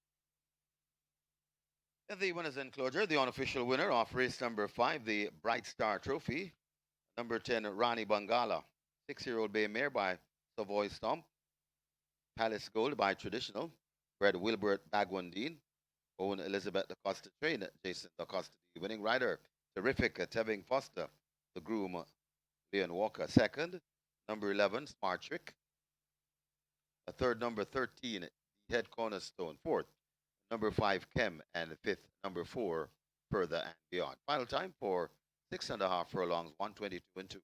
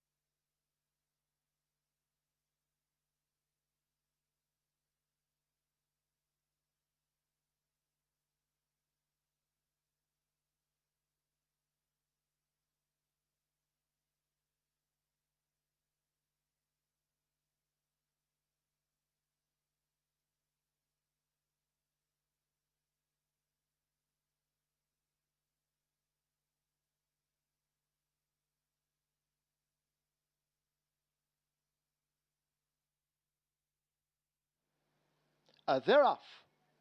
Positive ID scrambles out at the back with Further and Beyond. Rani Bangala shows speed along with Smart Trick moving down on the outside. Fly Blue Jet is right there on the premises alongside Rani Bangala. Ability now surging through horses. The Head Cornerstone races wide of these. Just about 5 lengths separates that bunch as they leave the 5. Kem now beginning to make some progress. Curlin's Affair is racing next. Just toward the outside, that's Easy Money now picking off horses and improving as they leave the half-mile marker. Kweku races up just toward the inside of Kweku. That's a Sunny T and a Chippy. Manny Slam racing in behind them. Further and Beyond is next. And last of all, it is a Positive ID as they've left the 3 and run toward the 5/16th. A War up front. Smart Trick just down on the rail. Here is the Head Cornerstone now kicking in on the outside, and these two turn for home and battle for that lead as they leave the quarter pole behind them. Smart Trick, the rider, changing his hold and asking for everything. The Head Cornerstone right there on the outside. These two go at it. Rani Bangala races near the rail. Fly Blue Jet is right against it. Kev is under the left-hand stick in the center. Smart Trick battling. Here now is on the inside rail, Bangala. The Head Cornerstone is out 3 wide. The race looks to be here. Kev now asked to finish strongly, but Rani Bangala snatches it in the end to win it over Smart Trick. The Head Cornerstone Kem could be Further and Beyond just over Fly Blue Jet.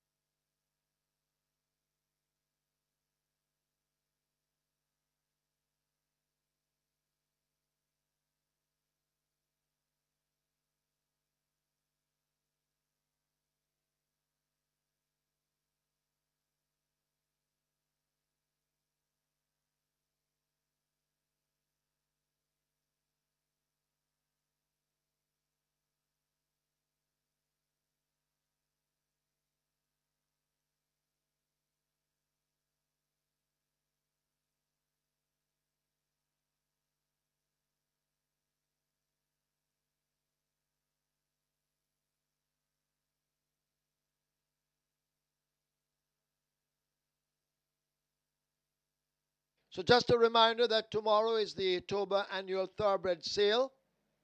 It begins at 12 noon in the official car park. So the Toba annual thoroughbred sale tomorrow in the official car park beginning at 12 noon.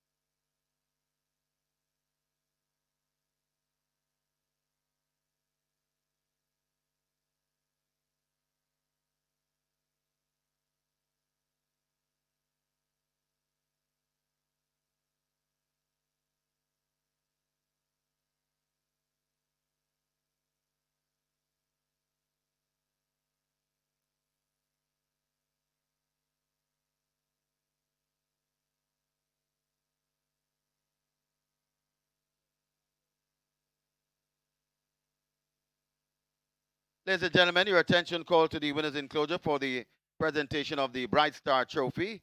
Making the presentation, Lisa Marie Brown, Bright Star Senior Marketing Manager, and she makes it to Milton Heath. Also in the presentation party, the Bright Star team. Congratulations to the winning connections, race number 5, the Bright Star Trophy.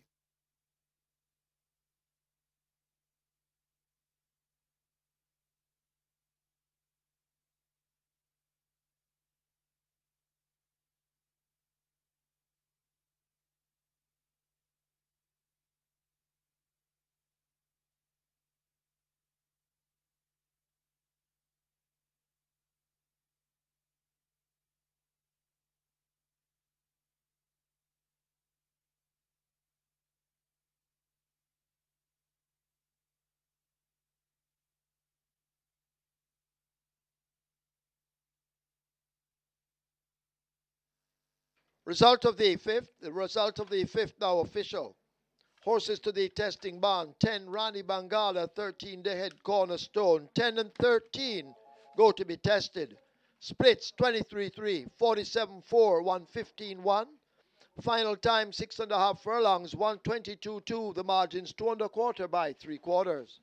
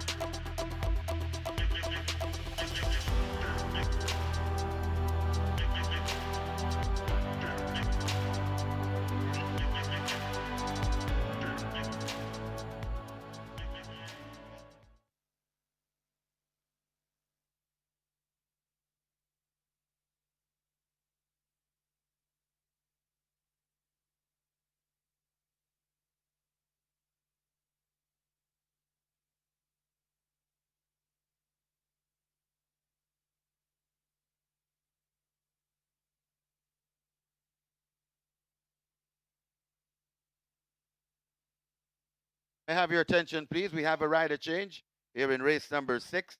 The number 5 Royal Maverick. Make the rider Jerome Innes. Jerome Innes rides number 5 Royal Maverick in race number 6.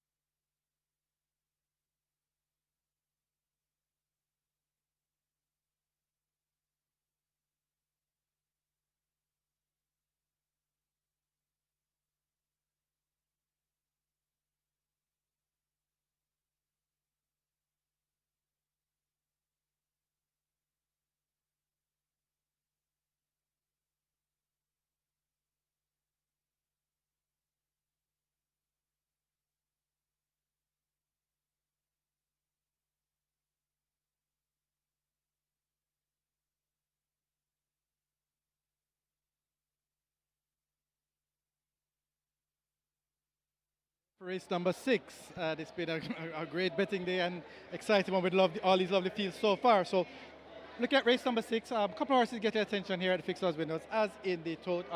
Number 3, Pretty Brown Thing, currently at 350. Number 6, I'm Outstanding, also at 350. But the one who's really been taking the bulk of the money from early, it's one heavily bet from early. Number 11, Diesel Train, open at 350 down to $2 now, and that's the best back runner here. 16, Rush of Class, get a little attention, currently at $7, but it's really Diesel Train that has been the story of this race, and that's the best back runner here for race number 6, which you may have missed out earlier, but the other ones that are getting attention earlier at the fixed odds windows, race 7, of course, Run Julie Run, open at $2.50 down to $1.50 now, and in race 8, the best back runner of the day at the fixed odds windows so far, Amazing Force, open at $3 down to about $1.75 now. So back to race number 6, it's all Diesel Train. Good luck.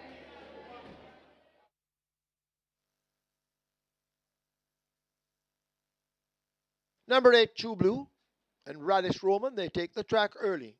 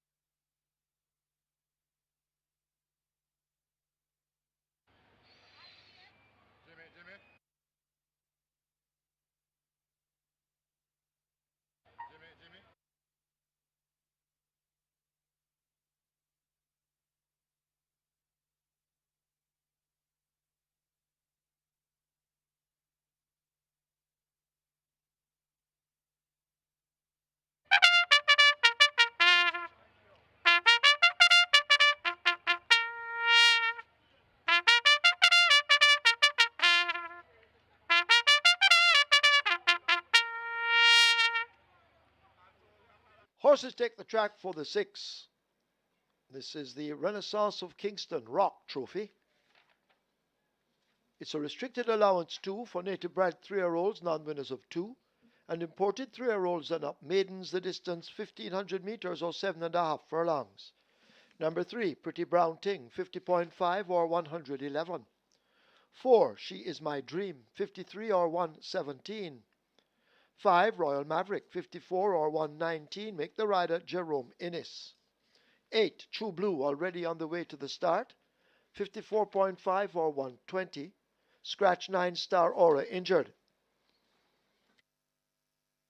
10, Slam Sharp, 56 or 123. 12, Khaleesi, 52.5 or 116. 13, Brahma Bull, 54.5 or 120. 14, Earmark Blitz, 53.5 or 118. 15, Cutout, 49.5 or 109. 16, Rush of Class, 56 or 123. Wagering offered on Double Event Exacta, Quinella, Trifecta, Superfecta, High Five, Rolling Triple. This is where the Twilight 6 begins. Twilight 6 on its way to 8 million. A rolling triple heading for 400,000. High Five on its way to 200,000. Get your wagers on.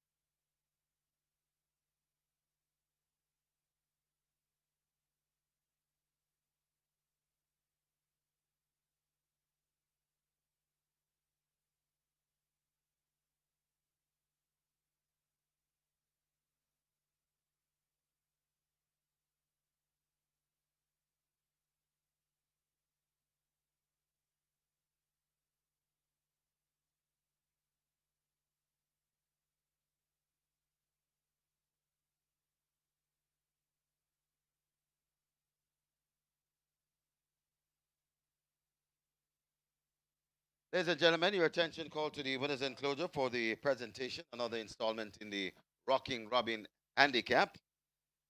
Making the presentation to the best dressed groom, Bolton Wisdom. That's Adrian Robin Taylor, best dressed groom, Bolton Wisdom. He has earmarked blitz in this event. And the best presented horse, Brahma Bull. Tafara Wright will collect. Congratulations, gentlemen. The Rocking Robin Handicap.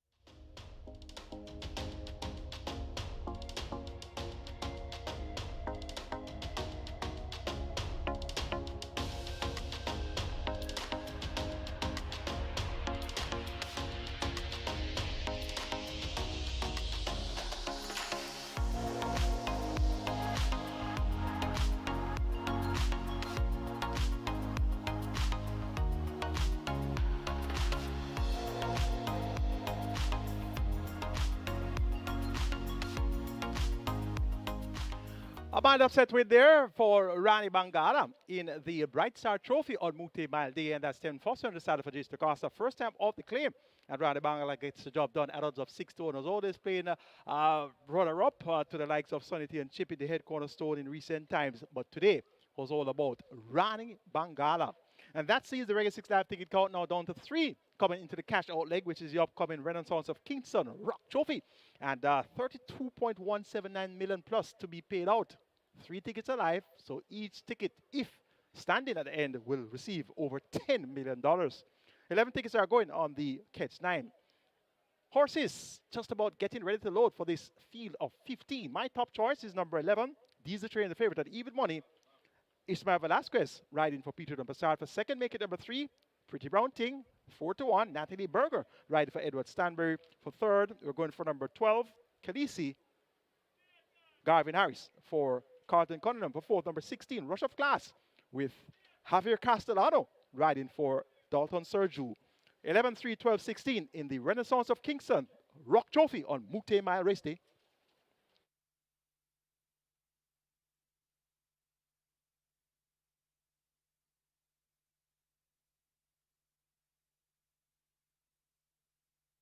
Horses loading for the 6th. The Renaissance of Jamaica ROK Trophy.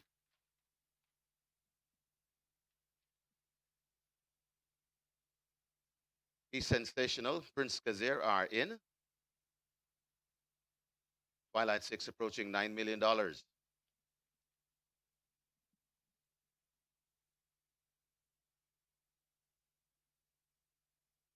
Rolling triple on its way to 400,000. Working on Royal Maverick to gate number 5. Royal Maverick goes in.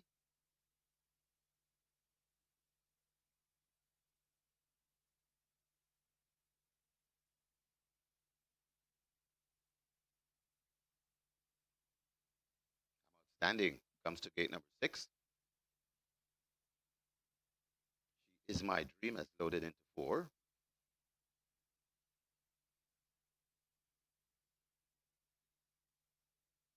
Outstanding goes in. Gate number 6.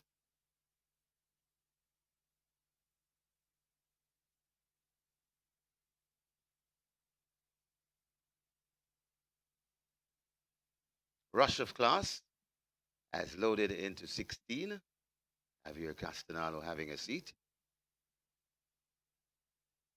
Midnight Runner into gate number 7.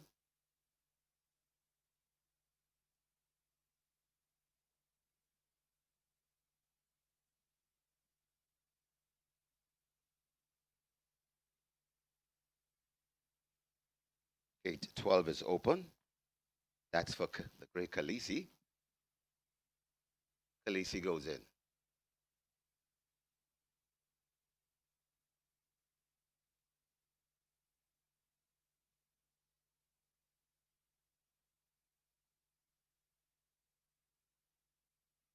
Twilight 6 now approaching 10.5 million. That's where we're heading in the Twilight 6. Brahma Bull is loaded. Gate 13.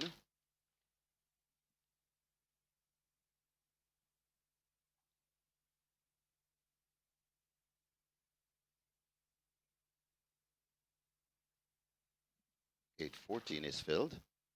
That's earmark Blitz.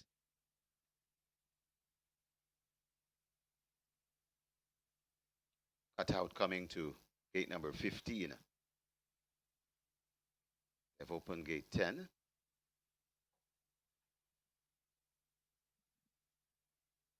That's for Slam Sharp. Cutout loads at 15. Working on Slam Sharp. Gate 10.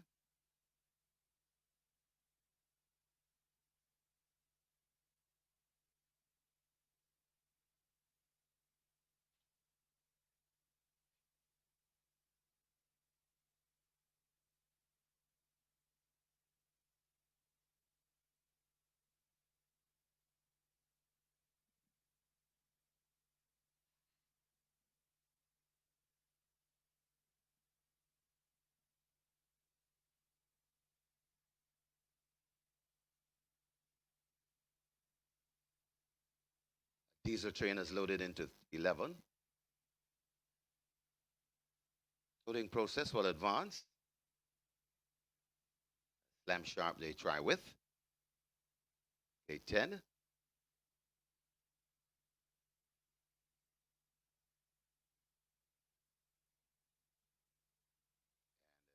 True Blue waits. Slam Sharp is in. True Blue to complete the line.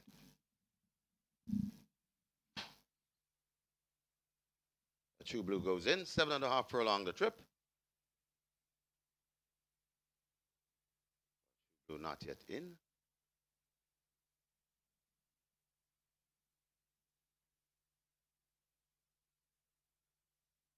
the one we wait on.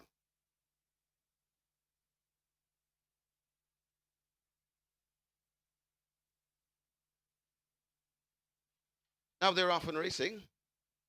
Very good start. Toward the far side, the speedy Rush of Class, along with Cutout. This is the way they make their way coming out of the chute and coming down onto the main track. Cutout on the inside. Rush of Class just on the outside. Then comes I'm Outstanding racing in third. Brahma Bull follows them right against the rail. She Is My Dream. Slam Sharp is in the mix, and going down on the outside, that's Diesel Train. Khaleesi comes next. Then about 2 lengths before we come to Midnight Runner. Midnight Runner earmark Blitz. He hit Sensational, Prince Kazir, Pretty Brown Thing. Then comes Royal Maverick, and racing at the back of the field, True Blue.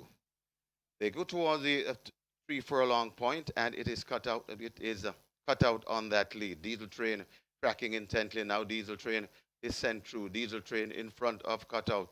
I'm Outstanding racing back there in the third. Khaleesi making progress. They're at the top of the lane. It's Diesel Train telling this field, Tata, coming to the furlong and a half pole with a good-looking lead. Diesel Train is in front. I'm Outstanding chasing hard. It's Diesel Train in front, and Diesel Train looks to have this one all sewn up. It's Diesel Train pulling away from them. Diesel Train and Ismael Velasquez running them off their feet. Diesel Train easy in the end. I'm Outstanding looks to be racing second, so it's an exacta for father and son. Diesel Train, beat Time Outstanding, Brahma Bull, then comes Pretty Brown Thing, got tied for fifth. Either he's sensational or Khaleesi.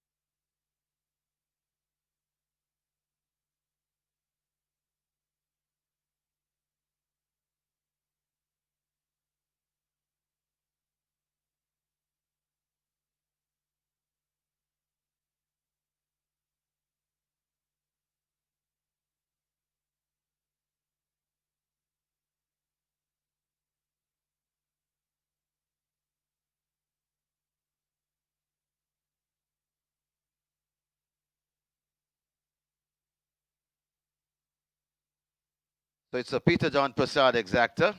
Ian Prasad, PJK team. In the winners enclosure, the unofficial winner of race number 6, the Renaissance of Kingston ROK Trophy. A number 11, Diesel Train, a 3-year-old bay gelding by Painter. Mommy Bay by Tapiture. Bred at Landmark Farms, owned PJK team. Trained Peter John Prasad, the winning rider. Ismael Velasquez, the groomer Kobe Anthony second, also from the Peter John Prasad stable. I'm Outstanding A third, number 13, Brahma Bull. Fourth, and number 3, Pretty Brown Thing. And fifth, number 12, Khaleesi. Final time for 7.5 furlongs, 133 and 2.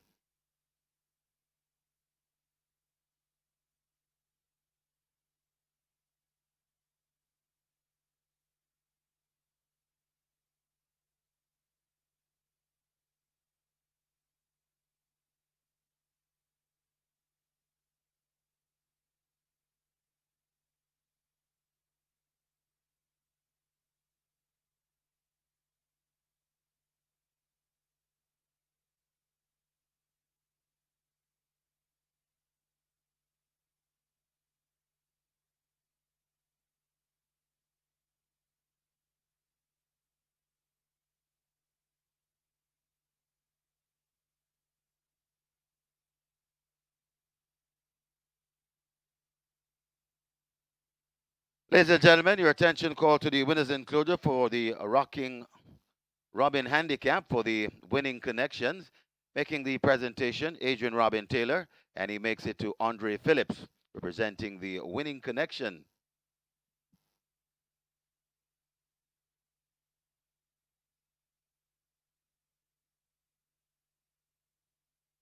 Once again, we congratulate the winning connections.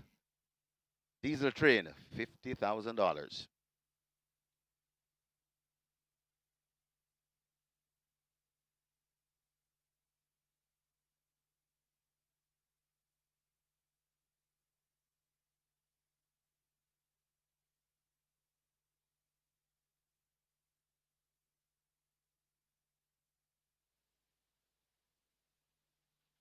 Now they're off and racing.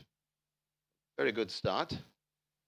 Toward the far side, the speedy rush of class, along with cutout. This is the way they make their way coming out of the chute and coming down onto the main track. Cutout on the inside, rush of class just on the outside. Then comes I'm Outstanding Racing in third. Brahma Bull follows them right against the rail. She Is My Dream. Slam Sharp is in the mix, and going down on the outside, that's Diesel Train. Khaleesi comes next. Then about 2 lengths before we come to Midnight Runner. Midnight Runner earmark Blitz. He hits Sensational, Prince Kazir, Pretty Brown Thing. Then comes Royal Maverick, and racing at the back of the field, True Blue. They go towards the 3 furlong point, and it is cut out. It is cut out on that lead. Diesel Train tracking intently now. Diesel Train is sent through. Diesel Train in front of cutout. I'm Outstanding Racing back there in the third. Khaleesi making progress. They're at the top of the lane. It's Diesel Train telling this field, ta-ta, coming to the furlong and a half pole with a good-looking lead. Diesel Train is in front. I'm Outstanding chasing hard. It's Diesel Train in front, and Diesel Train looks to have this one all sewn up. It's Diesel Train pulling away from them. Diesel Train and Ismael Velasquez running them off their feet. Diesel Train easy in the end. I'm Outstanding looks to be racing second, so it's an exacta for father and son. Diesel Train beats I'm Outstanding. Brahma Bull, then comes Pretty Brown Thing, got tied for fifth. Either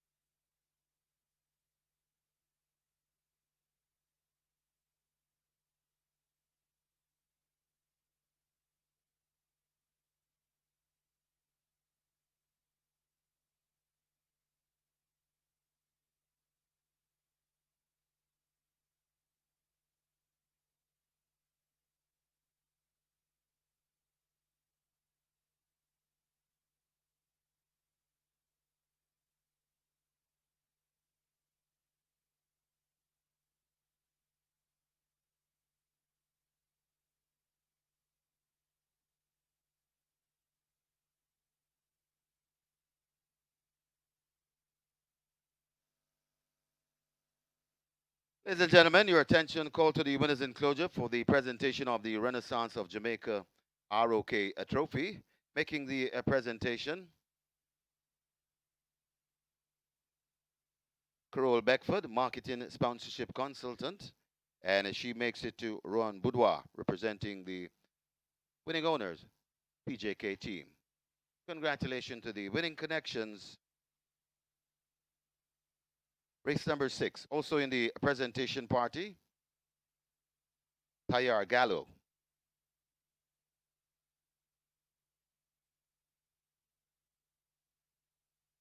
Result of the 6 now official. Horses to the testing barn. 3, Pretty Brown Ting.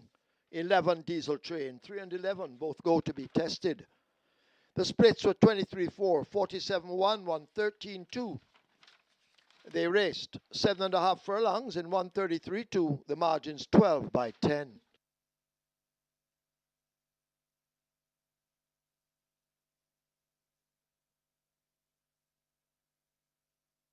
In the 7th event coming up next, number 2, Immeasurable Joy, make the rider Shane Richardson. Shane Richardson replaces Ryan Lewis on number 2, Immeasurable Joy.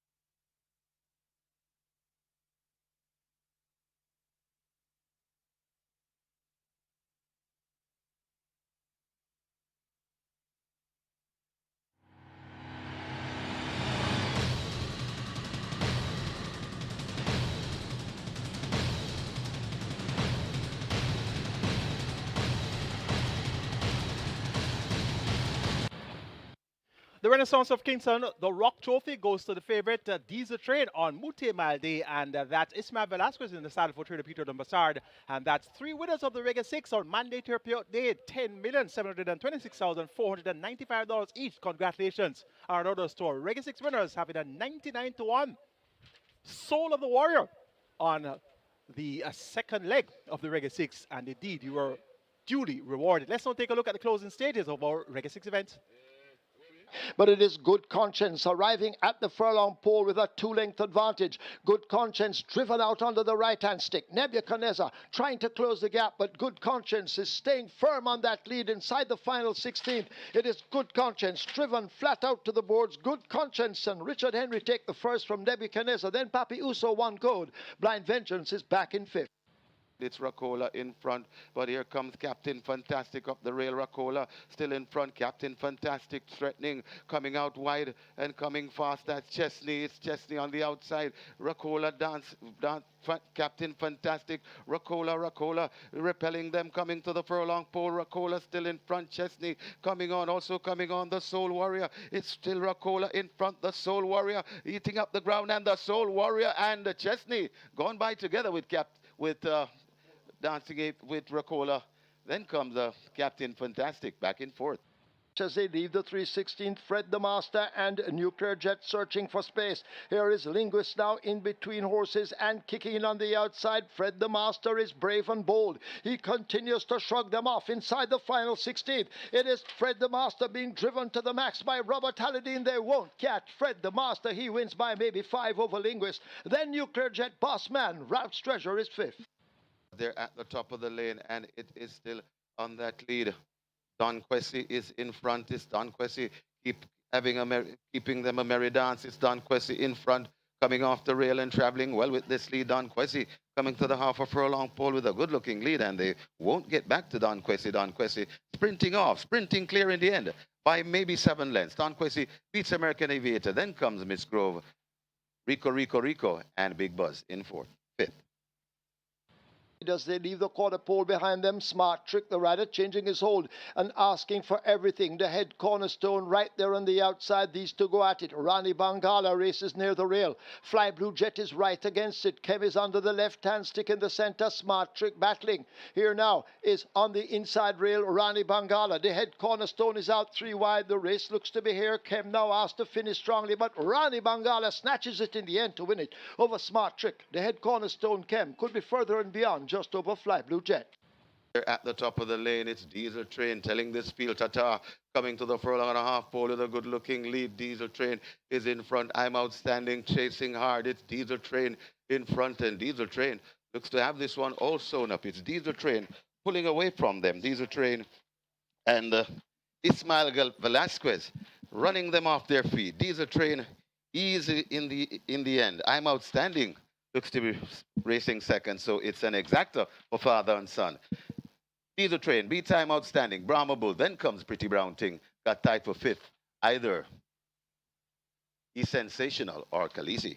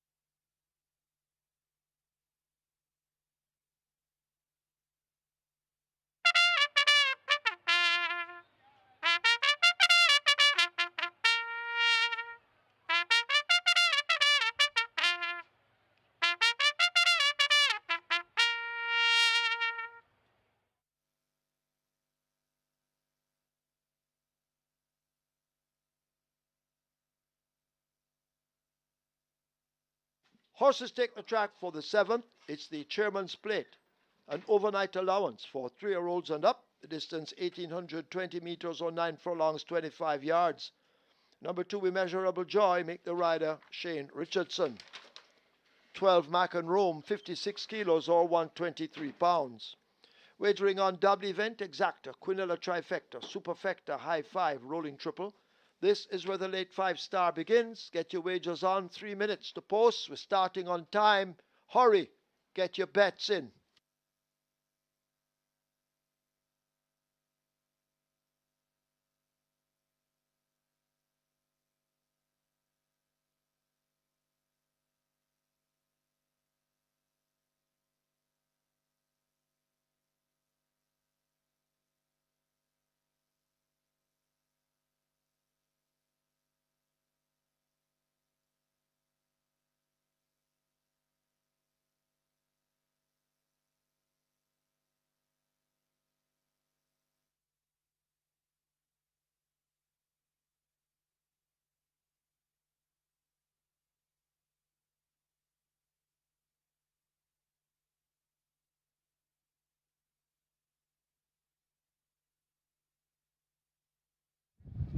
The Chairman's Plate, one of the supporting features on Moute Mile Day at $6 million Jamaican. The joint third richest race on Jamaica's racing calendar with the Jamaica Derby and the Jamaica Cup. Only the Moute Mile and the BRUCEONTHELOOSE trophy richer than this event, which Run Julie Run is the favorite for Mikey Kane and set to go 2 straight in the event. Yes, she's definitely working well, and she's a big race performer. Of course, you know that she was narrowly beaten in the Derby last year, narrowly beaten in the Jamaica Cup last year behind Atomica, and she was second behind Crown Chaser in the Derby, and she was second runner-up this year behind Mojito and Gravana in the Jamaica Cup. So she's a big-time performer. Just missed out on qualifying for the Moute Mile, and she gets a simpler assignment here, and she gets a 4-time Eclipse Award winning. Javier Castellano aboard, and he should be visiting the winner's enclosure for the first time at Caymanas Park after the running of the Chairman's Plate. But you won't be so bold as to suggest that he'll be the winner's enclosure for the Moute Mile, won't you? No, definitely not. I don't think you should say definitely, because I like ride all day. So I don't think you should say definitely not. Anyhow, we'll see when that comes up at 4:50. Neo Star is in here as well. Neo Star was a narrow runner-up in the 2023 edition to Rainsville, but he's not the same horse he was 2 years ago, is he? No, it doesn't appear to be, and he has changed barns since that effort that you mentioned. So he's not on his A game right now and for the last couple of months. Yeah, and if Run Julie Run were to lose here, who would beat her? I would look toward Blue Vinyl and possibly Divine Force to be the closest pursuers. Okay, so let's see. Run Julie Run, favorite for the Chairman's Plate, winner of the event last year, so she is the defending champion from the Passard barn. Let's see how she goes here.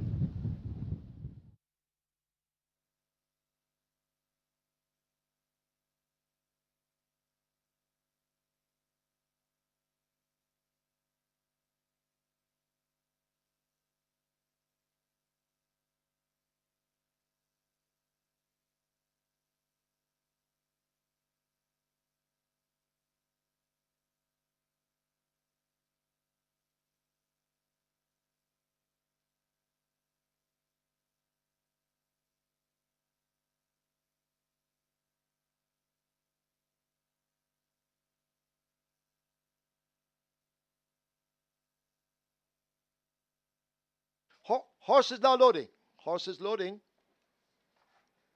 Oil machine is in along with Provident. They're joined by Divine Force. Pretty Perfect will load at 7. I Dream Again lining up for 9. Jason DaCosta looking for 3 wins on the card. Anthony Nunes looking for 2. Blue Vinyl riderless. Radish Romanoff loads at 10. We wait on Mac and Rome coming into 12.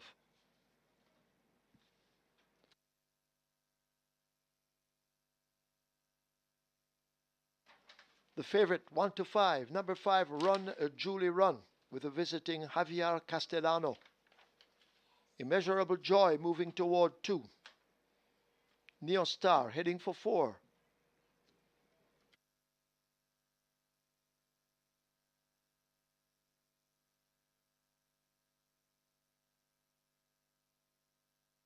Unruly Mo will load at 11, Dick Cardenas.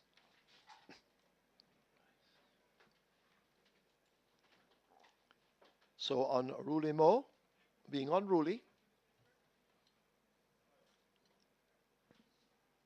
Perfectly named.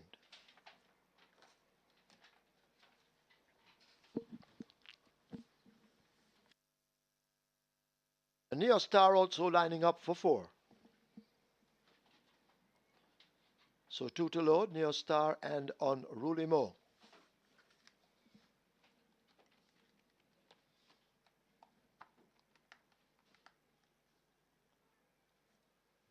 Unruly Mo looks to be in.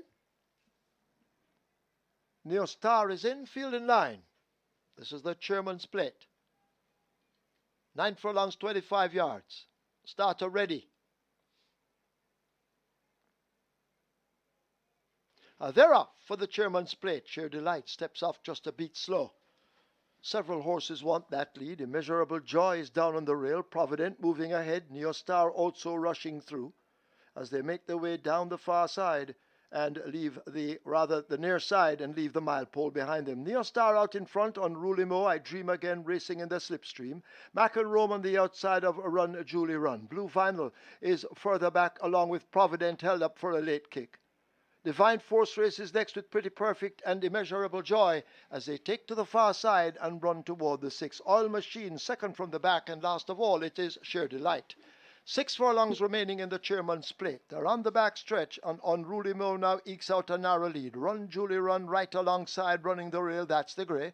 Neo Star is next, I Dream Again taken off the fractions. Mac and Rome begins to make ground. 2.5 to 3 lengths separates the first 5 as they charge to the half mile. Blue Vinyl is next with Divine Force. Oil Machine has made good progress. Provident is there too. A gap of some 5 lengths back to Immeasurable Joy as they quicken up leaving the half mile. GR.I making some progress, and Pretty Perfect now struggling last of them all as they come toward the final 3/8 of a mile in the Chairman's Plate. I Dream Again with the lead. Neo Star attacking on the outside. Run Julie Run being urged to get closer. Mac and Room a left back. Blue Vinyl now looks to be circling horses, but they're about to come thundering into the lane. It is Neo Star in the center, kicking in on the outside. Here is a Blue Vinyl, and Blue Vinyl now grabs the lead on the run toward the final furlong. It is a Blue Vinyl now dashing away from them. Neo Star has cried enough. Run Julie Run needs to do more. Oil Machine and GR.I racing on the outside, but it is Blue Vinyl inside the final 16th. Radish, the sneaky Fox Roman, will take the Chairman's Plate easily in the end on the Blue Vinyl. They win by maybe 5 over GR.I. Then Provident, Oil Machine, Run Julie Run is 5th.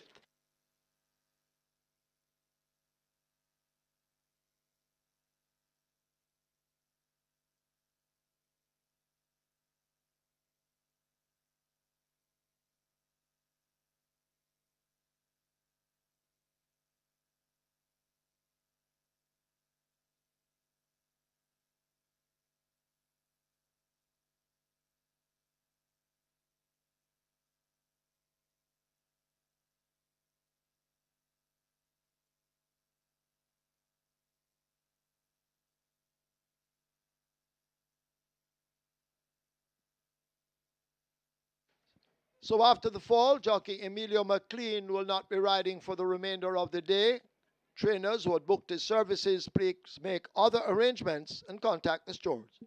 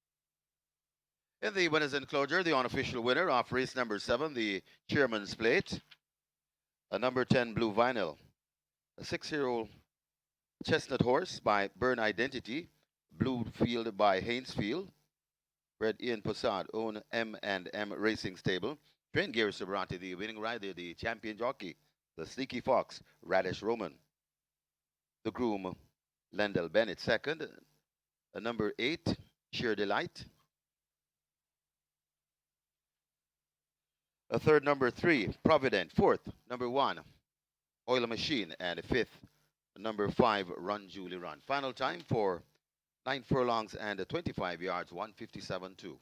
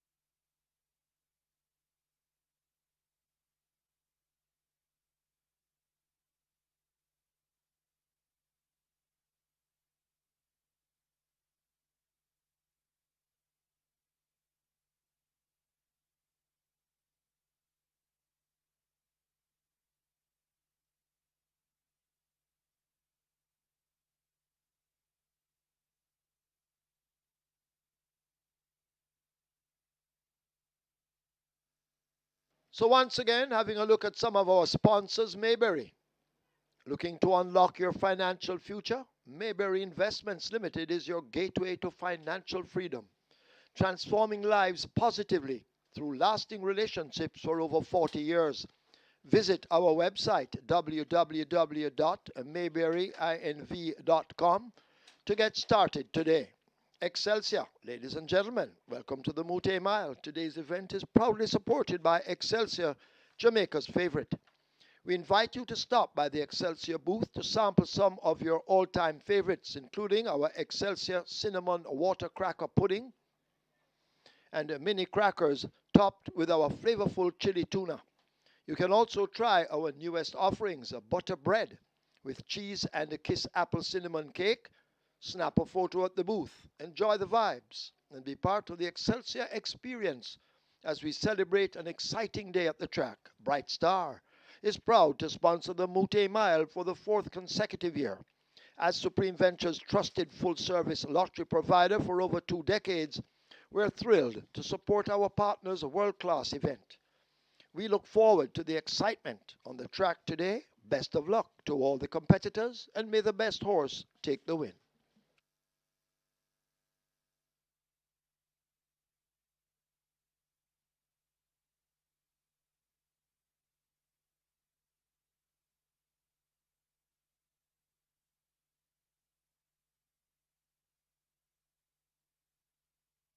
So we're thanking all our sponsors, Mayberry Investments, Supreme Ventures Foundation, Fox Sports, Main Event, Jamaica Tourist Board, GWM, Stewart's Auto, Naira, Bright Star, Rock Hotel, Chemtech, Worthy Park Estate, Wisinko, Legend, Jamaican Lager, Water, Sparkling Cran Water, True Shake, Nutrition Shake, True Juice, Boom, Energy Drink, Empower, non-alcoholic malt beverage, Rum Bar, Calico Jack, Excelsior, and iCool.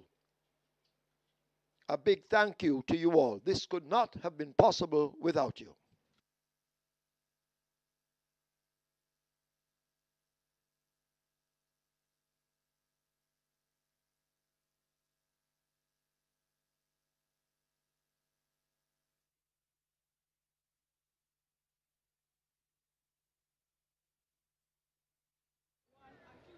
The first of the supporting features for this Moute Mile Day won by Blue Vinyl, the Chairman's Plate, a horse that Radish Roman had won 2 classics with when this horse was a 3-year-old. But at 4-1 odds today, many people didn't think you would win, Radish. Well, But it's you like did. exactly. Take us through the race. It's just the game. Well, I just come in. I know this horse very well, so I just come into the race to get a clean break and pick a good position, relax him as best as possible, and ask him to run the last 4 furlong, and that's what I did today. And how does this horse feel compared to its 3-year-old days?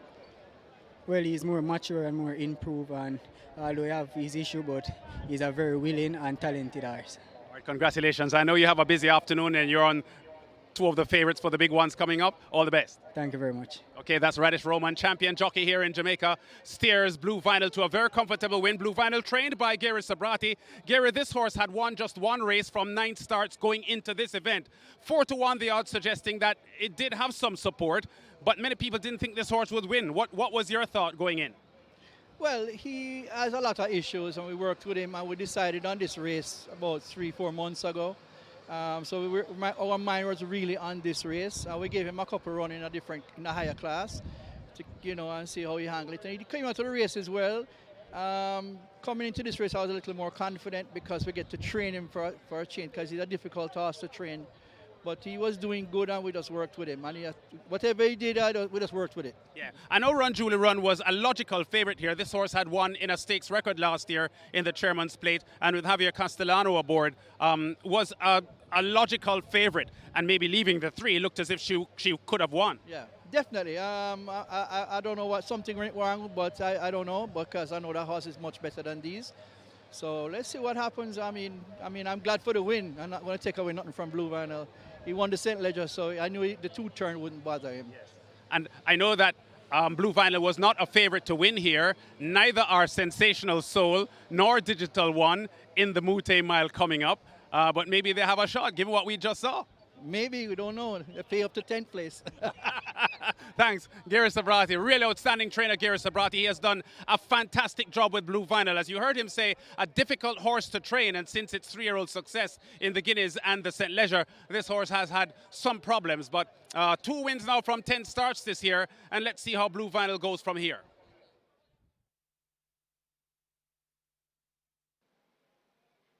They're off for the Chairman's Plate. GR.I steps off just a bit slow.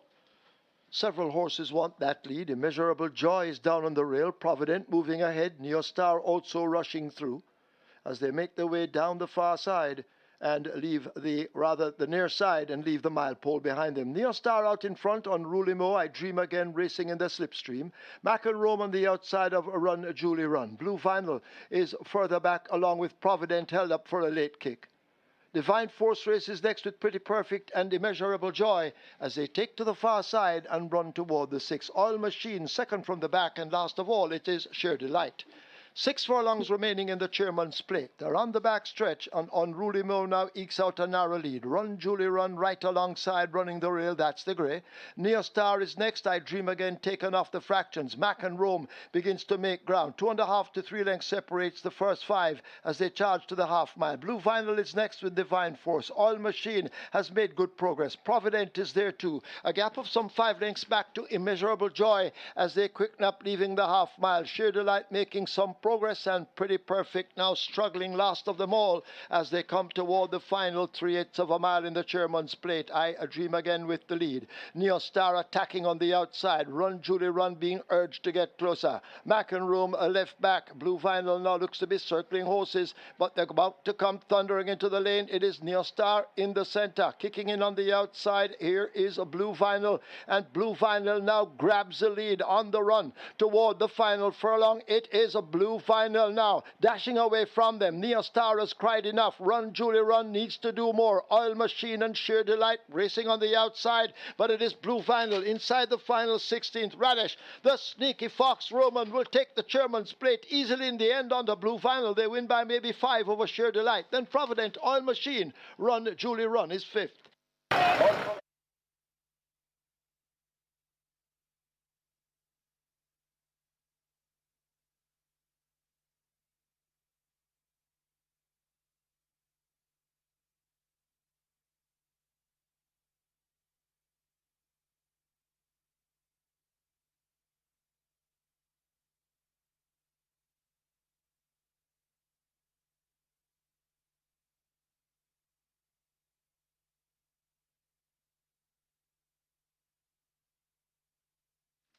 Result of the 7th now official. Horses to the testing barn: 1, Oil Machine; 3, Provident; 8, Sheer Delight; 10, Blue Vinyl. So that's 1, 3, 8, and 10 all go to the testing barn. The splits were 25-1 by 49-2. 6 furlongs raced in 1:15.1, a mile in 1:42.1. 9 furlongs and 25 yards completed in 1:57.2, and the margins 4 by 3 and a quarter.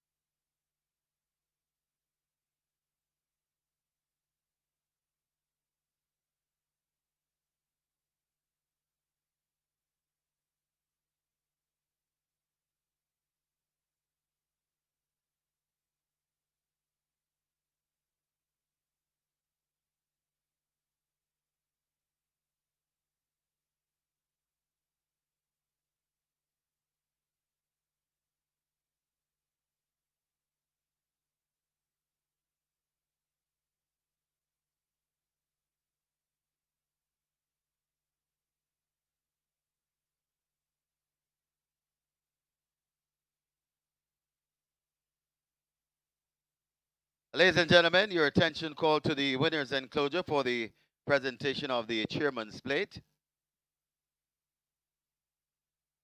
Making the presentation, SVL Group Executive Chairman, Mr. Gary.III, and receiving Nathan Gale for M&M Racing Stable. Also in the presentation party, Executive Chairman of SVRL, Mr. Solomon Sharp, Mr. Michael Gale, and Patrick Taylor.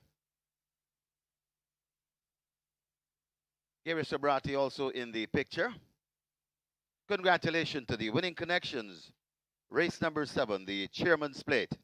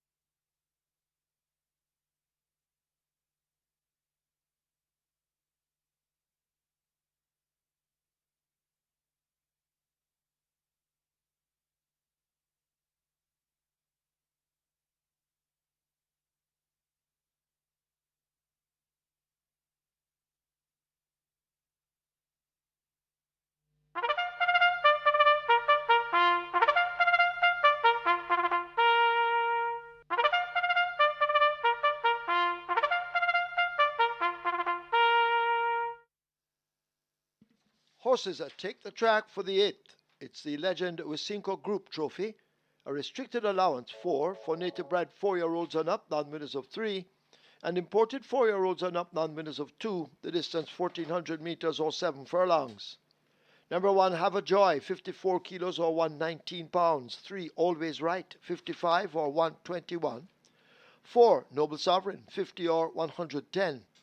5, Design Diva, 53 or 117. 7, Happy Force, 54 or 119. 8, Princess Fiani, 54 or 119. 9, Siempre Valiente, 53.5 or 118.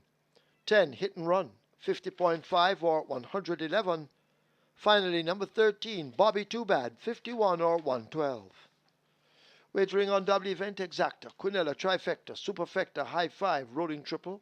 This is where the strike 4 begins. Single winner bonus in excess of $1 million. Runners make their way to post. 10 minutes. Get your bets on.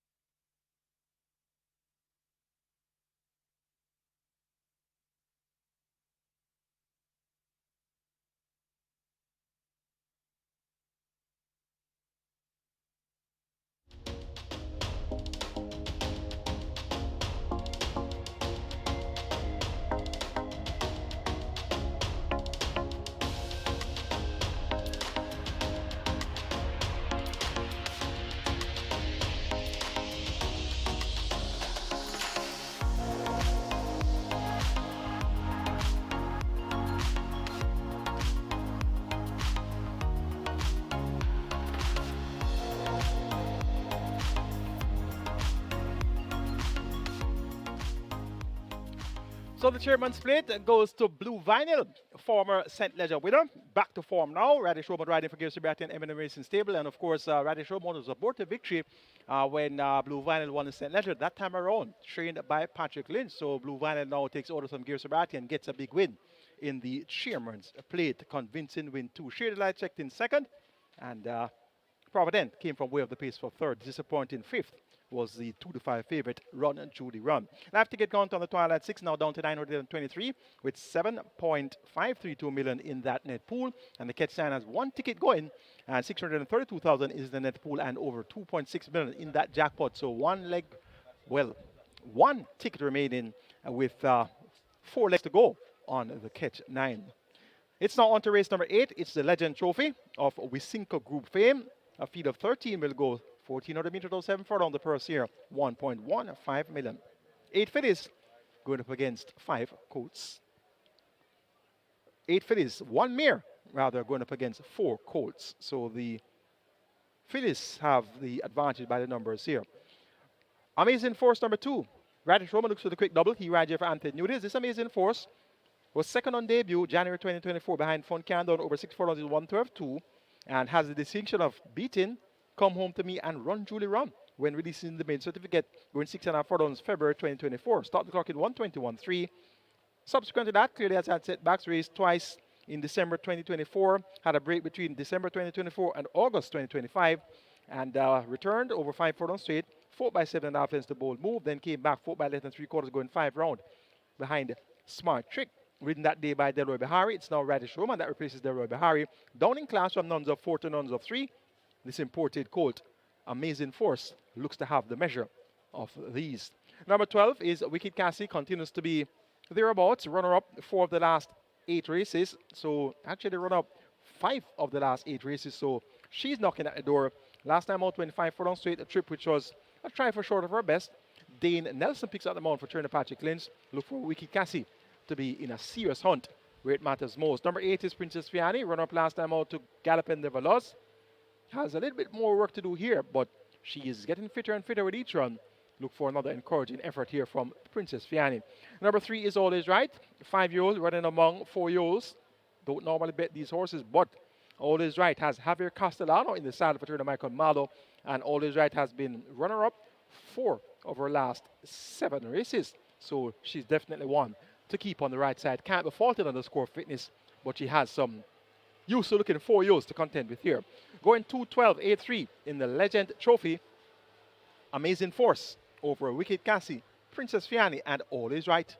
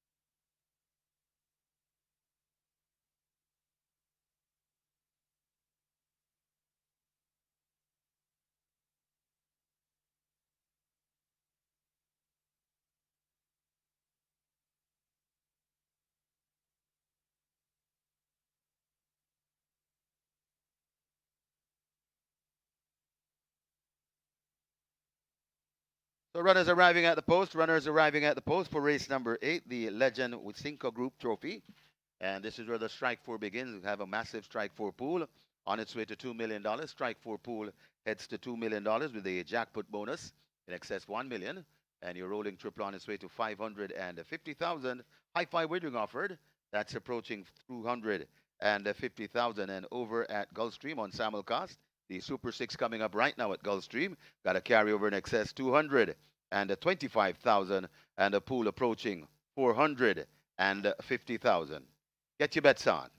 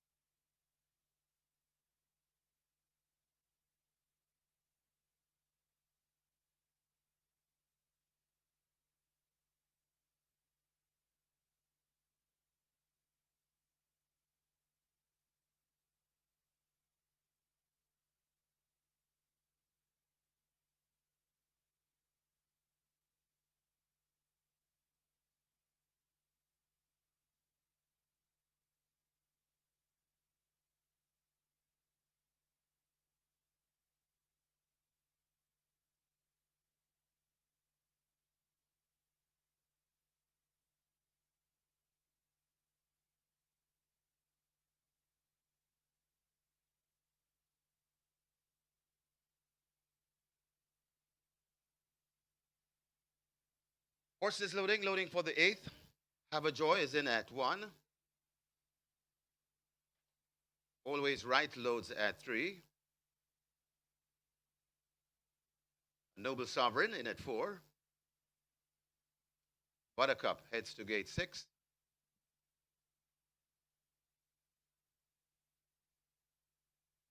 Happy Force is next.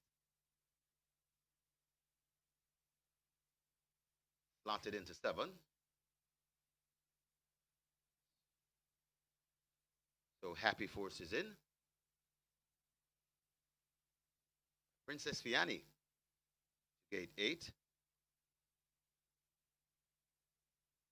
Princess Fiani loads.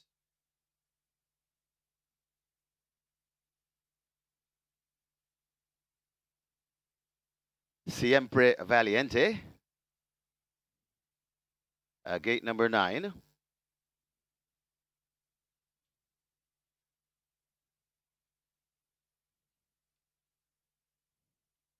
Hit and Run to gate 10.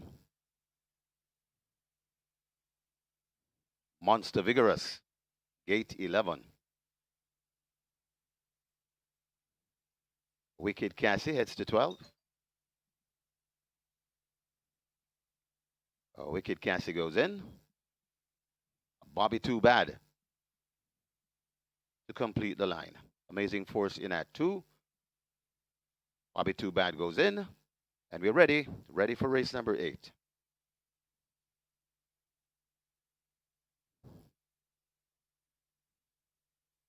Start to Michael Sims, lets them go. And they're off and racing. Always Right steps back along with Amazing Force as they blast their way towards the 6 furlong point, and Hit and Run assumes that lead. It's Hit and Run on the lead. Bobby Too Bad racing outright. Tucked in against the rail. That is Noble Sovereign. There goes Siempre Valiente. And Siempre Valiente now joins Hit and Run. So Siempre Valiente, Hit and Run. Then comes Bobby Too Bad, Noble Sovereign. Monster Vigorous tracks them. Princess Fiani follows. Then comes Noble Design Diva. Happy Force is out wide. Just behind them, that's Buttercup. Another 4 or 5 lengths before we come to Amazing Force. Then comes always right and racing at the back of the field. That's Have a Joy. They go towards the 3 and the fight continues. And now Bobby Too Bad assumes that lead from Happy Force and Siempre Valiente. Bobby Too Bad now goes on from Hit and Run and Siempre Valiente coming out wide. That is Wicked Cassie making eye-catching progress. It's Bobby Too Bad in front, but Wicked Cassie has him in the crosshairs, and now Wicked Cassie hits the front from Bobby Too Bad. Hit and Run left back. Global Sovereign trying to come on with a run, also trying to come on to that is Princess Fiani, but it is Wicked Cassie in front, and Wicked Cassie begins to pull away from these, and Wicked Cassie will go on to land this one with ease in the end. Wicked Cassie by maybe 8th lengths. Noble Sovereign is second. Looks like Princess Fiani, and just over Amazing Force got tied for 5th, either Buttercup or Hit and Run.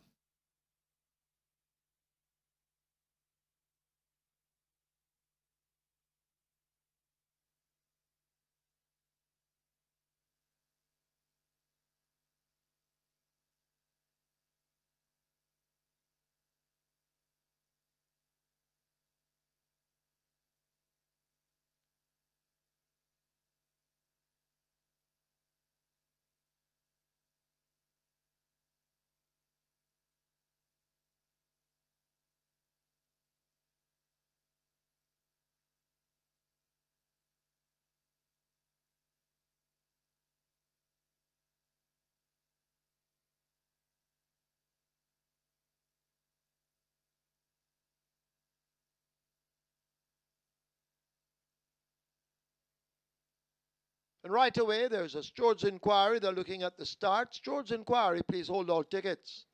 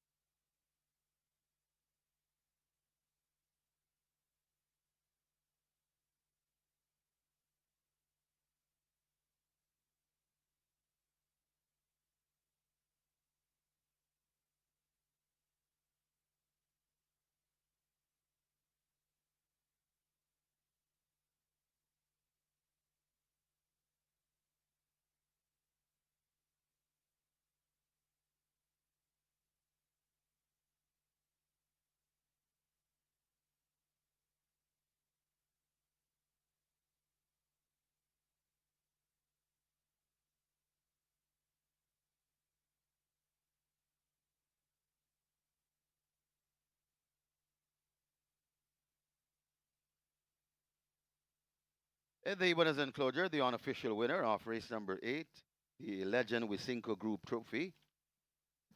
Number 12, Wicked Cassie, a 4-year-old dark bay or brown filly by Wicked Strong. Clever Cassie by With Distinction, Red Edward Schuster. Red Edward Schuster, owned and trained Patrick Lynch. As we welcome back to the winners enclosure, Magnificent Day Nelson, the groom,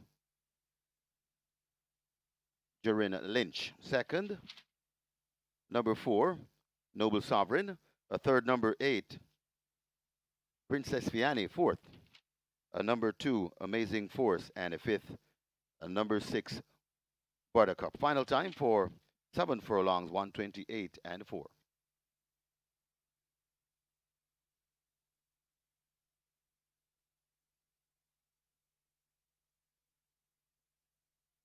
Roman on Amazing Force.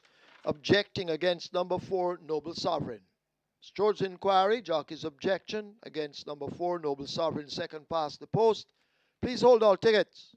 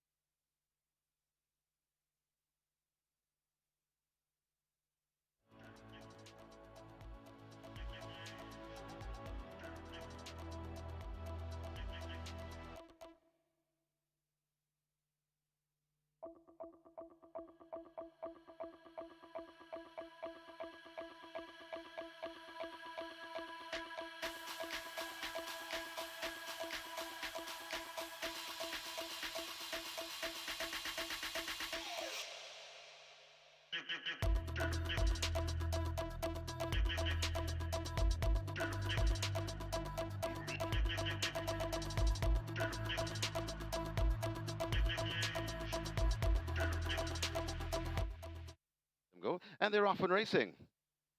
Always Right steps back along with amazing force as they blast their way towards the 6 furlong point, and Hit and Run assumes that lead. It's Hit and Run on the lead. Bobby Too Bad racing outright, tucked in against the rail. That is Noble Sovereign. There goes Siempre Valiente, and Siempre Valiente now joins Hit and Run. So Siempre Valiente, Hit and Run. Then comes Bobby Too Bad, Noble Sovereign. Monster Vigorous tracks them. Princess Fiani follows. Then comes Noble Design Diva. Happy Force is out wide. Just behind them, that's Buttercup. Another 4 or 5 lengths before we come to Amazing Force. Then comes Always Right, and racing at the back of the field, that's Have a Joy. They go towards the 3, and the fight continues. And now Bobby Too Bad assumes that lead from Happy Force and Siempre Valiente. Bobby Too Bad now goes on from hit and run and Siempre Valiente coming out wide.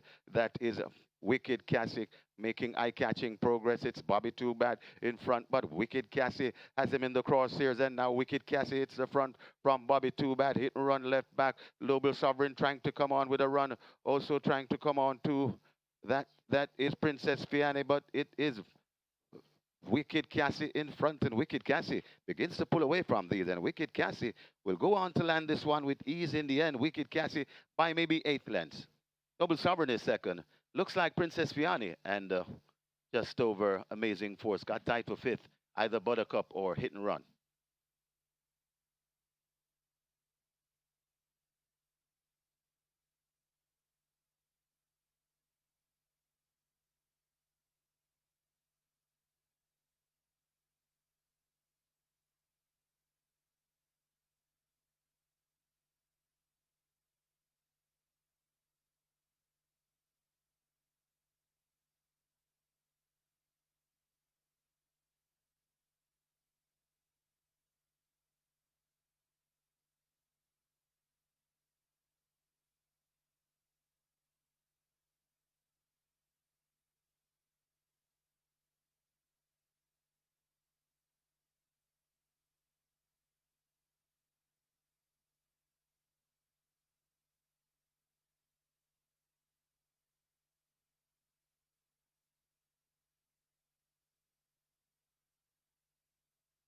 So after the jockey's objection and steward's inquiry, the jockey's objection has been withdrawn.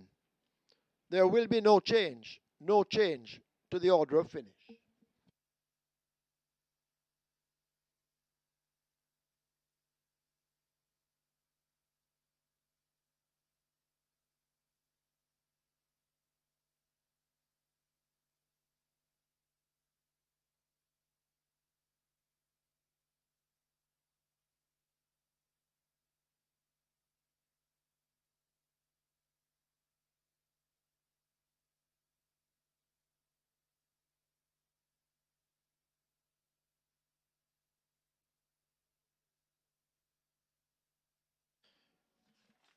Result of the 8th now official. Horses to the testing barn: 6, a Buttercup; 12, Wicked Cassie. 6 and 12 go to be tested. Splits 24, 48-1, 115.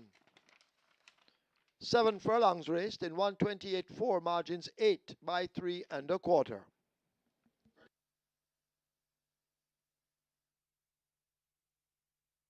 Ladies and gentlemen, your attention called to the winner's enclosure for the presentation of the Legend Wisinko Group trophy. Making the presentation of the trophy, David May Bedassi, brand manager of Legend Wisinko Group, and she makes it to Davian Lynch.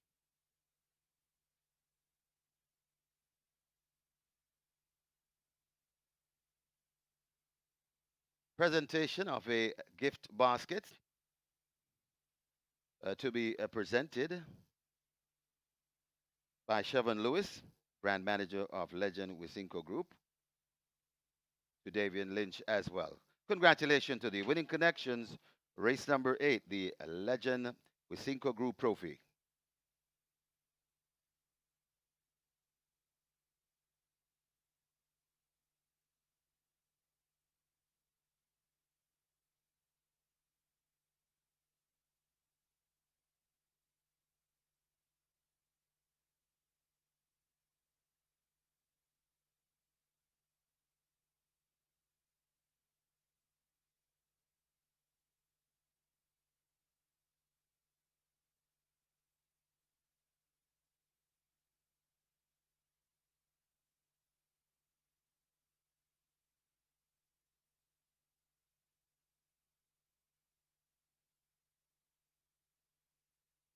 May I have your attention, please? We have a jockey change here in race number 9 and number 8, Golden Syrup. Make the rider Richie Shakes. Richie Shakes ride 8th, Golden Syrup in race 9.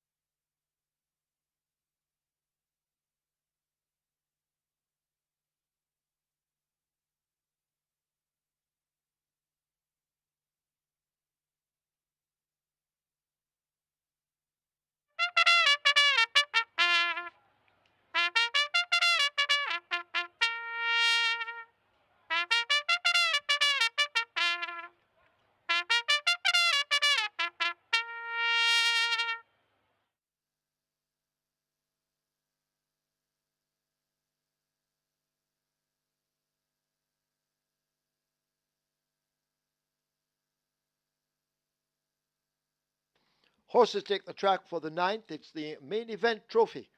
A restricted allowance 3 for native bred 4-year-olds and up, non-winners of 4. And imported 4-year-olds and up, non-winners of 3. The distance 1,300 meters or 6.5 furlongs. Number 2, Miss Cherry, 50.5 or 111 pounds.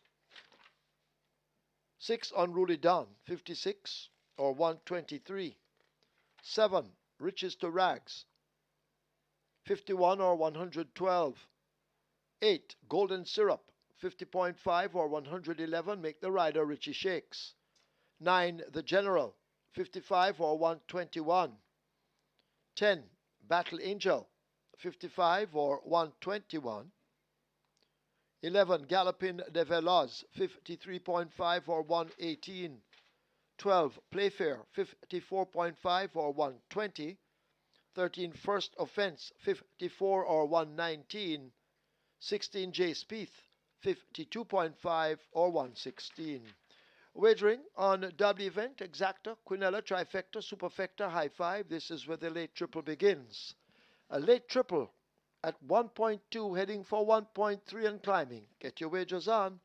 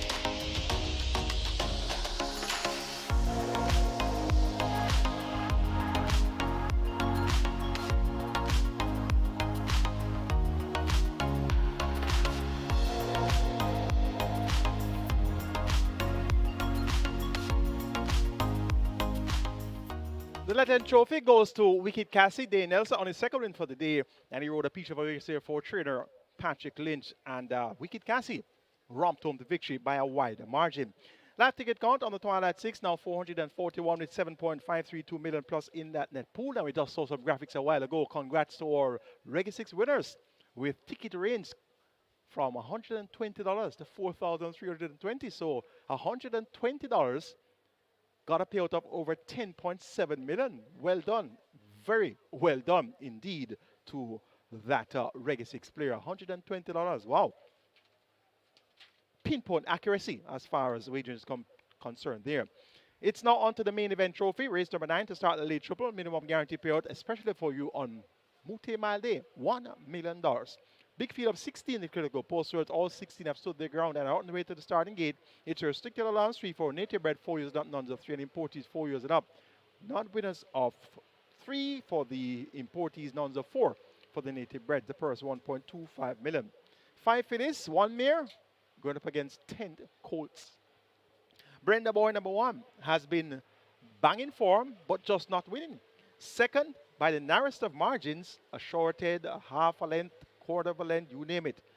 Brenda Boy has been there. And this one, void of early speed, but has a ferocious late turn of foot. Looks sharp and ready today. Really like the way this one came out onto the track. As you can see, being warmed up there extensively by Robert Hallidine. And I'm expecting this Brenda Boy to be flying at the finish and hoping that that flying finish, he'll get a clear path and he'll be able to get on terms with the leaders in deep stretch. Number 6 is Unruly Dawn. This is one of the front runners. This one gets 5-1, led for the first 5 furlongs in his last 2 appearances, going 8 furlongs and 7 furlongs. So he'll be fourth placed.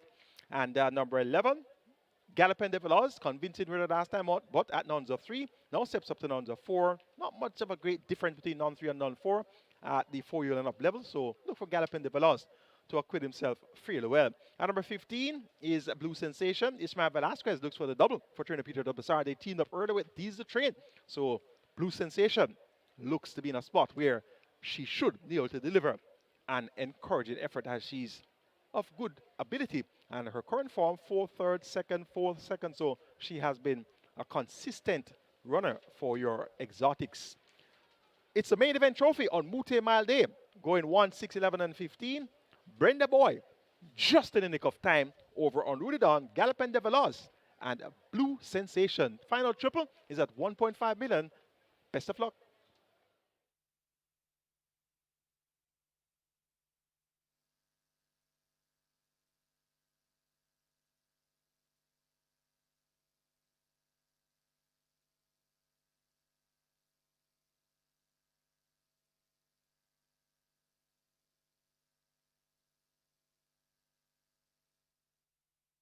High five wagering approaching 250,000. The high five pool on its way to 250,000. And your late triple, last chance to get a triple in. So make the best of it on the card at Caymanas. Late triple approaching 1.6 million. And they're closing up the front of the gates. Hurry and place your bets.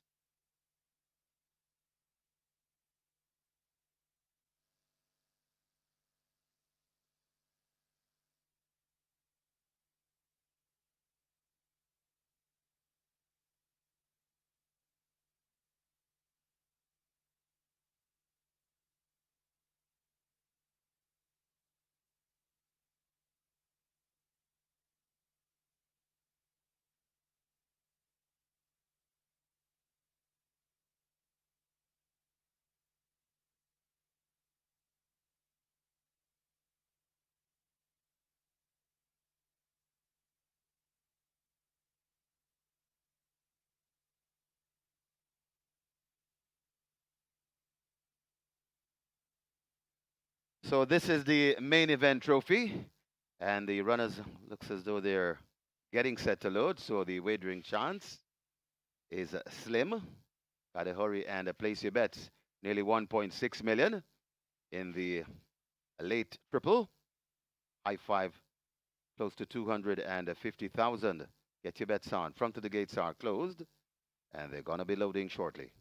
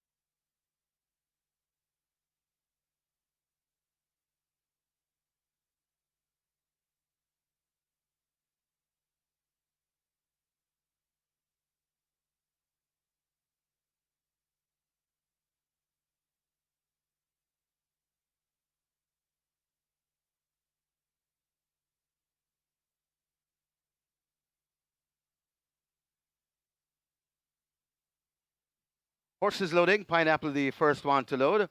Horses loading. Late triple, getting close to $2 million. Unruly Dawn has loaded into 6. Matuso at 3. The General is in at 9. They've opened gate 10. That's where Battle Angel will break from. Battle Angel. lining up for 10.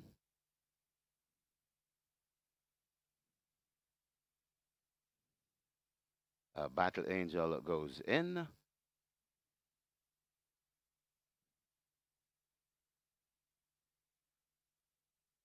First offense comes to 13.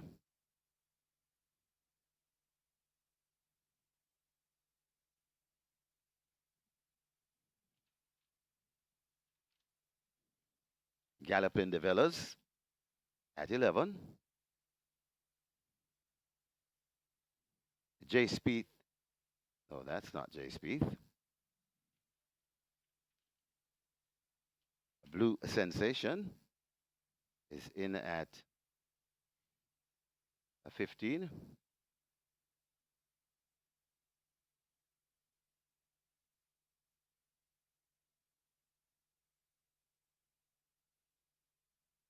So the loading process well advanced. Blue Sensation in at 15. Miss Cherry in at 2.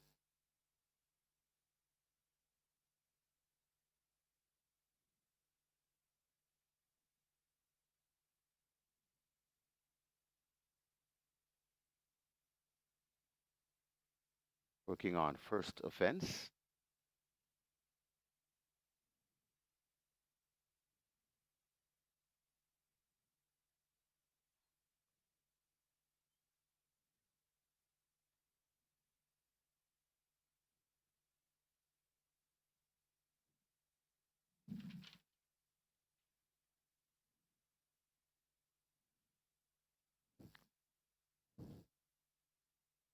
First offense looks to be in. Indestructible lining up for 14. J Speed is in at 16. So not many left to be loaded.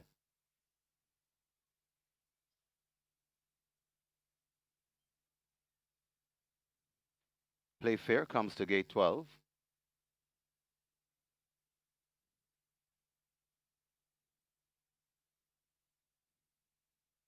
Play Fair goes in. Hickory Slim in at 4. Working on Indestructible to complete the line. Well, Brenda Boy is still out.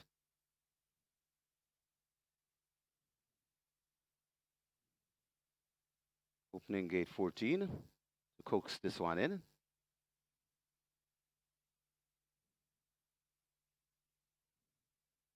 Indestructible coming up to gate 14. And now in. On to load, Brenda Boy, gate number 1.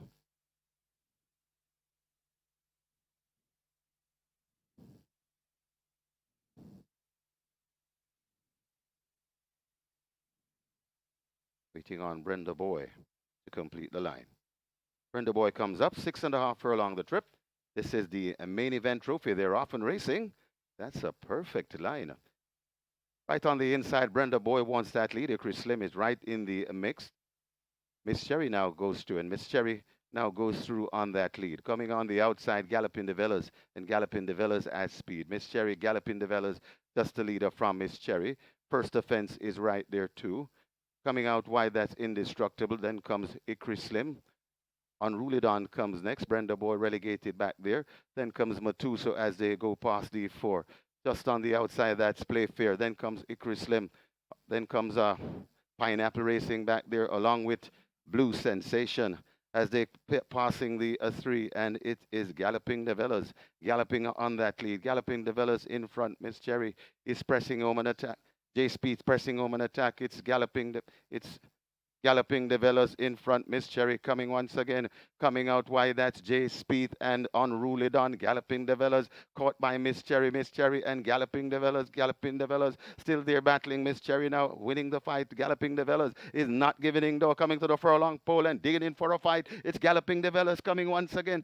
Also coming on Brenda Boy. Galloping the Villas hanging on from Miss Cherry. Brenda Boy is flying on the outside. And Brenda Boy perfectly timed. Brenda Boy beats Miss Cherry. Then comes a Galloping the Villas, Matuso, and maybe Blue Sensation back in 5th.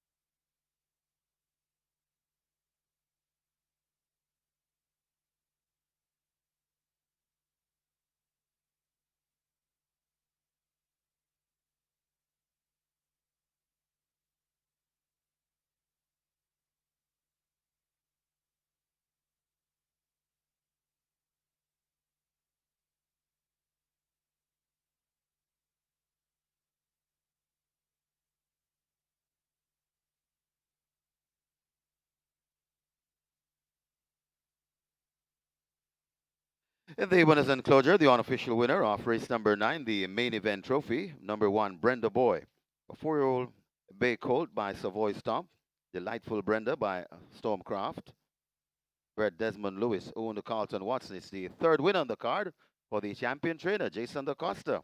Well done, Jason. Winning rider, Robert Hardball Hallidine. The groom, Garth Pennant, second. Number 11, Galloping de Velas. Third, number 2, Miss Cherry. Fourth, number 3, Matuso. And fifth, number 15, Blue Sensation. Final time for 6.5 furlongs, 121 flat.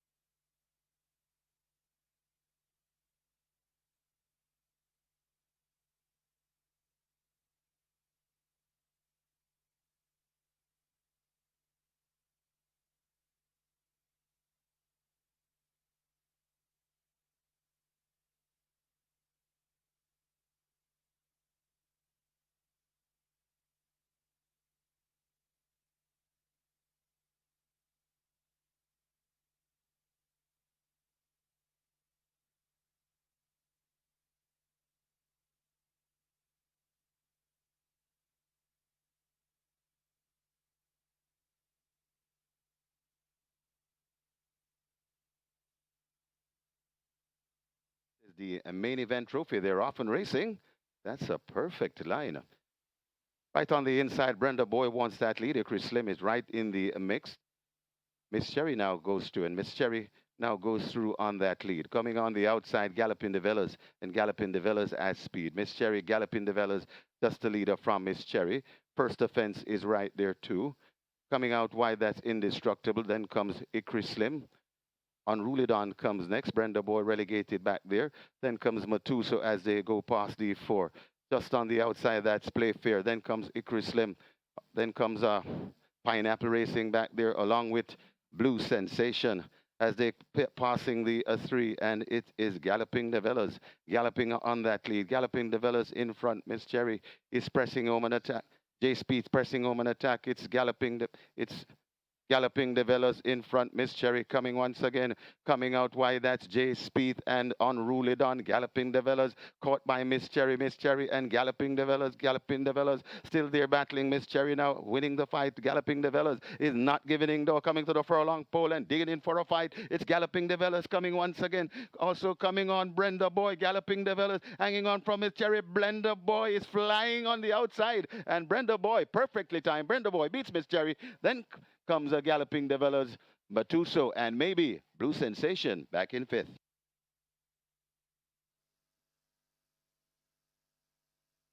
Result of the ninth thou official.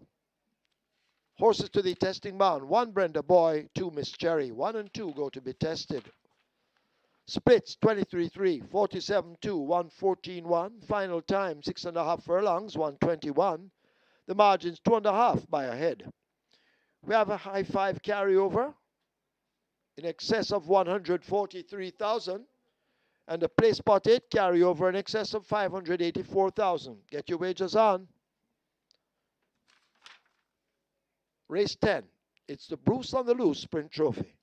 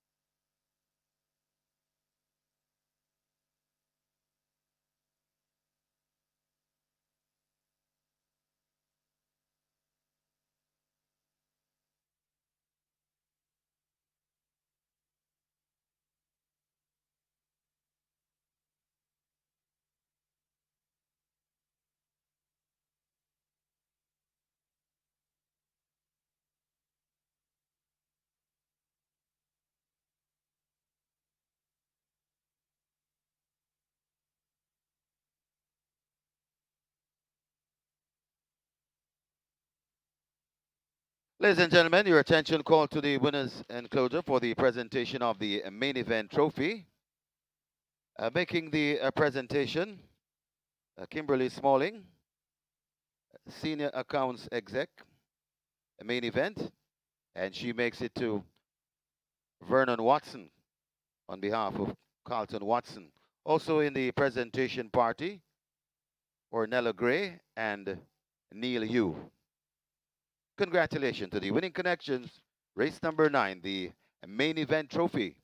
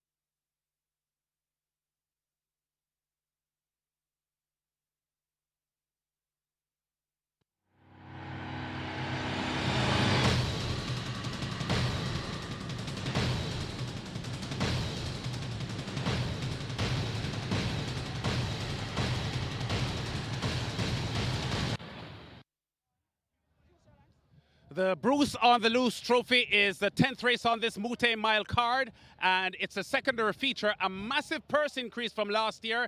It was Jamaica $3 million last year, now Jamaica $15 million, just under US $100,000. And Desert Orchid is the Antipode's favorite going in here with a Dane Nelson, the four-time champion jockey in Jamaica, 3 championship titles in Canada at Central Downs and Central Mile, aboard the favorite here and looking to repeat because he won last year, Mike, on Atlantic Convoy. Yes, he did, and I think Desert Orchid raced many moons ago. It's actually Desert of Malibu. Desert of Malibu, that's right. Yes. So they Nelson, Desert of Malibu. This one, a runner-up in the Port Royal Sprint, just beaten the last half a furlong by Ride All Day. And she's a big-time performer, hardly ever runs 2 bad races. So she had a mishap 2 starts ago, but then she bounced back to run a strong second in the Port Royal Sprint. So she is in, of course, among lesser lights than she would have been in the Moute Mile. Yeah. So she gets a glorious chance of return to winners enclosure here, but it won't be an afternoon stroll. Yeah, that's for sure. Champion trainer Jason DaCosta just had a winner in Brenda Boy with Robert Halladine aboard, and he's got 3 of his classic winners in here now. Interesting times ahead. Mamma Mia and California Crown, all classic winners for him. 3 of them in here for Jason DaCosta. Indeed, and California Crown has proven to be a crack sprinter. As a 4-year-old, he has won 3 sprints, 5 round, 5.5 furlongs, so he came back to good form just last week though, so he should be primed for a major effort here. And Mamma Mia, you know, her front running style is unquestionable, so she's going to try to go to the lead. And interesting times ahead. On the other hand, he's going to be the type that will come from off the pace. So it's going to be interesting to see how they will fare with the presence of Desert of Malibu in the event. Yeah, Dane Nelson riding in good form. As we said, he had a successful year in Canada this year. Was actually a champion jockey at Century Downs, Dane Nelson. Just returned to Jamaica a couple of weeks ago. Had a couple of wins at Woodbine as well, which is the premier racetrack in Canada, certainly a bigger racetrack than Fort Erie, Century Mile, Assiniboia Downs, and other tracks in central and western Canada. But Desert of Malibu has to be a confidently backed favorite here, given the fact that maybe mid-season this horse was looking at the Moute Mile. Yes, indeed, and of course she had some speed bumps along the way and just didn't qualify for the Moute Mile, but she's going to be the one to beat here. And the horse that everybody's talking about is Of a Revolution. That one trained by Anthony Nunes, owned by Guyana One Racing, and Radish Roman will be aboard. 57 kilos though, top weight, allowing weight to Desert of Malibu. who's proven at Caymanas Park, but it's time for Of a Revolution to prove himself how good he is. But I think a part of the reason why some people are looking at Of a Revolution here is that this horse has been a stablemate of Nautical Star. And I think people will look at how Of a Revolution runs here and sort of gauge what Nautical Star may do in the Moute Mile.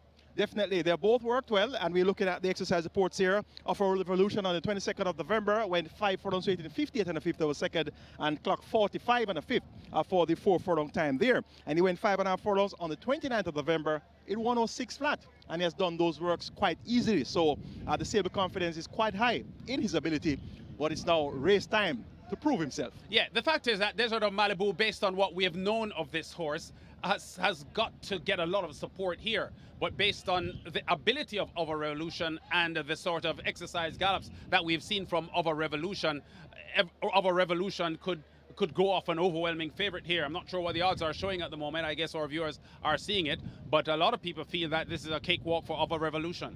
I doubt it's going to be a cakewalk. Desert of Malibu is going to be up front, and if they run themselves into the ground, is that a fact? Finish strong. Last time out going a mile, and he's going to get that torrid pace to chase 6.5 furlongs. So when Desert of Malibu and Of a Revolution, as well as any other speed horses, when they're finished their argument up front, is that a fact? Could be the one that they tried to stave off. We just saw Jason Acosta, Carlton Watson winning with Brenda Boy at long last at the level. So they're looking for the double here, though this is that a fact he's been ridden by Tevin Foster, but the owner, trainer combination looking for the quick double. Is the same, and we saw Halladine coming from behind to win with Brenda Starr, a rider who we know likes to be in the pace, and he likes to go to the front from before the final turn, and then his attitude is catch me if you can. But he actually came from behind with Brenda Starr with a good win, so Jason Acosta with good recent form here. But I think this is going to be a good showdown, and I think that Desert of Malibu, I respect the fact that this horse has shown high quality at the grade 1 level in Jamaica, but Of a Revolution is very, very highly thought of, coming out of the Saffie Joseph Jr. barn at Gulfstream Park, and the jockey is now about to mount here in the parade ring. Yes, we just saw number 4. That's Get a Pepsi jockey is now mounted. That's Richard Henry riding for Robert Pearson. They teamed up to win race number 1 with good conscience, so they're looking for a double, and this would be a spanking double and a major upset if Get a Pepsi is to get the job done. And other horses of interest, we have Money Market, who's fit and consistent. He is an honest performer each and every time he comes to the races. He gives a big effort, and that's going to be one of the key horses for your exotics. Dane Dawkins right there for GR.III. And Mighty Gully, what can you say about Mighty Gully? She's a rising star, 105 and 3 for 5.5 furlongs last time out. Back-to-back wins, scored in 58.3 over the straight course prior. So her first crack at the high level. You know, Mikey, there are a lot of people who talk about rakes and dreams and so on. Can I tell you that I dreamt about Mighty Gully last night? Wow. I actually dreamt that I saw the horse at the exercise gallops burning up the exercise track, and everyone was so impressed with Mighty Gully. That's a dream I had last night. I'm not sure if that means anything to anyone. But you mentioned Money Market, a pretty solid entry here. Was actually second last year to Money Market in this Bruce on the Loose, and Money Market comes in here with a reasonably good shot. We saw Sabrati winning with one of the supporting features, the chairman's plate earlier on with blue vinyl. So maybe Gary Sabrati has something up his sleeve again for us. Well, definitely he always does, and he has useful horses. So, and it's a high-level competition races today, so anything can go. Okay, so the horses are about to take the track, leaving the parade ring, and this is the Bruce on the Loose Sprint Trophy. This horse named after the 2009 Jamaica 2000 Guineas winner, who was shipped to Trinidad and Tobago and smashed multiple track records at Santa Rosa Park, and was 3-time Horse of the Year in Trinidad and Tobago. Bruce on the Loose, this race being run in that horse's honor.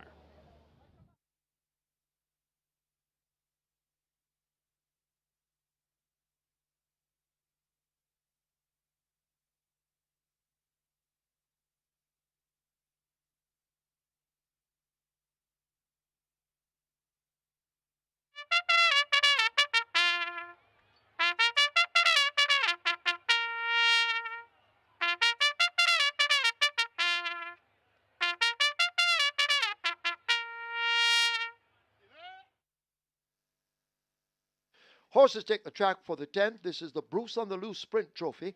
It's a graded stakes for native bred and imported 3-year-olds and up. The distance 1,300 meters or 6.5 furlongs. 1 California Crown. 55 kilos or 121. 2 Desert of Malibu, 54.5 or 120. 4 get a Pepsi, 53 or 117. 7 Mamma Mia, 52.5 or 116. 8 Florindia, 51 or 112. 9 Money Market, 53.5, 118. 10 Mighty Gully, 50 or 111. 11 Is That a Fact, 53.5 or 118. Wagering offered on double event, exacta, quinella, trifecta, superfecta, high five. This is the late double. 9 minutes to post, get your wagers on.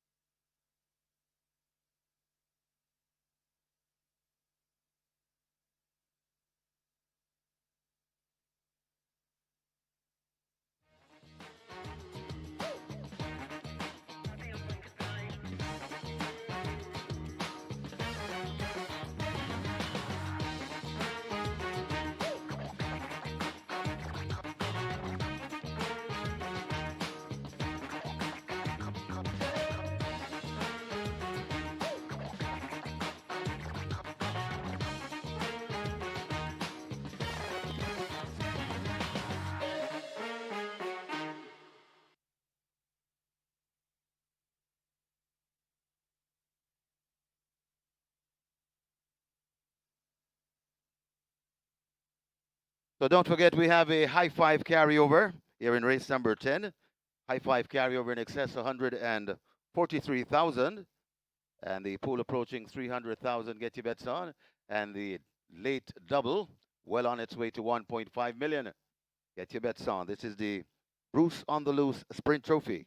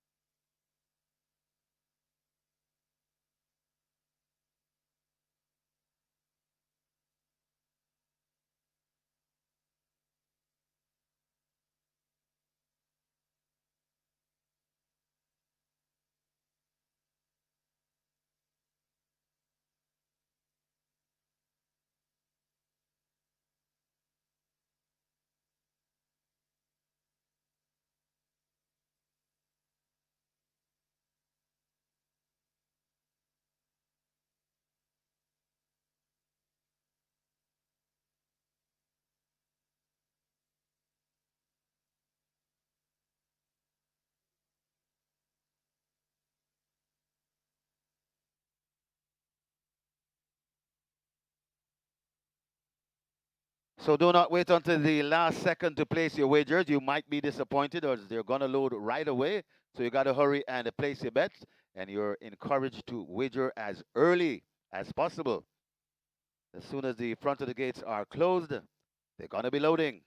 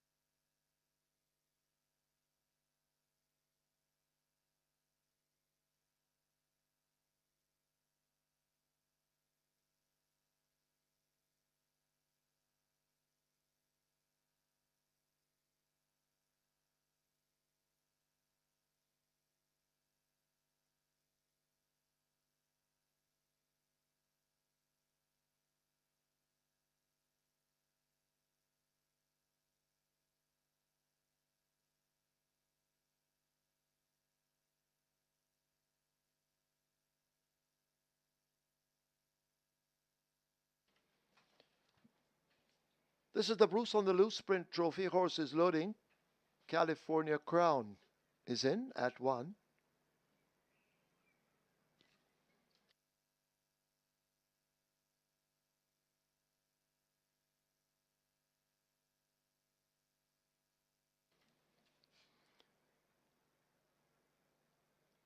A Wall Street Trader coming into 3.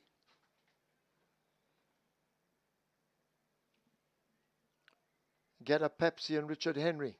He's looking for a double on the card, Richard Henry is. Interesting times ahead. We'll load at 6. Mamma Mia. She's coming into 7. Jason DaCosta has 3 wins on the card.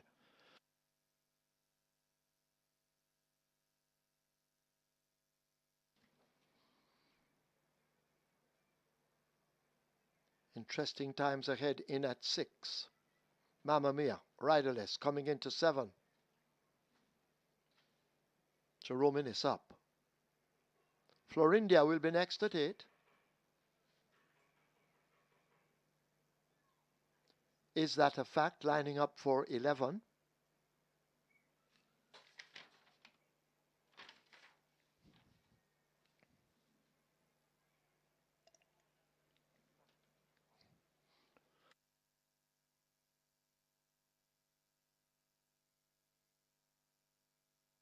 Is that a fact? Goes in. Mighty Gully to 10. Of a Revolution is out.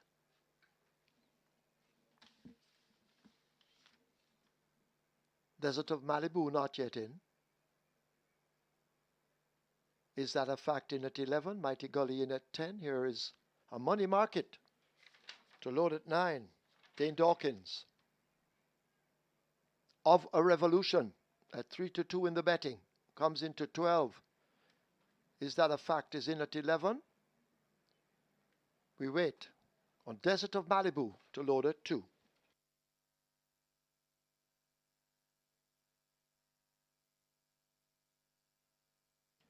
This is the Bruce on the Loose Sprint Trophy. Desert of Malibu in. Field in line. 6.5 furlongs.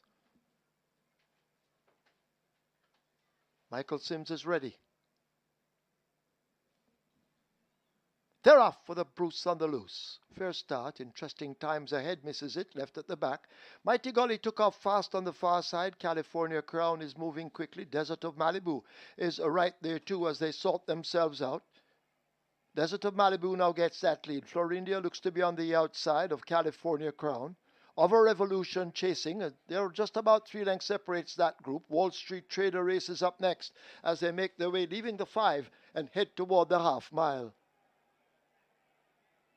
Out in front, Desert of Malibu. Of a Revolution moving right down alongside her. Just in behind those, Florindia and a California Crown. Mighty Gully has made progress. Toward the outside, is that a fact? racing up with Wall Street Trader. A money market race is up next. Mamma Mia has been left out of it, Supremacy and Get a Pepsi toward the back. Interesting times ahead is last as they have turned for home.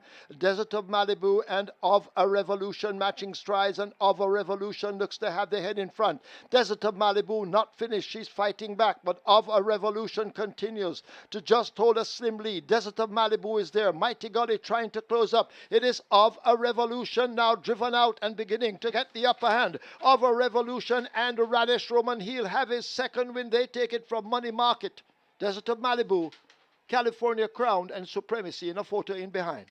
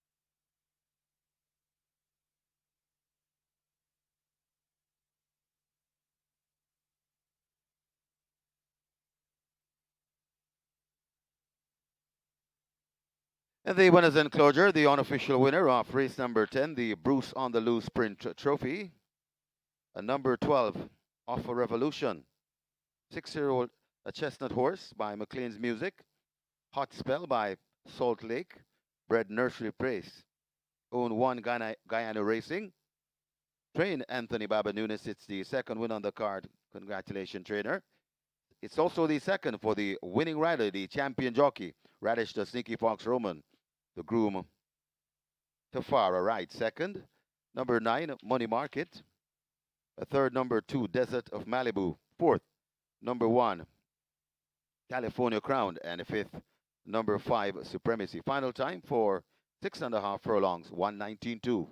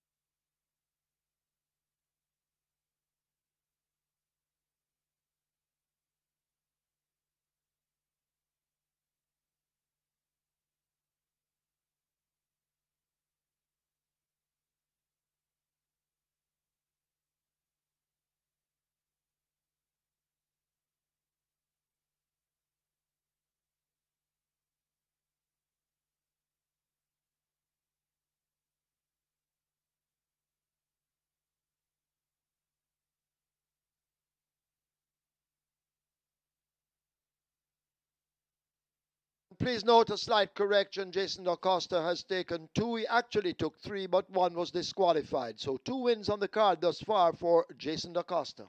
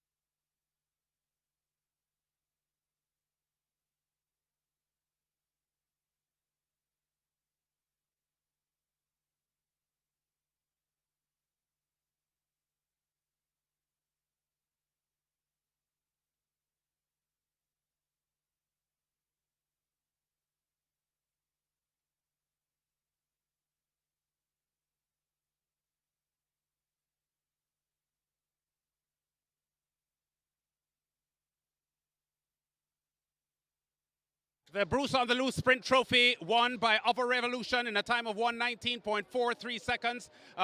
One Guyana Racing making its introduction to Jamaican horse racing in a big way, and they have associated with a champion jockey, Radish Roman, for this Upper Revolution victory. It was a tough race. Desert of Malibu pushed you all the way. You know a lot about Desert of Malibu because you've ridden that horse a lot. Take us through the race and exactly at what point you thought you got it. Well, my horse is a very good horse, and I know Desert of Malibu inside out. So I just try to get a clean break and stay close as possible because I know say she won't take the trip. There are a lot of stories coming out of the exercise gallops that the first time you mounted this horse, it was all the rage, and she's like, the horse wanted to run away with you. Can you talk to us a little bit about what happened on the exercise track? Yes, this horse is a very vicious horse in the morning time, and I get on him to canter, and he just decides he's want to go, and he just get up with me in the morning. Someone just told me in the winner's enclosure here that this was the more difficult of the two big races that you have. In other words, suggesting that Nautical Star will have an easier job than this one just did. What are your thoughts on that view? Well, he's a very nice horse and working very nicely into the morning too, so I don't want to say what I just said, but I'm hoping for the best with Nautical Star, and with God's will, I hope I get the job done as well. Thank you very much, Radish, and keep up the good work. Radish Roman, champion jockey in Jamaica. Horses just run for Radish Roman. And One Guyana Racing makes a winning debut in Jamaican horse racing here with Upper Revolution. And Nasruddin Jr. Mohammed is going to talk to us now. There are a couple of other Guyanese owners involved in Jamaican racing at the moment. I know Jeremy Rajpaul with Sheer Delight, and there's also Colin Elcock, who owns Unspun. But this is the latest Guyanese invasion here. Anthony Bawanunis is here to my right. A quick comment from Naz, first of all. I know you guys have the bigger of the two big ones today because the Moute Mile is $300,000 US. This just under 100,000. Your first trip here to Jamaica for business assignment. You'd been here before, but the first time that you're racing a horse here in Jamaica, Upper Revolution, has made you happy. Oh yes, he definitely did. I want to say first off, thank you to the entire team, the trainer, the jockey, the groom. They all did a fantastic job here in Jamaica. And you know, thank you to the partners of One Guyana, because I'm not the only owner. You know, it wouldn't have been possible without the team. Yeah. And I see you have a glass of champagne here in your hand, so maybe you're celebrating the first of two. No, well, they soaked me down with the champagne and then gave me this, so. And Naz, congratulations. I know you won the Sandy Lane Barbados Gold Cup with Harrow back in March, and you are 2/3 of the way to 3 really big ones in the Caribbean at the moment. Best of luck for the Moute coming up. Thank you very much. Okay, Anthony Nunes, you showered your team with a lot of praise when I spoke with you earlier this week, Safi Joseph and Robbie Pierce, with how much work they had done with these horses in Florida before they arrived here. You suggested that both of them came here pretty much 75% ready. You just had to get them fully ready for this. How satisfied are you with that Upper Revolution victory? Yeah, first of all, we want to thank Nasruddin for giving us the opportunity to train a horse like this, both horses. And again, I'm going to thank Safi for suggesting to give me these horses. Same with Robbie, who did a great job and Hajjal Thoroughbreds in Ocala. So it's an entire team effort. My staff, my assistants, Radish gave a beautiful ride. So everybody did a wonderful job. These horses just run for Radish Roman. He's riding really well, was an impressive winner of the Jockey's title last year, and he's a shoe-in for this year as well. How good is Radish Roman? Yeah, he's really good. I begged Nasruddin to let us keep Radish on both of these horses.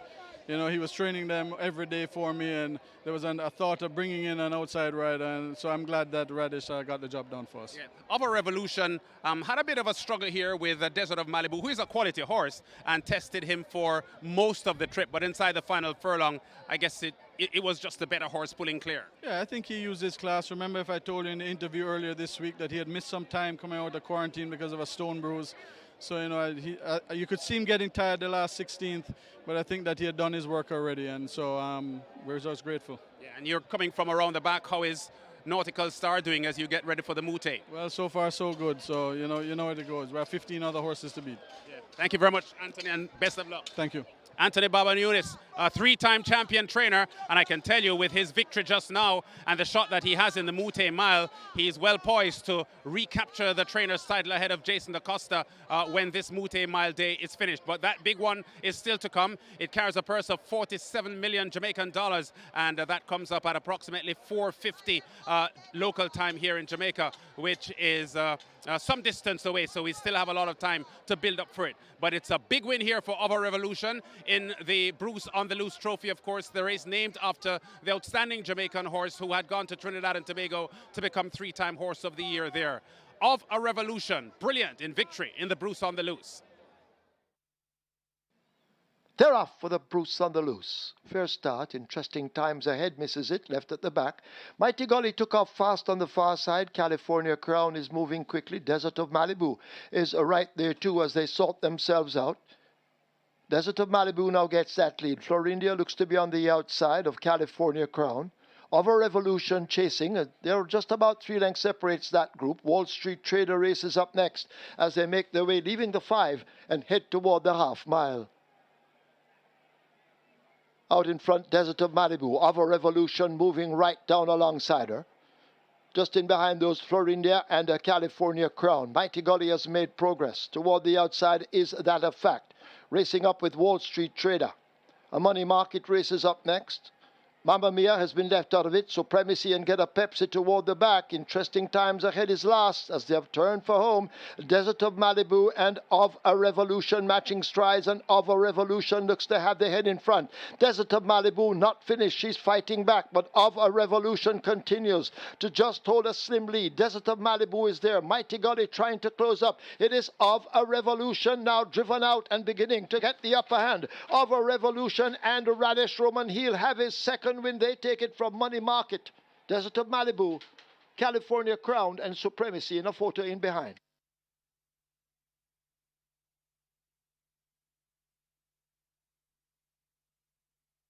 Result of the 10th now official. Horses to the testing barn. 1, California Crown.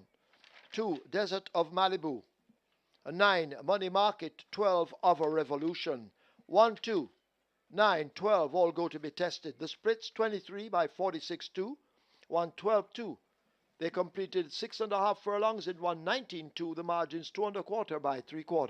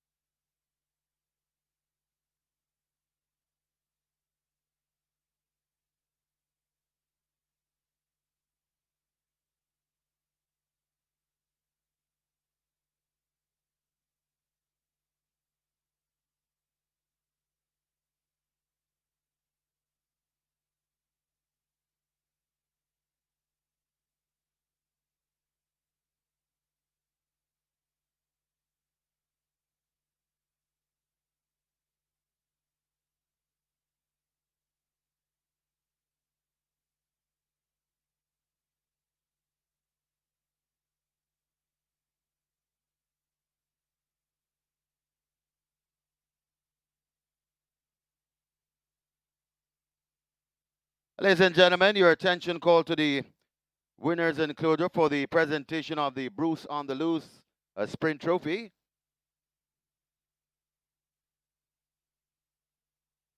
First presentation to the winning owner, Nasruddin Jr. Mohammed. Presentation made by Executive Chairman, SVL Group, Gary Peart.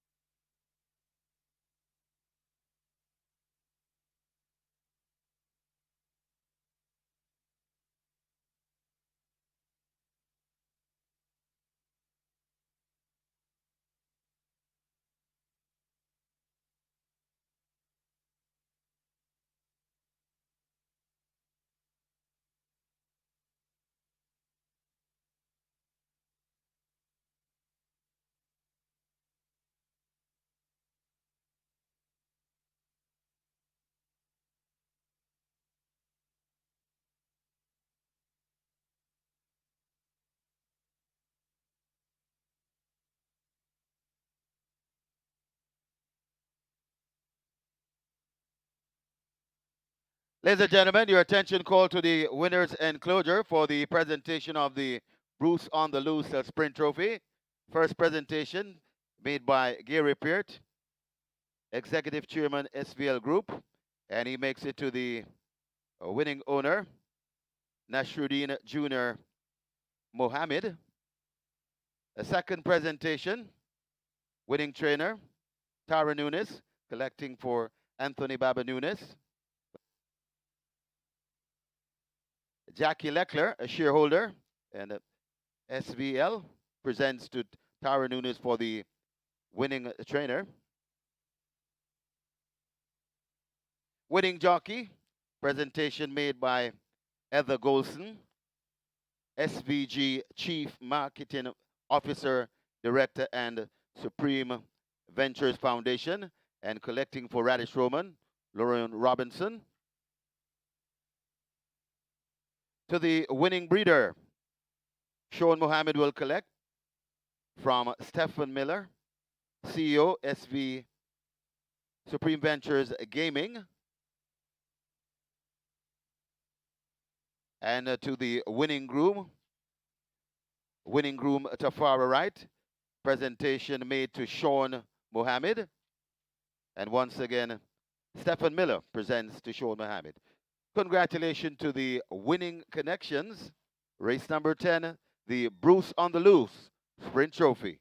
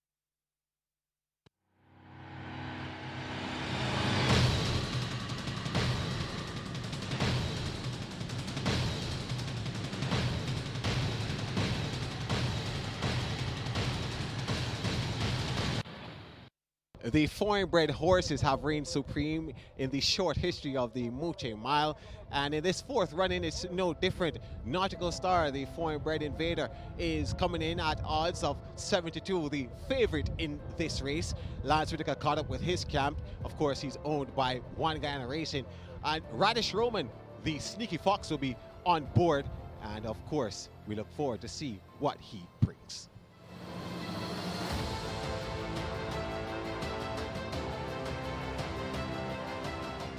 Nas Mohammed, One Guyana Racing, owners of Nautical Star, the pre-race favorite for the Moute Mile. You're hours now before the big one. I spoke to you 2 days ago, but we're closer now. Any different feelings or confidence still? No, I'm confident. I'm just excited to be a part of this. I can't wait until post time. Yeah. And how do you feel about what the horse has been able to achieve in its exercise gallops for this one? Well, I wasn't here much, but I spoke to the trainer, I spoke to the jockey. They're all satisfied. The horse looks great, and I'm confident. Great. Best of luck. Thank you. Robert Pierce, multiple champion trainer in Barbados. Great to have you here for the Moute Mile. You looked after Nautical Star and Other Revolution while they were in quarantine in Florida before being shipped to Jamaica. How is your assessment? What's your assessment of the two horses? No, the two horses were they did everything I asked. I had no issues with them whatsoever. They went through their paces very, very well. I gave them a breeze before they came, and they both were actually a lot fitter than I thought they would be. And I think right now when they came here and I saw them here, they look absolutely great. So Andrew's done a very good job with the horses while they're here. So I'm looking forward to a good run from them today. And you're not worried at all that neither had a prep race, because sometimes horses need a prep race to come to the races at their best. Yeah, but I don't believe that. Like a lot of people believe that, but I believe that once you know what you're doing, you can bring horses off of the off and win race. I mean, that horse just won that race and run since November, you know. So I believe the horse will be ready. They've been breathing for a while. They're fit, you know. So I have all the confidence that they can do well today. Thank you very much. Best of luck. No problem. Thank you very much.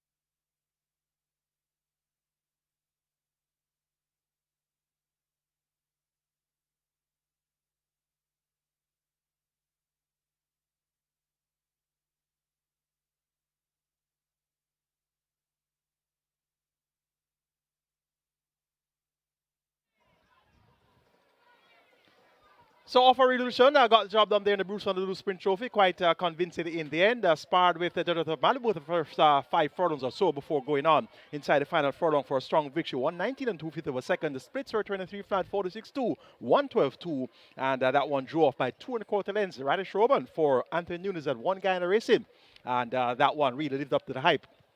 Yeah, really impressive run. And Radish Roman was on a horse that he was confident about and rode him, as the jockeys tend to say these days, like he was the best horse in the race. So we're now on to the 11th and final, the big feature, the 4th running of the Moute Mile, $45 million in purse money, and we have 15 horses assembled to go posters or best horses on show in the Moute Mile. And the favorite in the early wagering is a lukewarm 2-1 favorite, and that's Ride All Day with visiting Javier Castellano. And he has had a bumpy ride thus far, so he's now on the lukewarm 2-1 favorite. So the indications are that the stable confidence is quite high in the chances of Ride All Day. He has started 9 times, 7 wins and 2 runner-up efforts, and he was runner-up in the Gold Cup, beaten by half length to Legacy Isle, and he won the Port Royal Sprint come from off the pace, and he now has a mile to work with, and he has run a mile once before. It was a 7-length winner in 140 and 4/5 of a second. 5-2 joint favorites, joint second favorites rather. Numbers 4 Legacy Isle and 7 the highly thought of Nautical Star. And then we drift out to 5-1 for number 1, the defending champion, the defending Moute Mile champion, Fun Can Done. Robert Haldane there for Jason Acosta and Carlton Watson. So they are your market leaders, Lance, and 9-1 for number 13. Gervano also trained Jason Acosta, owned Carlton Watson, 7 first up board here as the horses are entering the tunnel to take the track.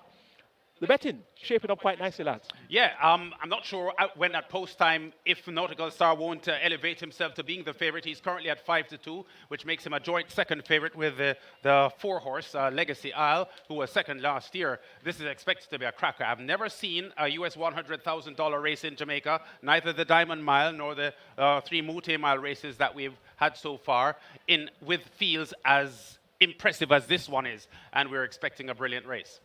And we are seeing 30 minutes to go to post. The horses are going to be taking the track. So we're going to throw to Brian Rickman OD, introduce the runners for the Moute Mile, and we'll be back with you to give you some more details about the entire field.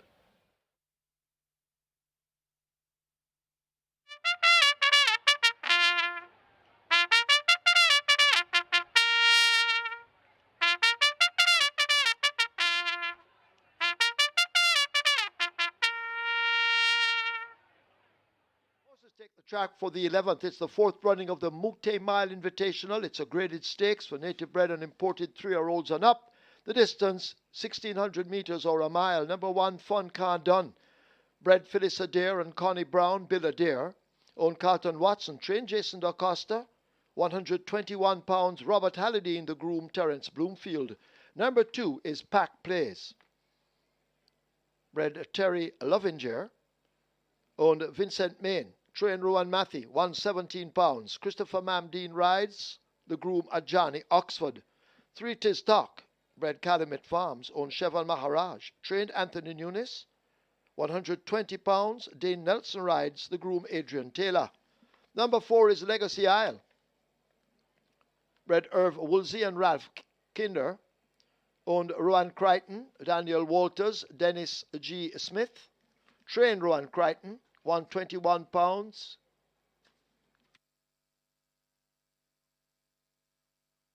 Misael Aramilo rides the groom Howard Anglin. 5 is Dothraki, bred Forging Oaks Farm LLC, owned Carlton Watson, trained Jason DaCosta, 126 pounds. Jerome Innes rides the groom Garth Pennant. 6 Champion Bobbler, bred Sean Curtin and Robert Lucy,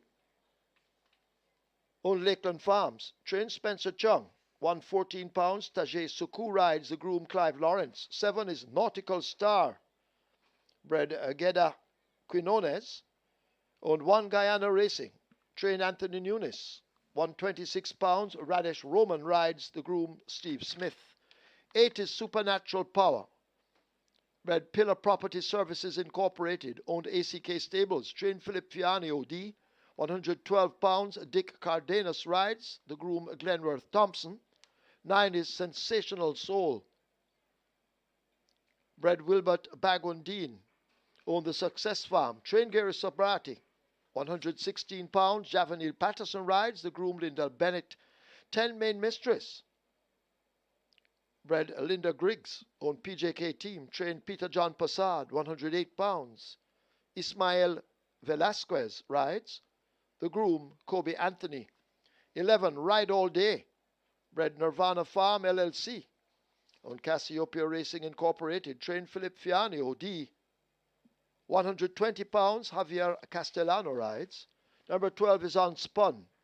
Bred J. Goodwin and Rick Smith. On Colin Elcock.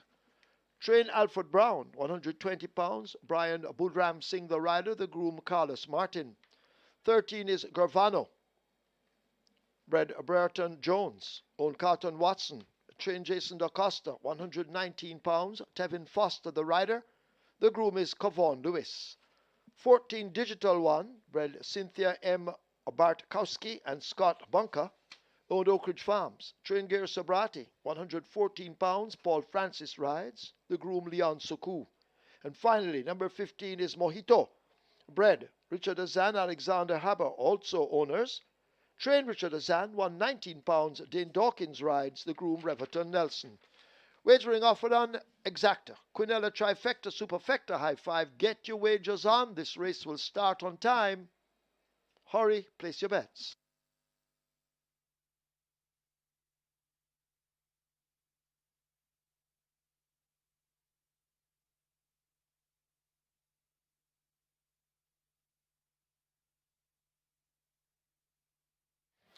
Yeah, so we are closing in on post time. 9 minutes to post here for the Moute Mile, and this is a very nervous time here for all the entrants, trainers, owners, jockeys, everything, because $300,000 has never been contested in any race in the CARICOM region. Yes, it's a first. Last year we had 250,000, so it's bumped up by 50,000 this year. And of course, it's going to be a very high achievement for whosoever comes out on top here.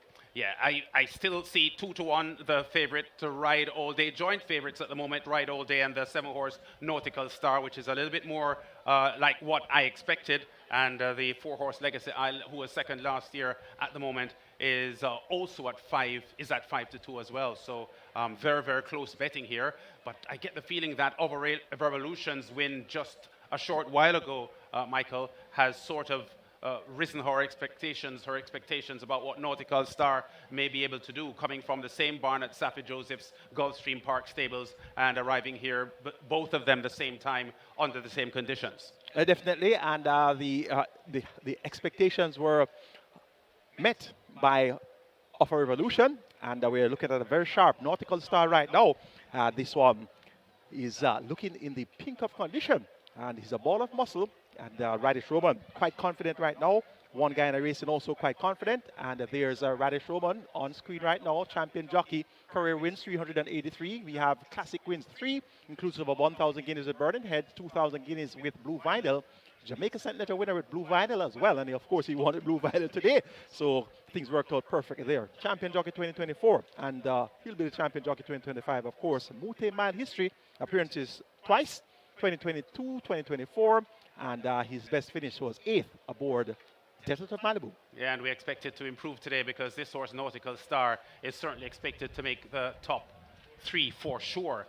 Some concern over the fact that this horse has only raced twice this year and twice last year as well, which does suggest that there is an issue with this horse. But everything we have heard about this horse's arrival in Jamaica and readiness for this race is positive. So it's hard to see him losing here today. He has won several races in the USA. He was a top 3 finisher in 3 stakes races in the USA at Oakland Park and Parks Racing. He was 9th in the Florida Derby back in 2023. So this is a horse that is considered to be bigger than this field. How he will perform today is to be seen. But based on his log and what we know of him, he should be the winner here.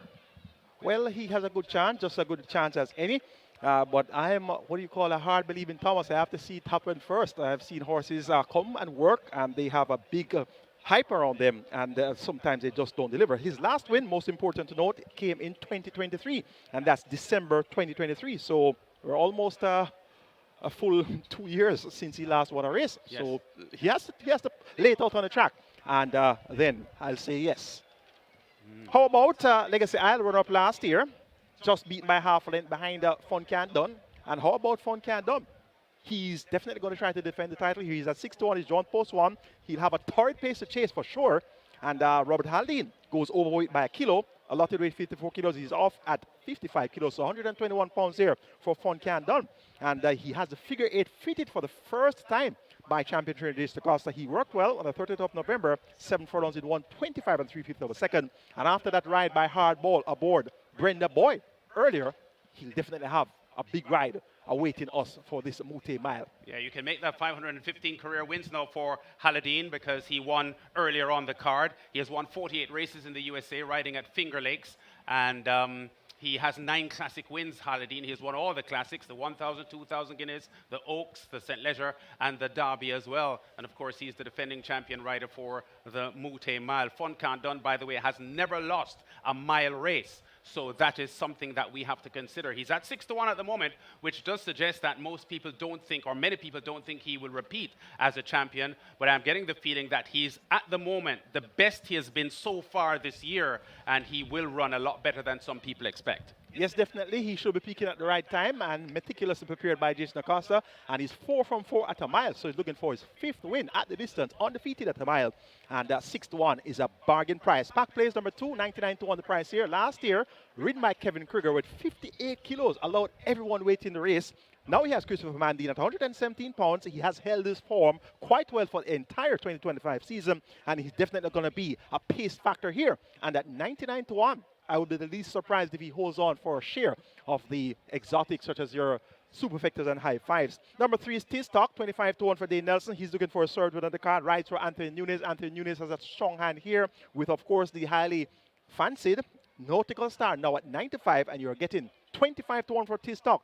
T-Stock made his debut, his local debut, in the Moute Mile last season. He was 5th by 4 3/4 lengths and did so with 57 kilos. This year, he has 54.5 kilos, 120 pounds, and he'll get a third pace to chase as well. So he's going to be one of the late threats in the event, a deep closer of some sort here, T-Stock. Number 4, Legacy Isle. Misael Hamrio, he's back in the island to ride this one. Runner-up last year with somewhat of a questionable preparation, given the quarantine mishap, given the fact that he came to the racetrack maybe some 11 or 12 days before the race. So he's now fully geared up for this, working well. 5 straight in 58 by 46 flat, 6 furlongs in 112.2. So I'm quite sure that Misael Hamrio will want to defend his he's going to be right there. And we caught up with some punters as well, Lance, and we're going to share some of the bites from our punters earlier today.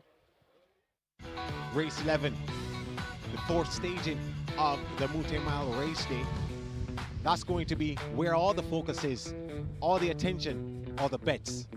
Which jockey, which owner, which trainer is going to walk away with the cash-rich $300,000, the richest race in CARICOM history?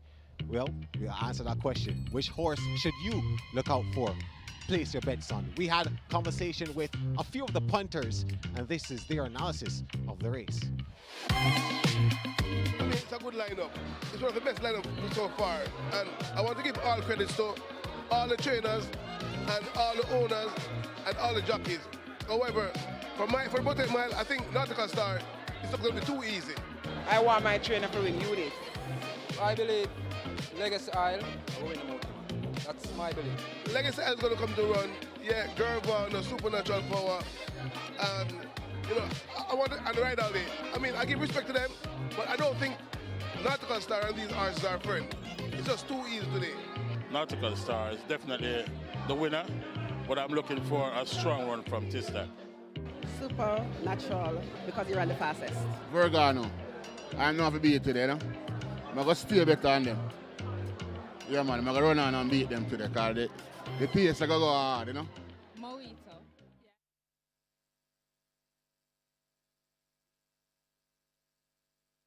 Horses now loading.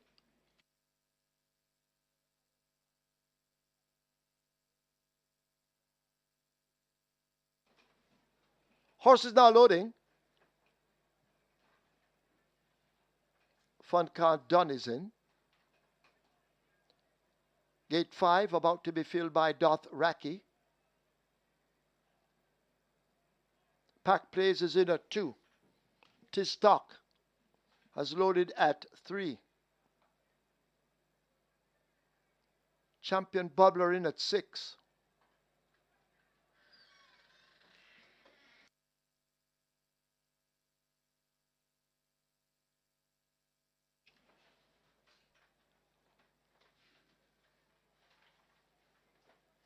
So loading up continues. In at 9, that Sensational Soul.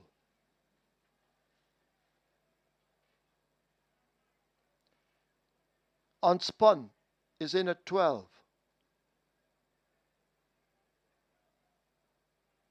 Gurvana being led to 13.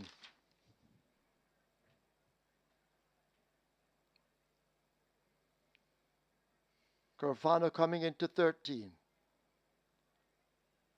Ride All Day and Mojito. They're still out. Waiting on Legacy Isle, Supernatural Power. Nautical Star. 2-1 in the betting. Anthony Nunes took the last race. With Other Revolution from One Guyana Racing, Radish Roman. They're hoping to take the double. And I believe, if my figures are right, if Nautical Star wins, Anthony Nunes will win the championship. Nautical Star coming into 7. Radish Roman, he's looking for 3. Digital One comes into 14. Mojito is in at 15.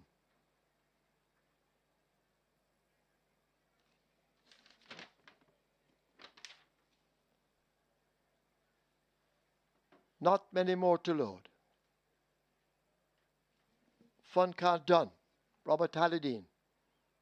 They're in at 1. Jason DaCosta has 2 wins on the card. Supernatural Power. They try with. Main Mistress waiting to load at 10.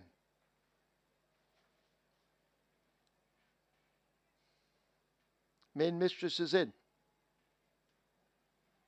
Ride All Day at 5-2 will load at 11.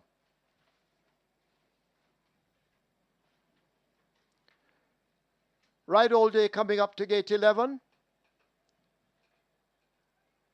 Ride All Day is in. Field in line for the 4th running of the Moute Mile.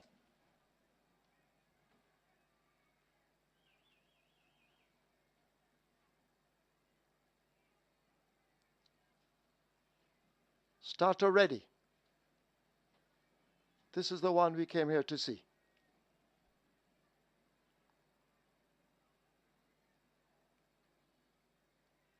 Still waiting.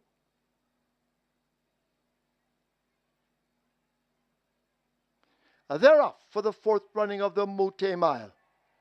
Tis Stock misses it with Fun Can't Done. Digital One took off fast. There goes Legacy Isle now with a kick, and Legacy Isle is the one that leads them past the 7. Pack Plays racing down in 2nd as they make their way toward the 6. Legacy Isle tugging hard. Pack Plays are right alongside as they charge away toward the 6. GR.III, as they leave the 6, now makes progress. Ride All Day in behind them with a Digital One and a Main Mistress. Supernatural Power is asked to make some ground. Fun Can't Done and Mojito race up almost as a team. Gurvano on the outside of a Nautical Star. Unspun is next. Then Tis Stock, Champion Bubbler, and Sensational Soul brings up the rear as they charge past the half mile and run away now toward the 3 furlong. Legacy Isle on that lead by 2 lengths. Pack Plays in chase and under the pump. Ride All Day is there. Supernatural Power races back and forth as the field strings out. Digital One just in front of Mojito. In behind them, that's a Fun Can't Done asked to make ground. Watch Nautical Star now. Set a light on the outside, but they're coming into the lane. It is a Legacy Isle. Has he escaped them in the Moute Mile? Pack Plays continues to pursue over against the rail. Here there is Ride All Day now kicking in, but Legacy Isle drifting off a true line, but still holding that lead. Ride All Day is there. In behind them, Pack Plays. They race past the furlong pole. Legacy Isle and Ride All Day in a battle, and Ride All Day now snatches the lead inside the final 16. It is Ride All Day and Javier Castellano making short work of the field. They win by almost double digits. Legacy Isle and Fun Can Done come next. Could be Supernatural Power out wide of Digital One.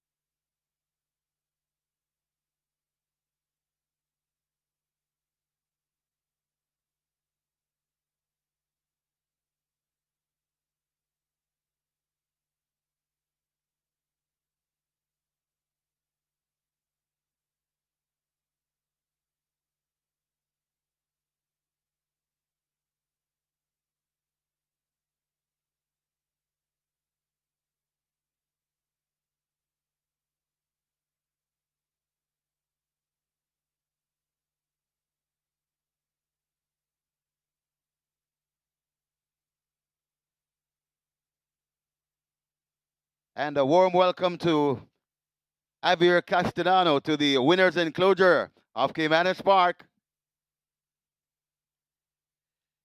In the winner's enclosure, the unofficial winner of race number 11, the Moute Mile Invitational. Number 11, Ride All Day. A 3-year-old gray or roan colt by Vekoma. Song for Ours by Unbridled Song. Bred Nirvana Farms LLC. Owned Cassiopeia Racing Inc. Trained Philip Fiani OD. And ridden by the visiting rider, Ola Fama, Javier Castellano. Once again, we congratulate Javier on that victory.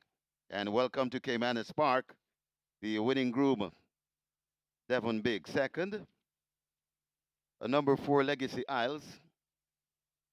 A third, number 1, Fun Can Done. Fourth, a number 8, Supernatural Power. And a fifth, number 14, Digital One. Final time for 1 mile, 1,600 meters, a new stakes record, 1:36 and 4.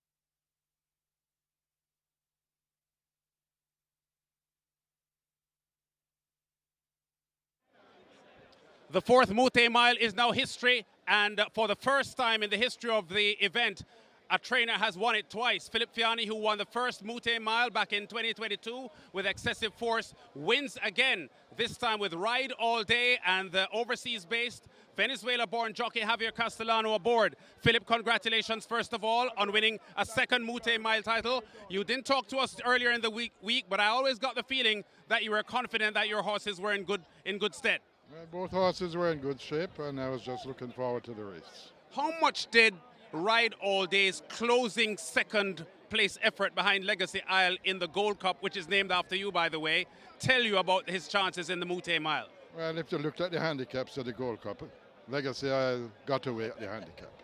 And he was ridden in a way that kept my horse off balance. So it showed me in that race that I would be beating Legacy Isle over 7 furlongs. In other words, you were confident that you could win today. As far as he was concerned, my main thought was Nautical Star. Yeah. How did you feel about Nautical Star? Because on the exercise track, that horse looked, to some people, unbeatable. Well, he's obviously was a very good horse in his day, and he worked like he was still a very good horse. I don't know why he performed the way he did. We'll find out in the week. 8 wins now from 10 starts, Ride All Day. This is a fabulous horse. Won impressively in a stakes record time, 136.91, I think was a finishing time. How good is this horse, and how far do you expect Ride All Day to go? He's a very good horse. He does not have the best conformation, and he has a very wide swinging action.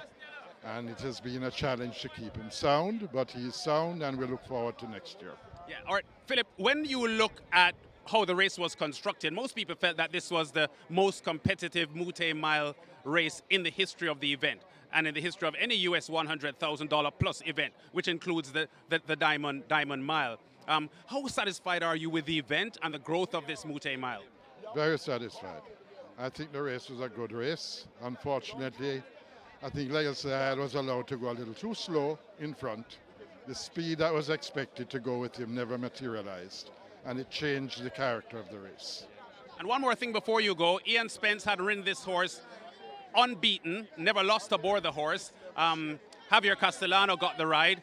Any comment on the work Ian Spence has done with this horse? No, he has done a fabulous job. He rode him 5 times, he rode him 5 times. He'll ride him in the future, and he understands the situation. Thank you very much, Philip, and congratulations. You're welcome. Philip Fiani, Hall of Fame trainer, 14-time champion trainer. He actually entered the Guinness Book of World Records as the trainer with most classic wins of 45, Philip Fiani. And he just had a good word there for Ian Spence, the 60-year-old who had ridden this horse so many times before, but it was Javier Castellano that was aboard today. The 48-year-old Venezuela-born, great talking to you. Talk us through this race, and how was it for you? We're really excited. I like the way everything he developed himself. Seemed to me a lot of hot pace in the beginning of the race. That's what we expected to be. My horses come from behind horse. I like the way he did it today. Off the pace, feeling really strong. Very excited because it's a lot of emotion, you know. I used to ride the Vicoma. That's his dad for the horse. In the past, I rode Vicoma in the Kentucky Derby. And I won the Grade 1 mile back to New York. And I love that horse, the way he finished. I watched it replay, the way he did it. Finished good, good setup, good finish. Everything worked out for good reason. Okay. And what were you told coming to Jamaica to ride this horse? What were you told about the horse? I don't want to be disappointed. They invited me twice. I denied because I have a commitment to ride the horses in New York. Now it worked out beautiful, perfect, the right time, the right place. I hook up with the horse, and how about beautiful to win the biggest race here in Jamaica. Yeah, and finally, you didn't have a particularly good day today because you had some other rides on the day that didn't turn out winning for you. But what would you take back to the USA about your experience here at Caymanas Park? Like any sport, it's mental. It's really mental. You have to be positive, and you have to go race by race. You can disappoint. Don't get me wrong, I was a little frustration. I'm very competitive. You know, the last couple of races in the car, I get big a few times, and it seemed to me that the race didn't go in the right way for myself, but never give up. I work hard, positive, and try to enter out to the bigger race here in Jamaica. Yeah. Good to have you back in the Caribbean. I remember you were in Trinidad and Tobago in 2013, winning the Trinidad and Tobago Derby aboard Big Man in Town for trainer GR.III, who is based here in Jamaica. I hope you may have had a word with him as well while you were here. Yeah, absolutely. Gary is my friend, a very good friend of mine for the past. We have a lot of success together, and thank you to be here. Thank you very much. Congratulations, Javier Castellano, the 48-year-old Venezuela-born US-based rider with a big win here in the Moute Mile. The outstanding horse Ride All Day coming up with a good victory in a stakes record time of 1:36.91 seconds. So for the second time in Moute Mile history, the maestro, Philip Fiani, is the winner.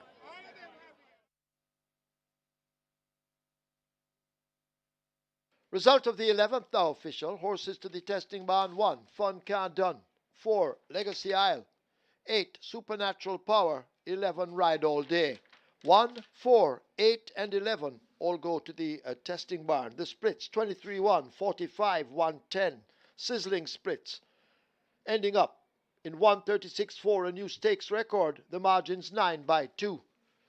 Very shortly, you will have the presentation, and after that, you stand by for the recap from Michael Kane.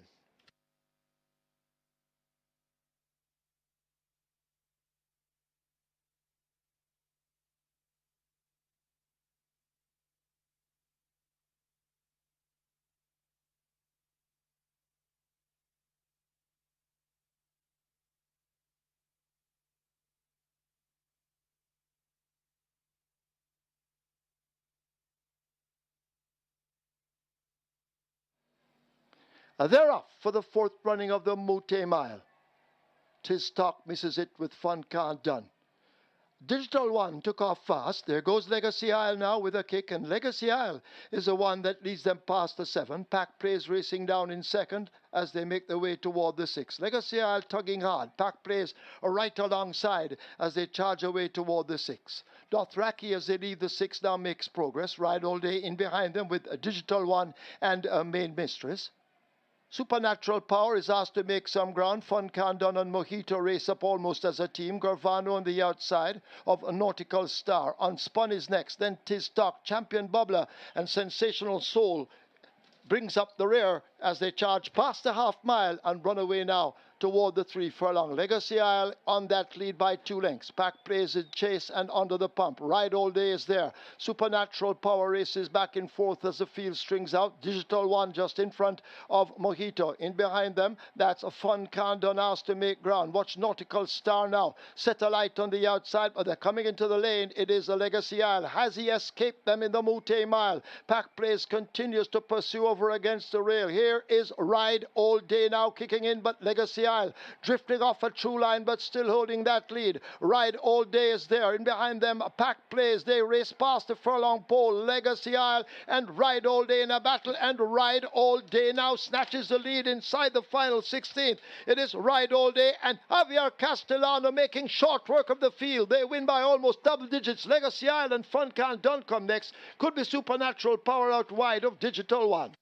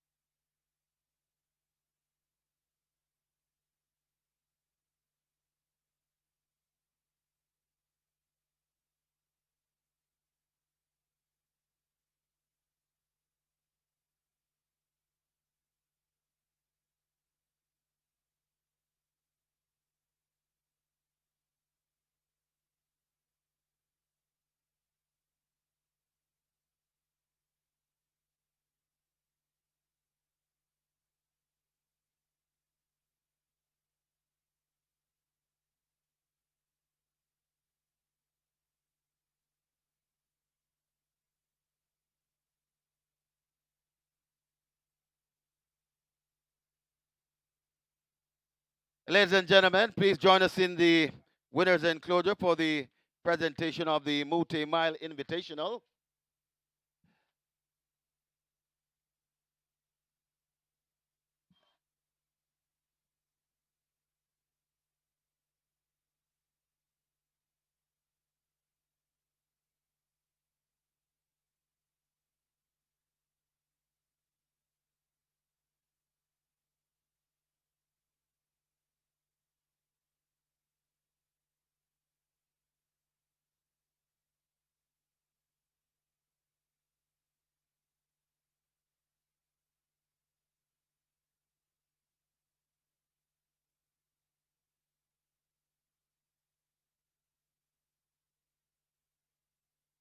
And for the first presentation to the winning owner, Cheryl Peart will collect from Jerry Moute.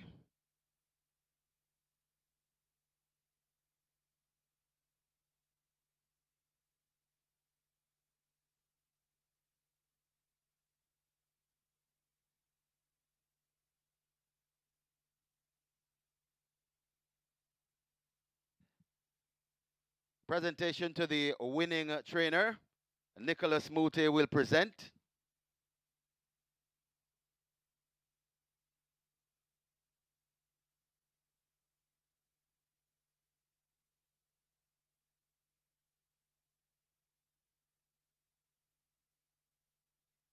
To Jan Law, representing the winning owner, Philip Fiani. Winning jockey, Javier Castellano, will collect from Jeremy Moute.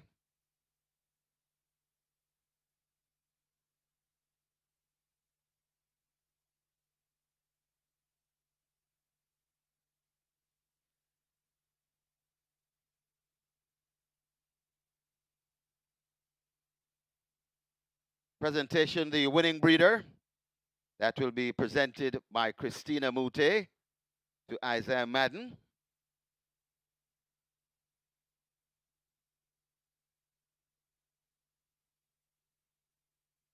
And a presentation, the winning groom, Ryan Moute, will present to Stephanie McConnell.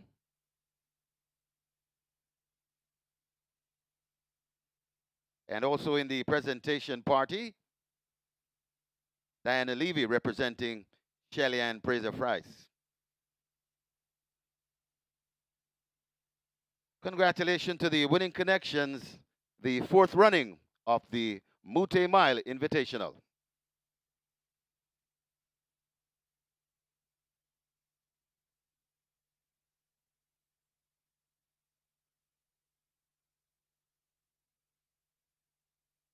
And coming up next, we'll have the ceremonial cake cutting.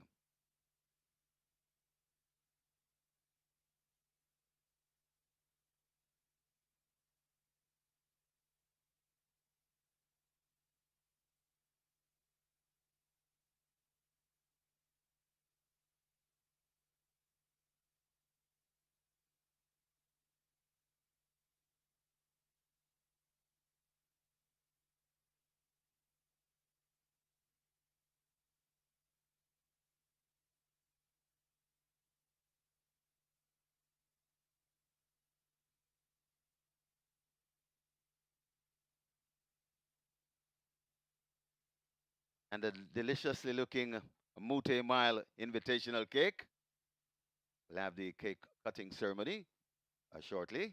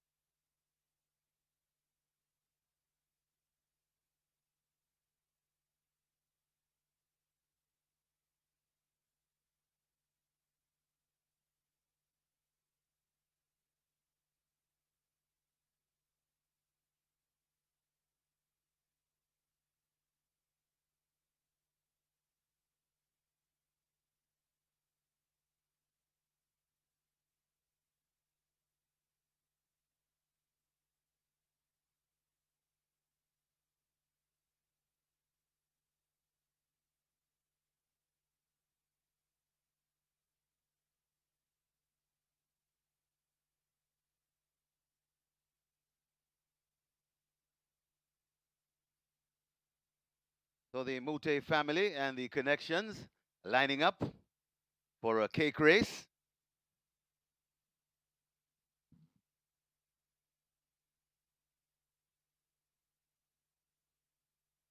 Ready? Now they're off and cutting. Well done. Congratulations to the winning connections, the fourth running of the Moute Mile Invitational.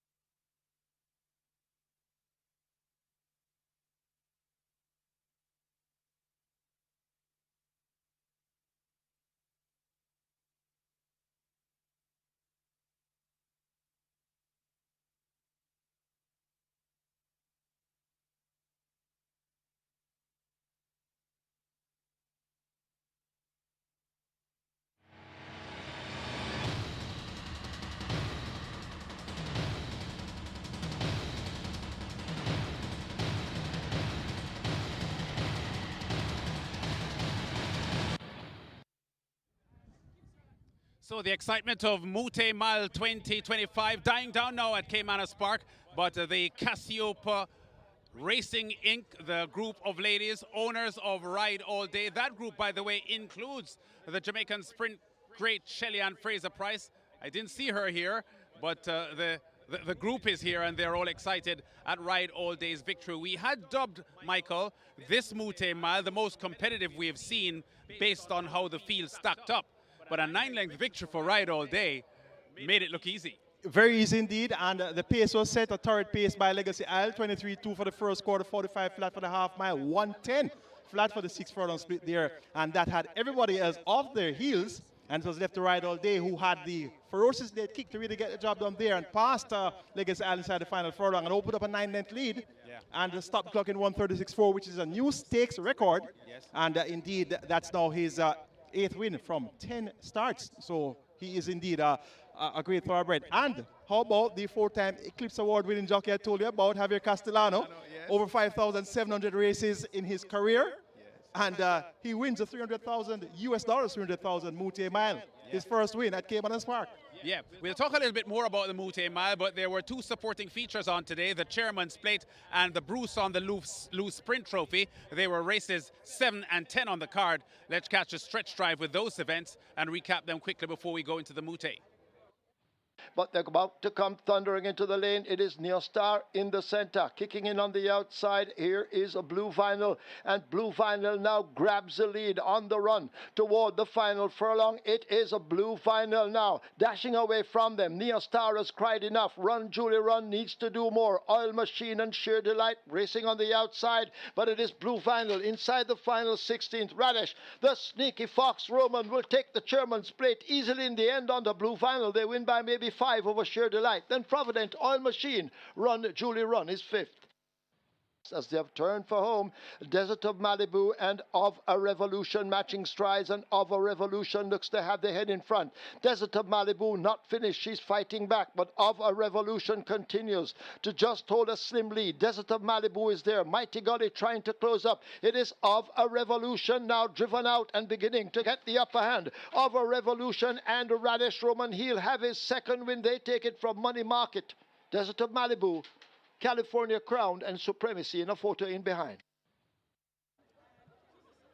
Yes, so a big win there in the Chairman's Plate for Blue Vinyl with leading jockey and champion jockey Radish Roman aboard, followed up by Of a Revolution. First run in Jamaica from Florida, coming up with a victory in the Bruce-on-the-Loose Sprint. A $15 million race that, and the fact that Anthony Nunes, trainer of a Revolution, did not go on to win the Moute Mile as some had expected him to, means that the Trainers' Championship is still in the hands of Jason Acosta, who retains the lead. Definitely has retained the lead, and we have just a few races to go for the remainder of the year, so it should be smooth sailing for home for the rest of the season. Your thoughts quickly on Blue Vinyl's win in the Chairman's and Of a Revolution in the Bruce-on-the-Loose? Well, definitely Blue Vinyl, always a 2-turn specialist. He won the St. Ledger, and he has really gone well when going 9 and 25. So it was expected that he would have been the main challenger if there was going to be any for Run Judy Run, as we said prior to the race. And he turned up in a big way,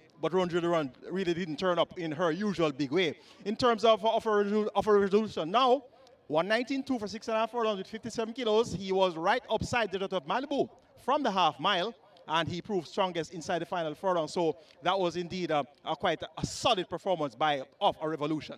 Yeah, well, coming up into the Moute Mile, Nautical Star was all the rage based on his exercise gallops. Michael, you did say before the race, and we know that exercise gallops are different from race day, and there obviously was something about this horse because it had only raced twice this year and twice last year.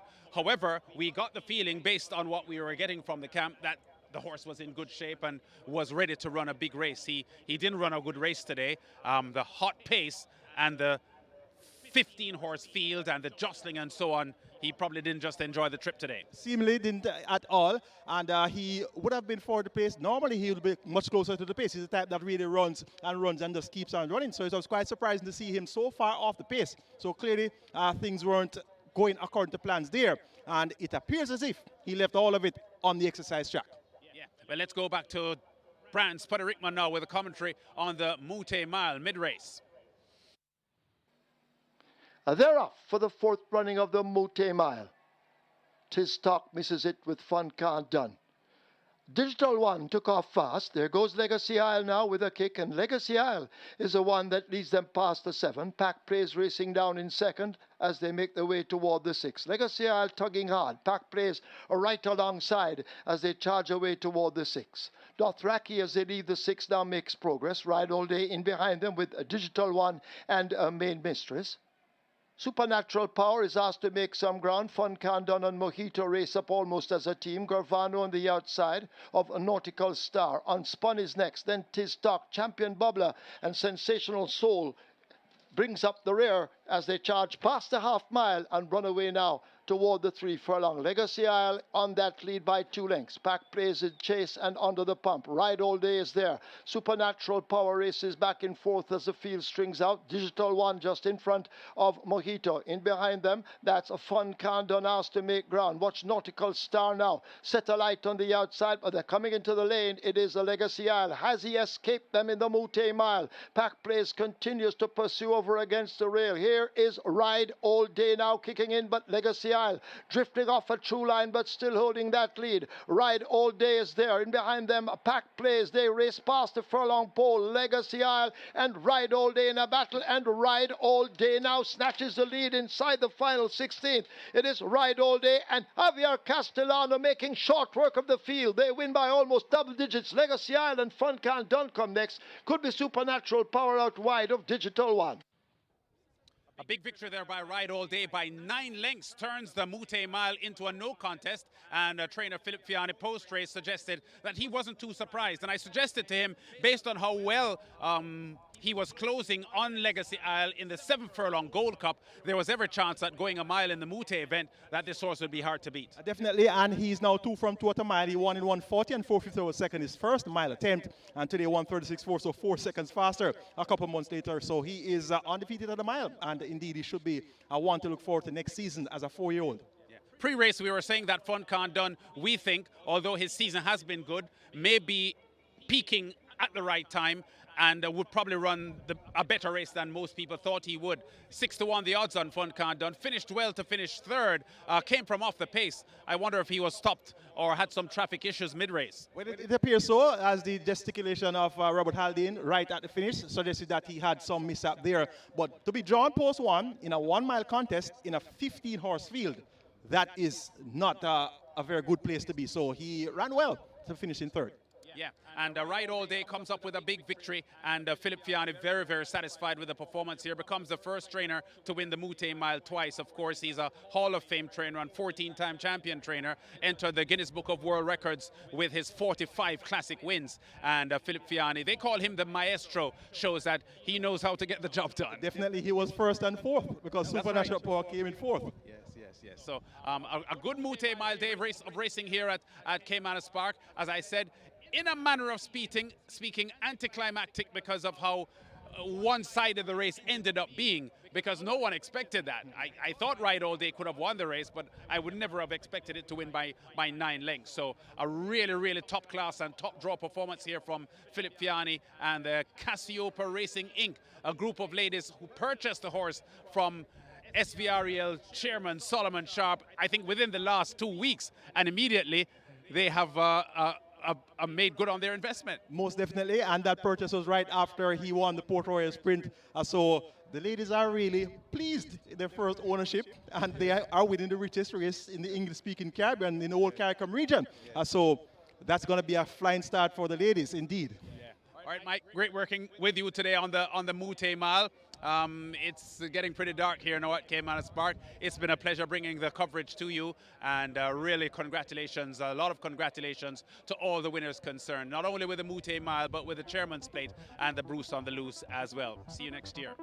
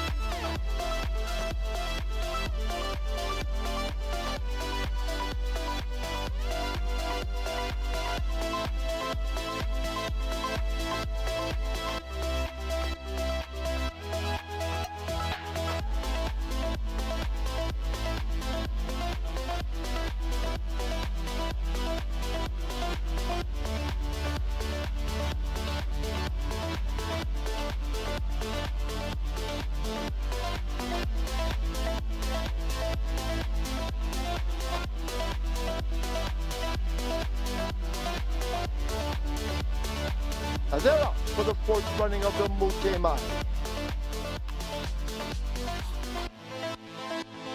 Inside the final 16, it is Ride All Day and Javier Castellano making short work of the field. They win by almost double digits. Legacy Island, Fun Can Done come next. Could be Supernatural Power out wide of Digital One.